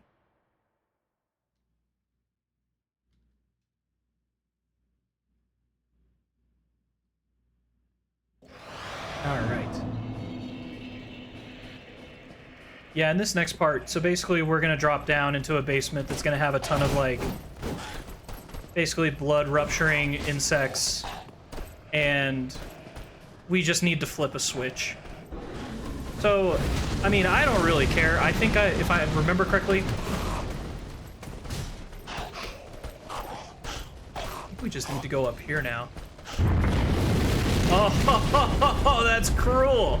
That's cruel. Of course. Of course. That is so much baloney. Oh my god. And I can't. Ah, whatever. Oh, good lord.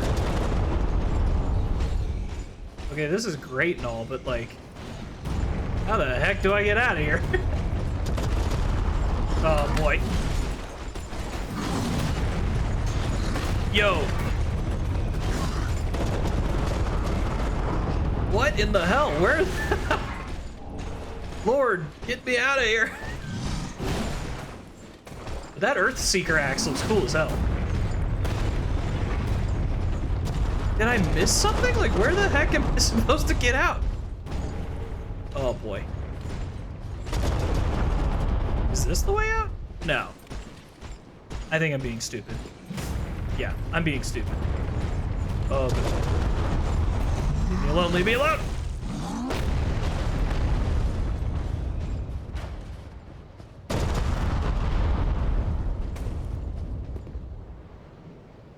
Oh, yeah. I remember. Okay. Man, consarn it. How the heck am I supposed to get out of here? Oh.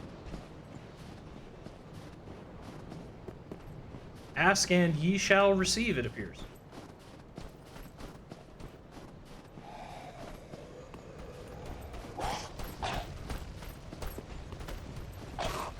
Oh my god, where is the tree shortcut?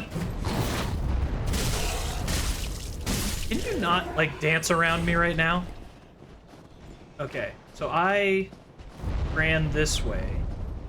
I can't do that. Oh, so I have to go this way. Okay. This all checks out. It's all coming together. Cool. Cool, cool, cool, cool, cool, cool, cool. Alright, now. Now that I've traversed great lands. Yeah, now to deal with all this. It's just a switch. I think it's on this side of it. I don't even think I necessarily need to, like... I don't even remember if there's, like, something I need to actively... I think this is just it. Yep, here we go.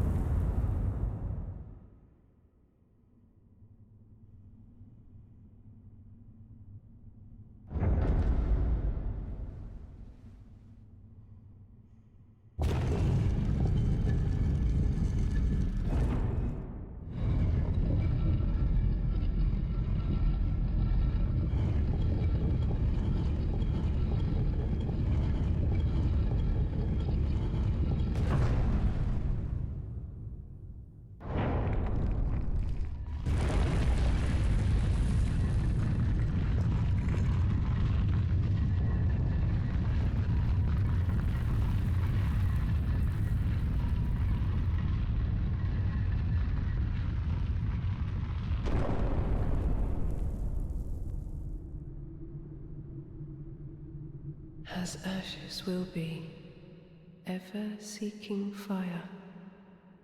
Oh boy. Yeah, I don't care if I die here. Alright. Frida is now an available boss fight for us. Things are about to get hectic. I'm probably gonna round off, well, let's see how much success we have. I want to see how much damage I can still do to Frida. Because at one point I did beat her as a soul level 1.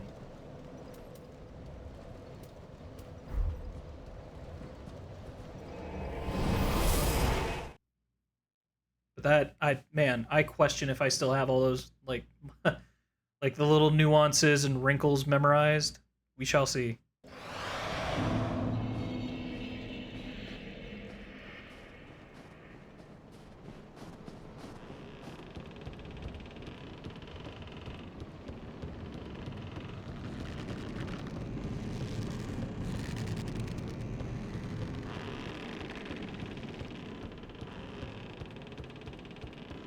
Oh, that's right, there's 2 boss fights. I completely spaced the fact that there's a second boss fight in the DLC area here. But this is the big one. This one's for all the marbles. God, that is so ominous. Because I think she literally is like, very well then, and then just like starts walking down those stairs, and that's when you like initiate the boss fight. Oh, there she is. Thou hast a pact made with Uncle Gale, so I wish to tell thee all. It's to be a cold, dark, and very gentle place. But first, I must see Flame.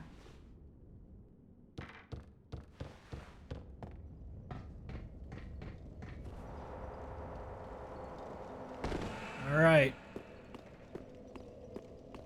Hey, Frida. Ah, yes. There is a thing thou shouldst by rights possess. Ours is a chance encounter, to be sure, but perhaps it was meant to be. Let this be a remembrance of this cold world, a thing to help thee bear thy duty.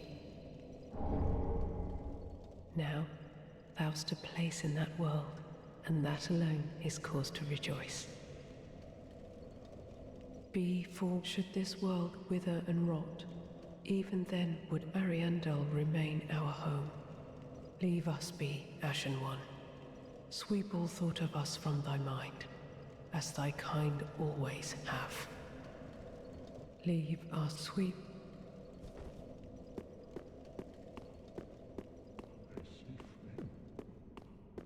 Flame flickering once again.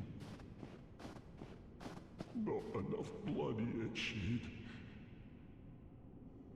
My flail. Bring me my flail. Ah, Frida. What stops thine ears? She starts, if I remember correctly, she starts walking down those stairs pretty soon. Right away.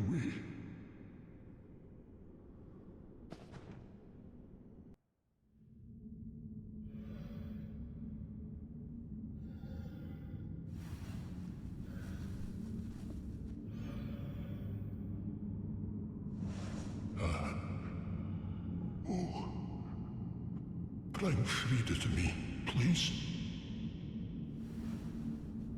Canst thou not see the flame flickering once again? Soon will it surge. I can see it, feel it.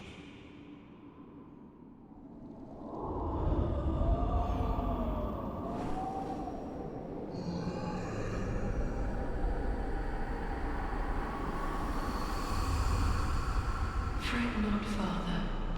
We have no need of thy flail. 'Tis only the flame quivering at misguided ash. Please avert thine eyes.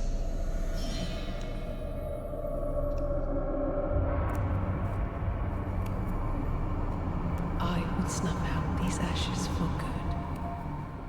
Oh boy.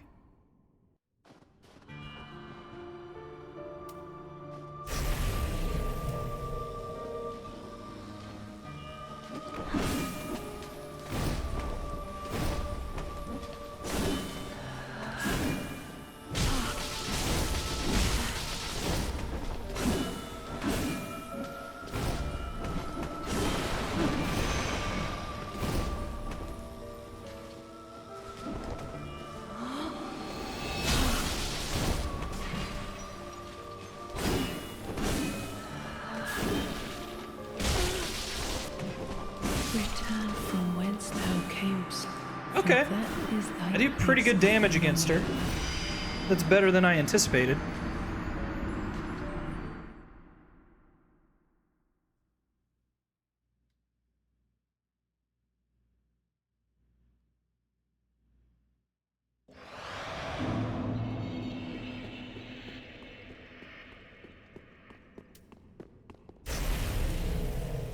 I no longer need that lightning urn.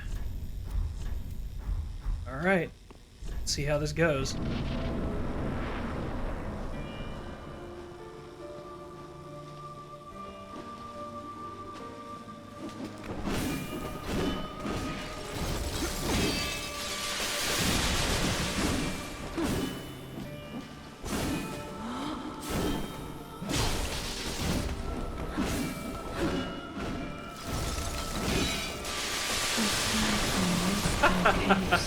For that is thy place. Oh man, it's coming back to me.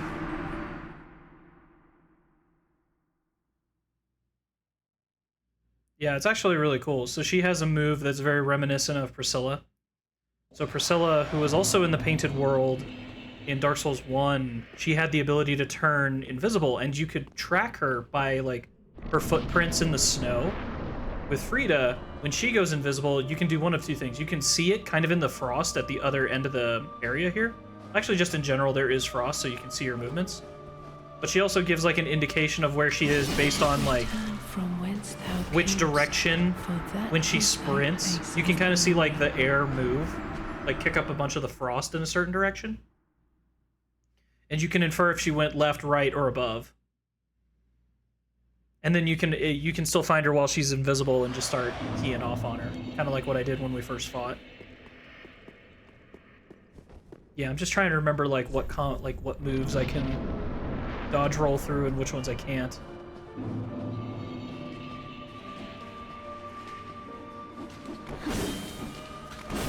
Ooh! Oh man! All right. Well, I can show this boss fight a little bit more. I think for the remainder of this stream, I'm gonna like go fight Soul of Cinders, because we were getting some pretty good progress on him.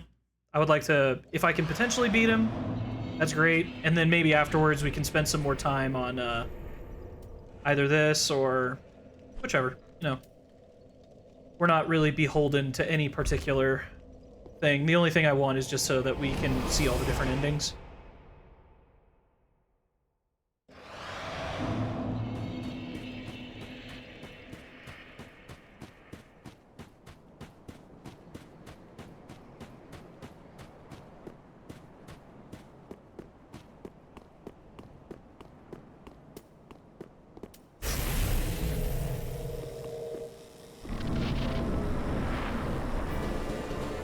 All right.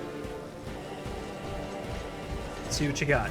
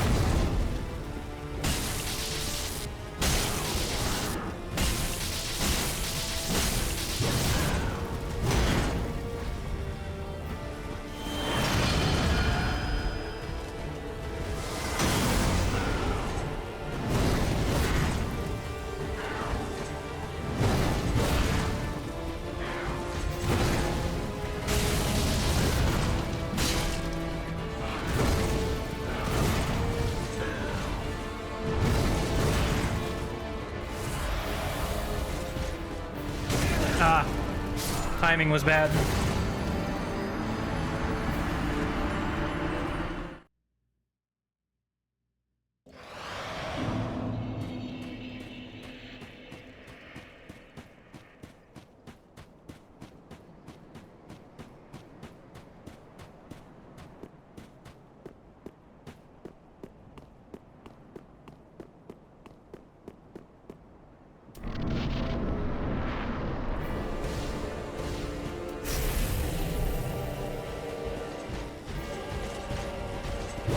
Oh my god. Total brain fart. I was like, all right, I just need to roll. And then I accidentally clicked instead. I was like, oh no. Man, the UFC event tonight should be a real banger. It's going to be really cool seeing Alex Poatan Pereira versus Yuri Prochazka. Man, I do not know how to call that. I think it's going to be Alex Pereira who wins it. But, okay, there's some math here. Basically, Yuri Prochazka just has, like, non-existent striking defense. And Alex Pereira is known for having, like, a lethal left-hand hook. So, in theory, you would think guy who gets hit by a hard puncher, should go down. But I just don't know, man. I think Yuri's gonna make this really interesting. I mean, he was literally, like, against Wreckage, he was just getting chewed up. And then he just decided, nuh-uh, and he just started winning. Like, he was like, yeah, I'm not in pain. It's like, what? Yeah, he has some of the craziest offense where he's doing, like, spinning elbows up against the cage wall and stuff, and I'm like, what? How is this style functional? Like, this man should be dead. I mean, he just gets hit so much.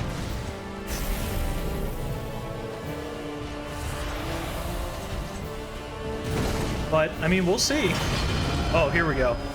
No, I'm fine with that.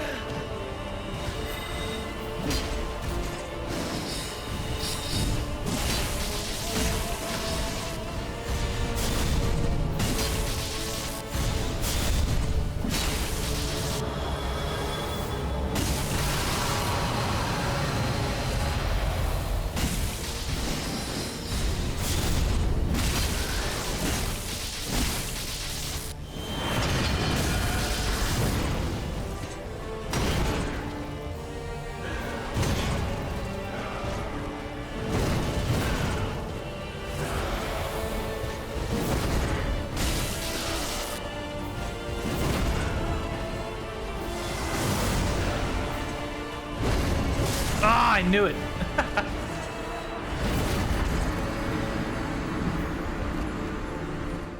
Damn.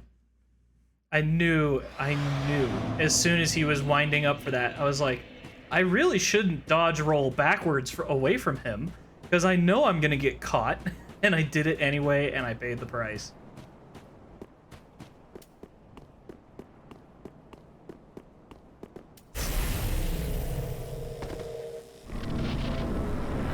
This has been a pretty fun stream. I got 2 people coming in here trying to sell me, like, artwork and graphics and stuff, and I'm like, all right, I guess I've really made it if I get 2 different people coming in here asking for that crap.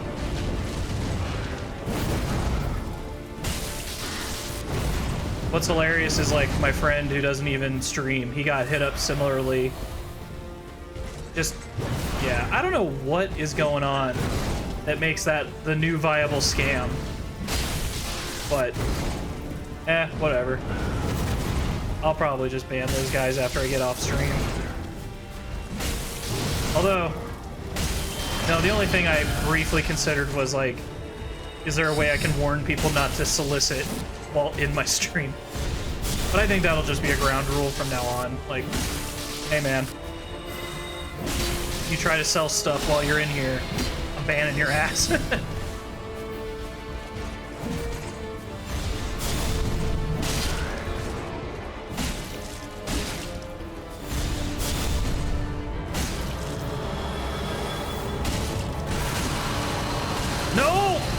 God. I got so lucky with that. Oh, I mistimed it. Wow, that is fun. I actually dodge rolled into the fireball.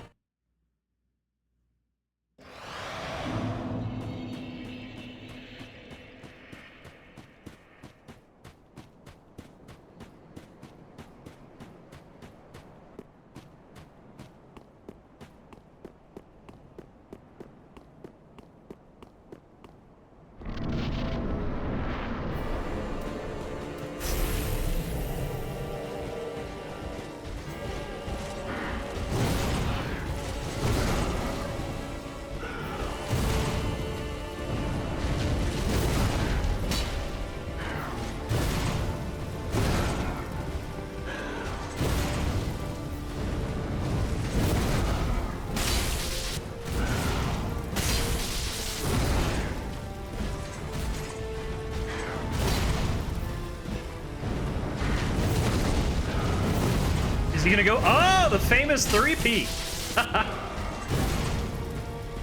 All right, all right. Oh, that would be so busted if he went for it twice. I'd respect it, but at the same time, I'd be like, really?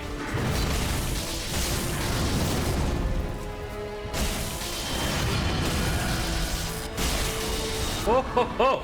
I got lucky there, because he could have magic missiled and killed me. Like that. Man, we are chewing this guy up. Oh, I got greedy. Tale as old as time. That's fine, though. Oh, please keep the magic. I think he's... Yep, I knew it. That's fine, though. We got him low enough. Oh, God. Dude, just stay away. Actually, I'm okay with that. He can apply Flash Sweat all he wants. It doesn't affect me at all, but now I've got my electric damage back.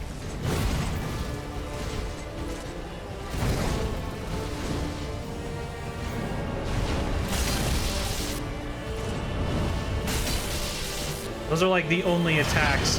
Oh, hey, here we go.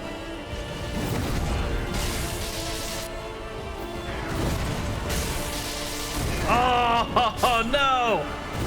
Oh, man. I saw it too late. I saw the delay, and I was like, oh, no, I've jumped too early. And he got me. It's fine, though.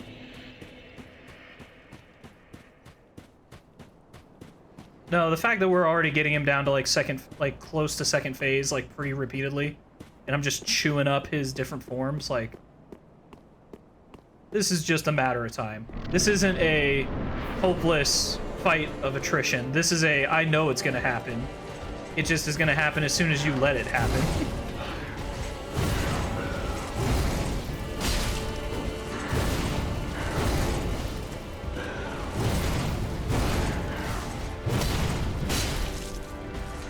Alright, we're doing pretty good on stamina. Not bad, not bad. Probably should have buffed with electric damage prior to this, but, you know, we're here now. If anything, it gives me practice. Oh, okay.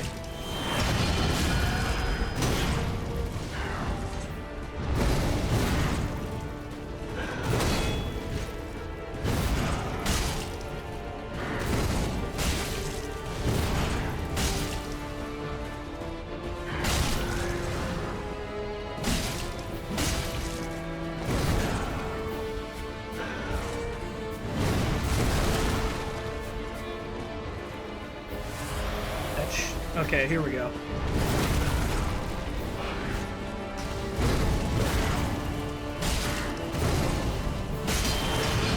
Oh, here we go.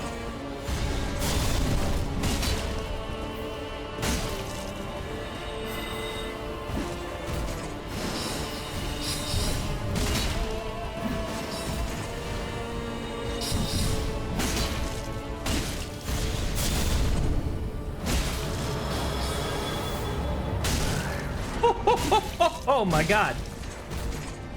Come on. Keep the magic. Ah, damn it. Alright, that's fine.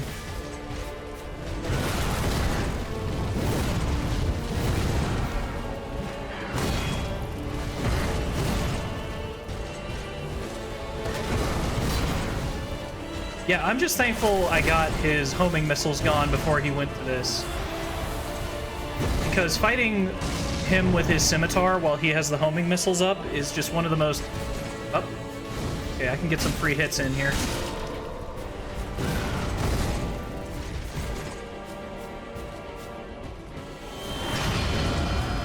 Okay, alright.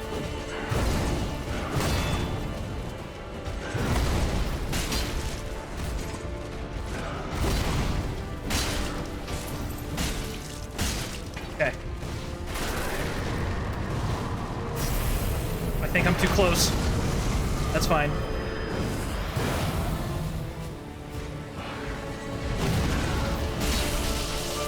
Yep, here we go.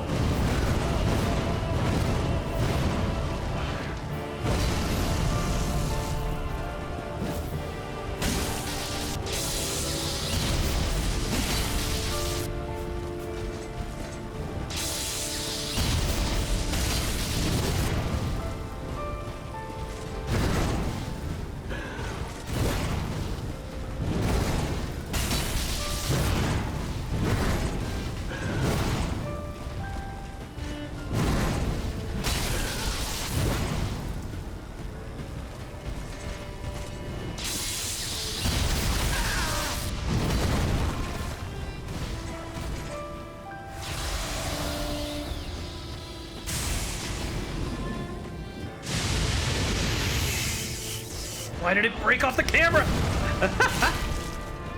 Uh-oh. This is good.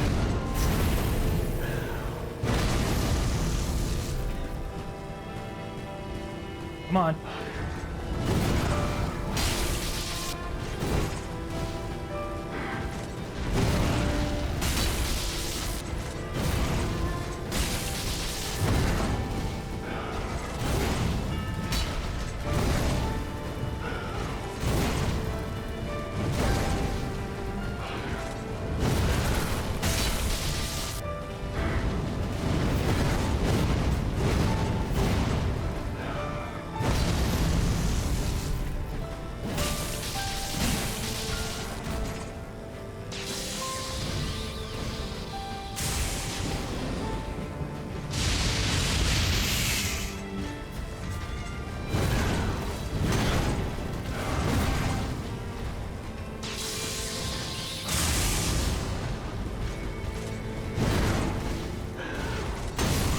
No. Oh, so close. Oh, we are so close. I can feel it. I mean, I literally got him down to like his last 20% of health. And if I had just not fumbled on that, I noticed in his second phase that he was going back to the well a lot with his like thrust, like thrusting with the sword forward. Normally, I don't see him like put that into the rotation that many times.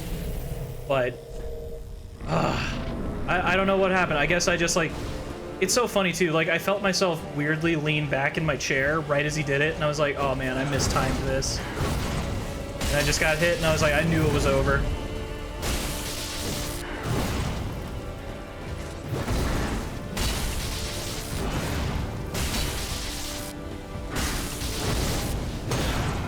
Oh! Ah, damn it. I got too aggressive. And honestly, what I probably should be doing is I should be equipping Ember, so that the minute I get into his second phase that I shift into that, because it won't protect me against that thrust attack, but it should reasonably protect me against every other little, like most other attacks that he does. It just gives me, it should give me a bit of an edge.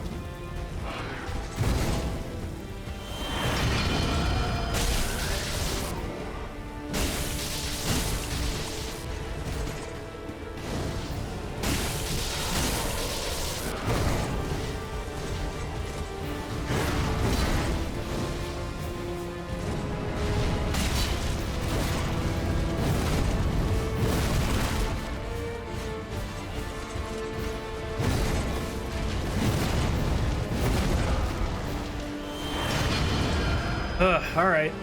I'm fine with that. Oh, what? I thought I could tank it. Why did it knock my shield out? I could have sworn I could tank that.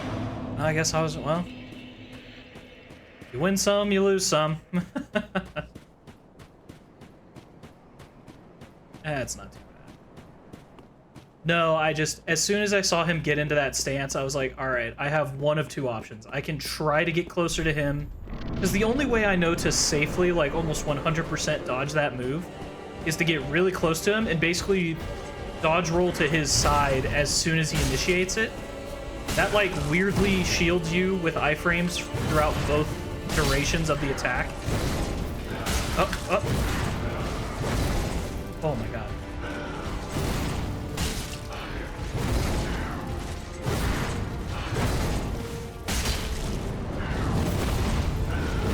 Go for the three-peat. Let's go.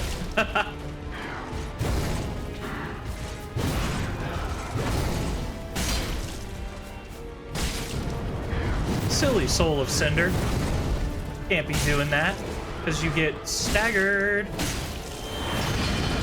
Oh man, I hate. Ugh. Yeah, I got unlucky with that one. Because if it was like, dude, scimitar and then spear is like a rough go at it. Spear isn't too bad, as long as I'm near him whenever he does it. But scimitar is just like too much risk to like firmly engage with him close combat.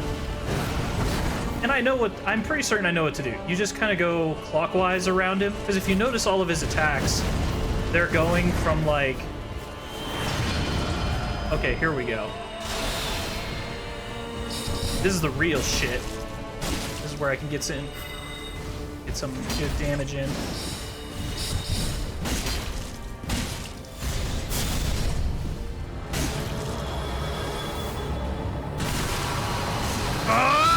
Oh my god. That's so infuriating. I hate how the attack constantly just like... Oh no! Oh god, no.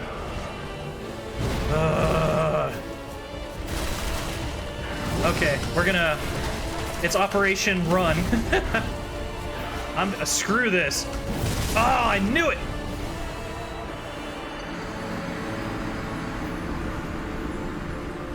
This is one tough bastard.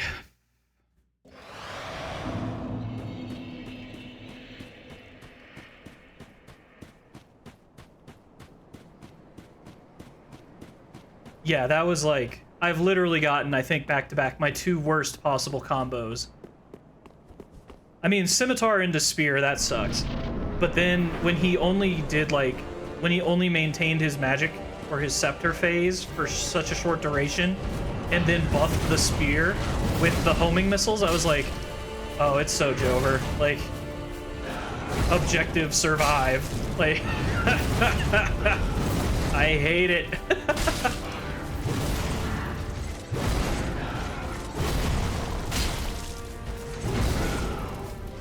Uh-oh.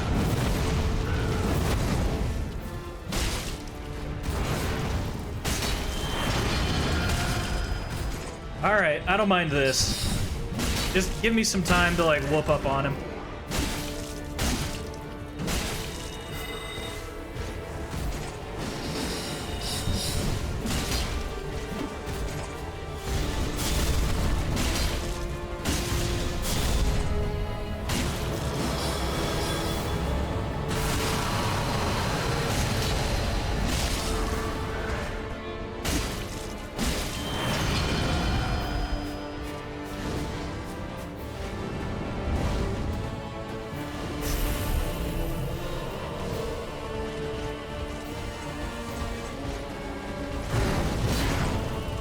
Yeah, if you notice his strikes, almost all of them go from like, I'm trying to think of how you would think on like a face of a clock.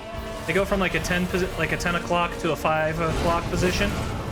So you should be able to slip to his side by rotating clockwise around him. I just don't. Oh boy. Okay, that's actually not too bad. I'm fine with him, because if I can get into good position, spear is actually not bad. Okay, that was... I don't exactly know what I did wrong there. I definitely jumped into his pocket, but I guess I underestimated. I know. I jumped too soon, because he was still tracking me when he was actively circling a little bit, so as I jumped early, I got out of phase with his swing and I got clipped. Yeah. I'm still mad that I lost that Soul of Cinder when I got him down to like 20%. Like, dang it. But hey, that's New Game Plus. Man, I saw that one thing where like I don't know if it's valid, but she said she did like New Game +8 all bosses of Elden Ring on Soul level 1. And I'm just like, yo. She was like, it took me 257 hours. I was like, I bet.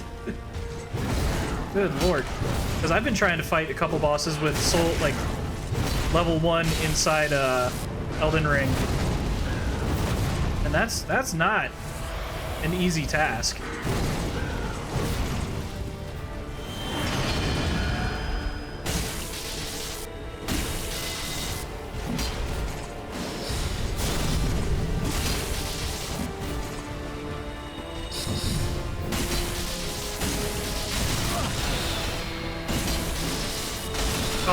Oh, why? I swear I went for the roll on that.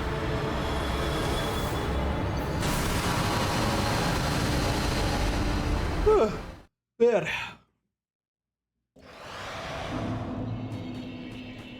Yeah, I had so much coffee this morning. I think my brain is finally just like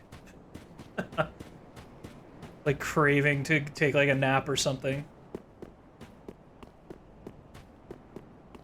This will be pretty cool. Like, we'll keep doing this for a little bit. I'll probably cut the stream at like 5 hours. I'm really, really hoping we can beat him before then. I just feel like I know we can do it. We've gotten so close. We know all the tricks.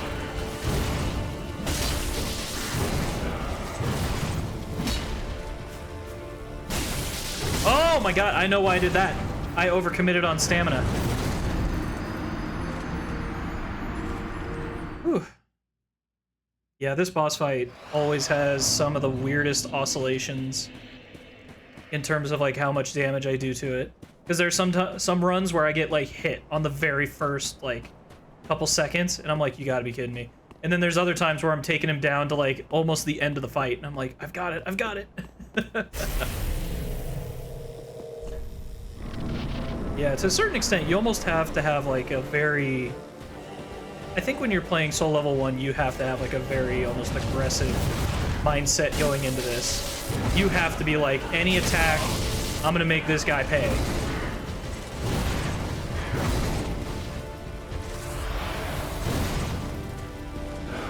But yeah, we'll wrap up stream. I'll probably just go enjoy some UFC, have a couple beers. So it's better than that. I'm still laughing at the fact that Yuri Prohaska was talking about how Alex Pereira is channeling like voodoo spirits to help him in fights. And he was like, brother, there's no reason for this. Why can't we have a fight where you don't contact with the spirits? And then Alex Pereira was like, hey man, we all have spirits whether or not we see it or not. That's his problem. I was like, what is going on? This is gonna be the wildest fight ever. I can just feel it.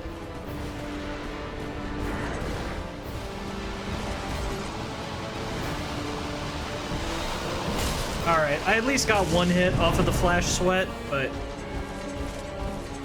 Alright, now we're just waiting him out. Oh, that okay. I'll take that action. What you got, brother? Okay. Not bad, not bad.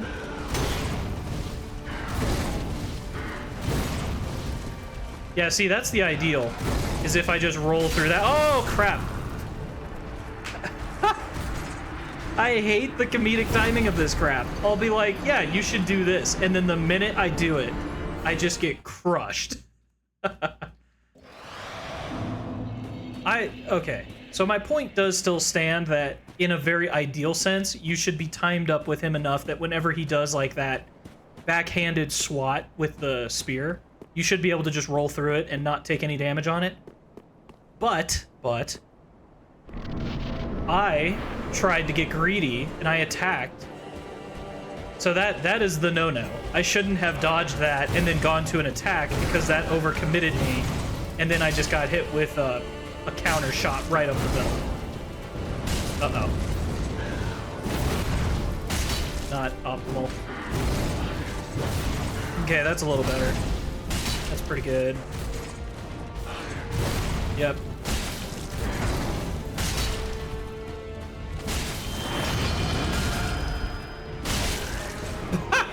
Okay.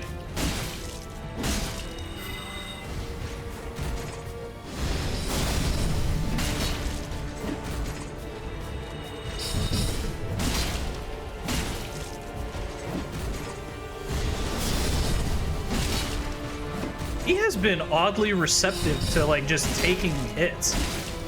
Uh-oh. Wow. Wow. Oh my god. Okay, this is where my luck runs out. Row Scoob.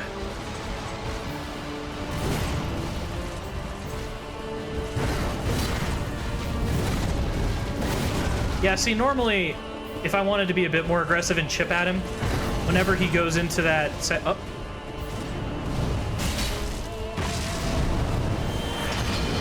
Oh, interesting. Okay.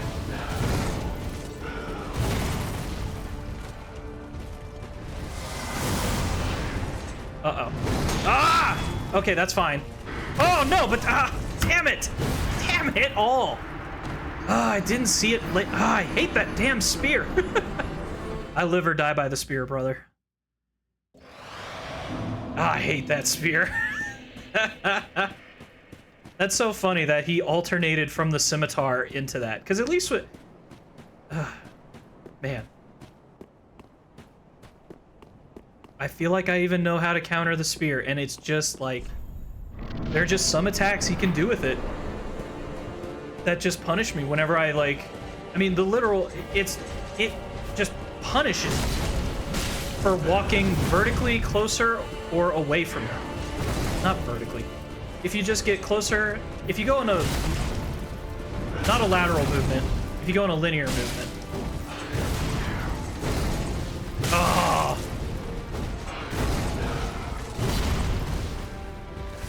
Come on. You gonna go for the 3P? Nope.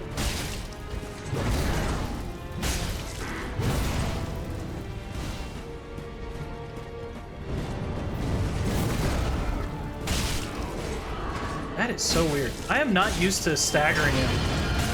Ugh.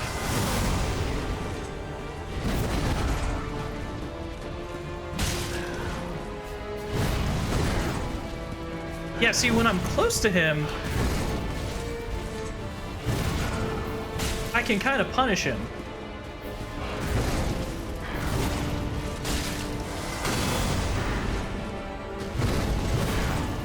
Just gotta keep a calm demeanor. You know what? I'm fine with that.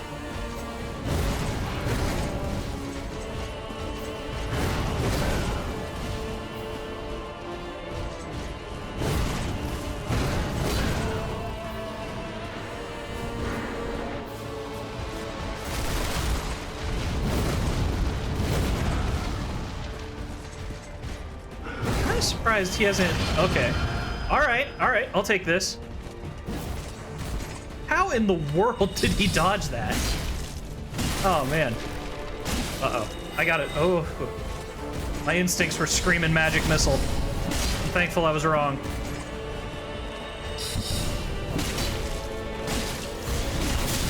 I'm getting greedy. That's totally incorrect. That's fine, though. You can recover. Oh, my God. Oh! Oh, man. Damn. Dude, I'm getting into his name, and I just, like, am falling apart every time. Either it's the sword, or the spear, or the scimitar. He's getting me. Oh, it's so infuriating. I don't know why this boss just has my number so badly. Maybe I'm just not being disciplined enough with being greedy. Or not being greedy.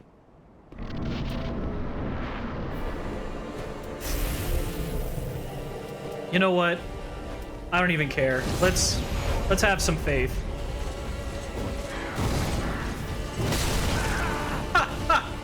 Well, I mean, I didn't die, but that was...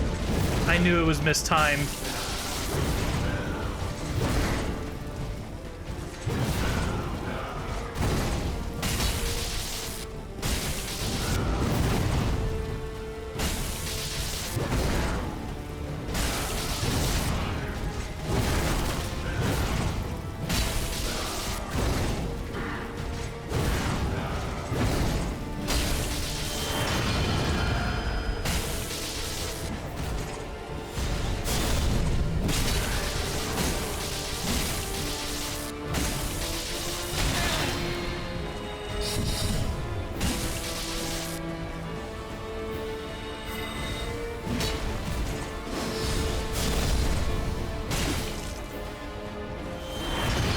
boy. Oh no! This is the worst possible situation! Oh my god. Damn it. Ugh. I knew it too. As soon as I saw it, I was like, huh. You know, those homing missiles are lagging behind him. It's gonna hit me. And of course it did.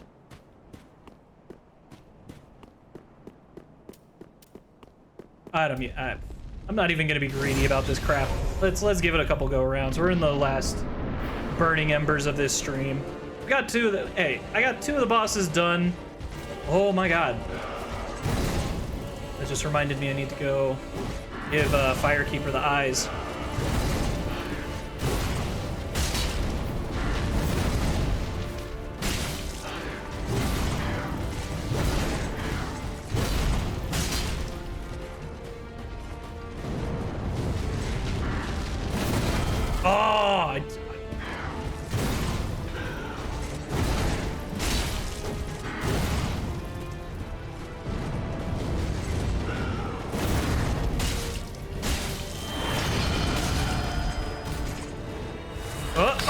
Oh my god.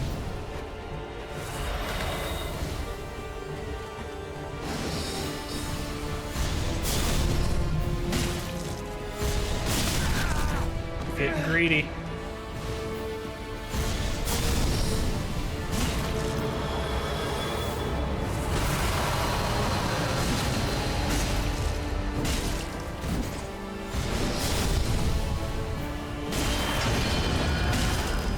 Oh, thank God. That actually was kind of very convenient. Come on, Soul of Cinder. You ain't got no hose. I know you ain't got no hose. Alright. Uh-oh. Oh my god! Damn it! As I will perpetually say, I hate that spear.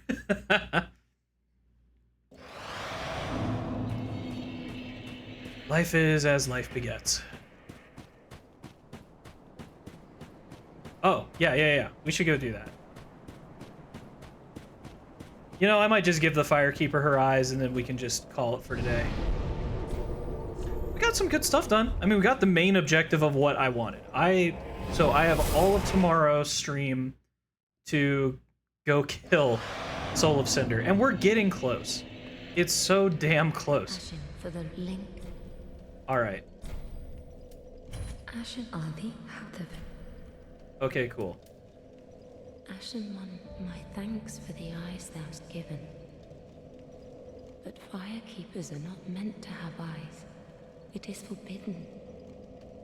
These will reveal through a sliver of light frightful images of betrayal. A world without fire. Ashen One, is this truly thy wish?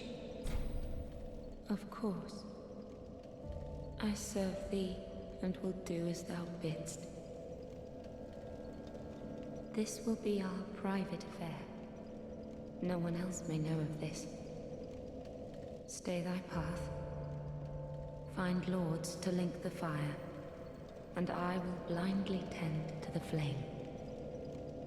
Until the day of thy grand betrayal.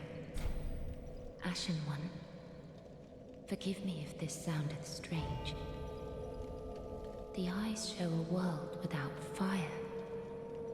A vast stretch of darkness. But 'tis different to what is seen when stripped of vision. In the far distance, I sense the presence of tiny flames. Like precious embers, left to us by past lords, linkers of the fire. Could this be what draws me to this strangely enticing darkness? Ashen One, if thine heart should bend, kill me, and strip these eyes from my person. I will return as the Firekeeper I once was, as it has always been. Ashen One, kill me. I will as it is. Okay. And that's a pretty big piece of lore. So the whole reason that they were Forbidden Eyes is because they would see the strange reality of darkness, a world without flame. But what she alludes to, as well as a character in Dark Souls 2, is that the world, the Age of Fire and the Age of Darkness are actually in perpetual, deadlock. So one can only appear after the other disappears and vice versa. So the Age of Fire will ultimately call upon another Age of Darkness, and within the Age of Darkness will fire come forth once again. Which is what she's alluding to now, and that's why she's ultimately morally okay with putting the world into a state of darkness, because it'll return the world to a state in which fire can return even stronger. But alright then. Yeah, okay, so we're at about 4 hours, 45. Hey, thanks for everyone who came by. New rule, no soliciting in my chat or I'm gonna ban your ass. But outside that, it was great seeing people. Hope to see you again sometime. Later.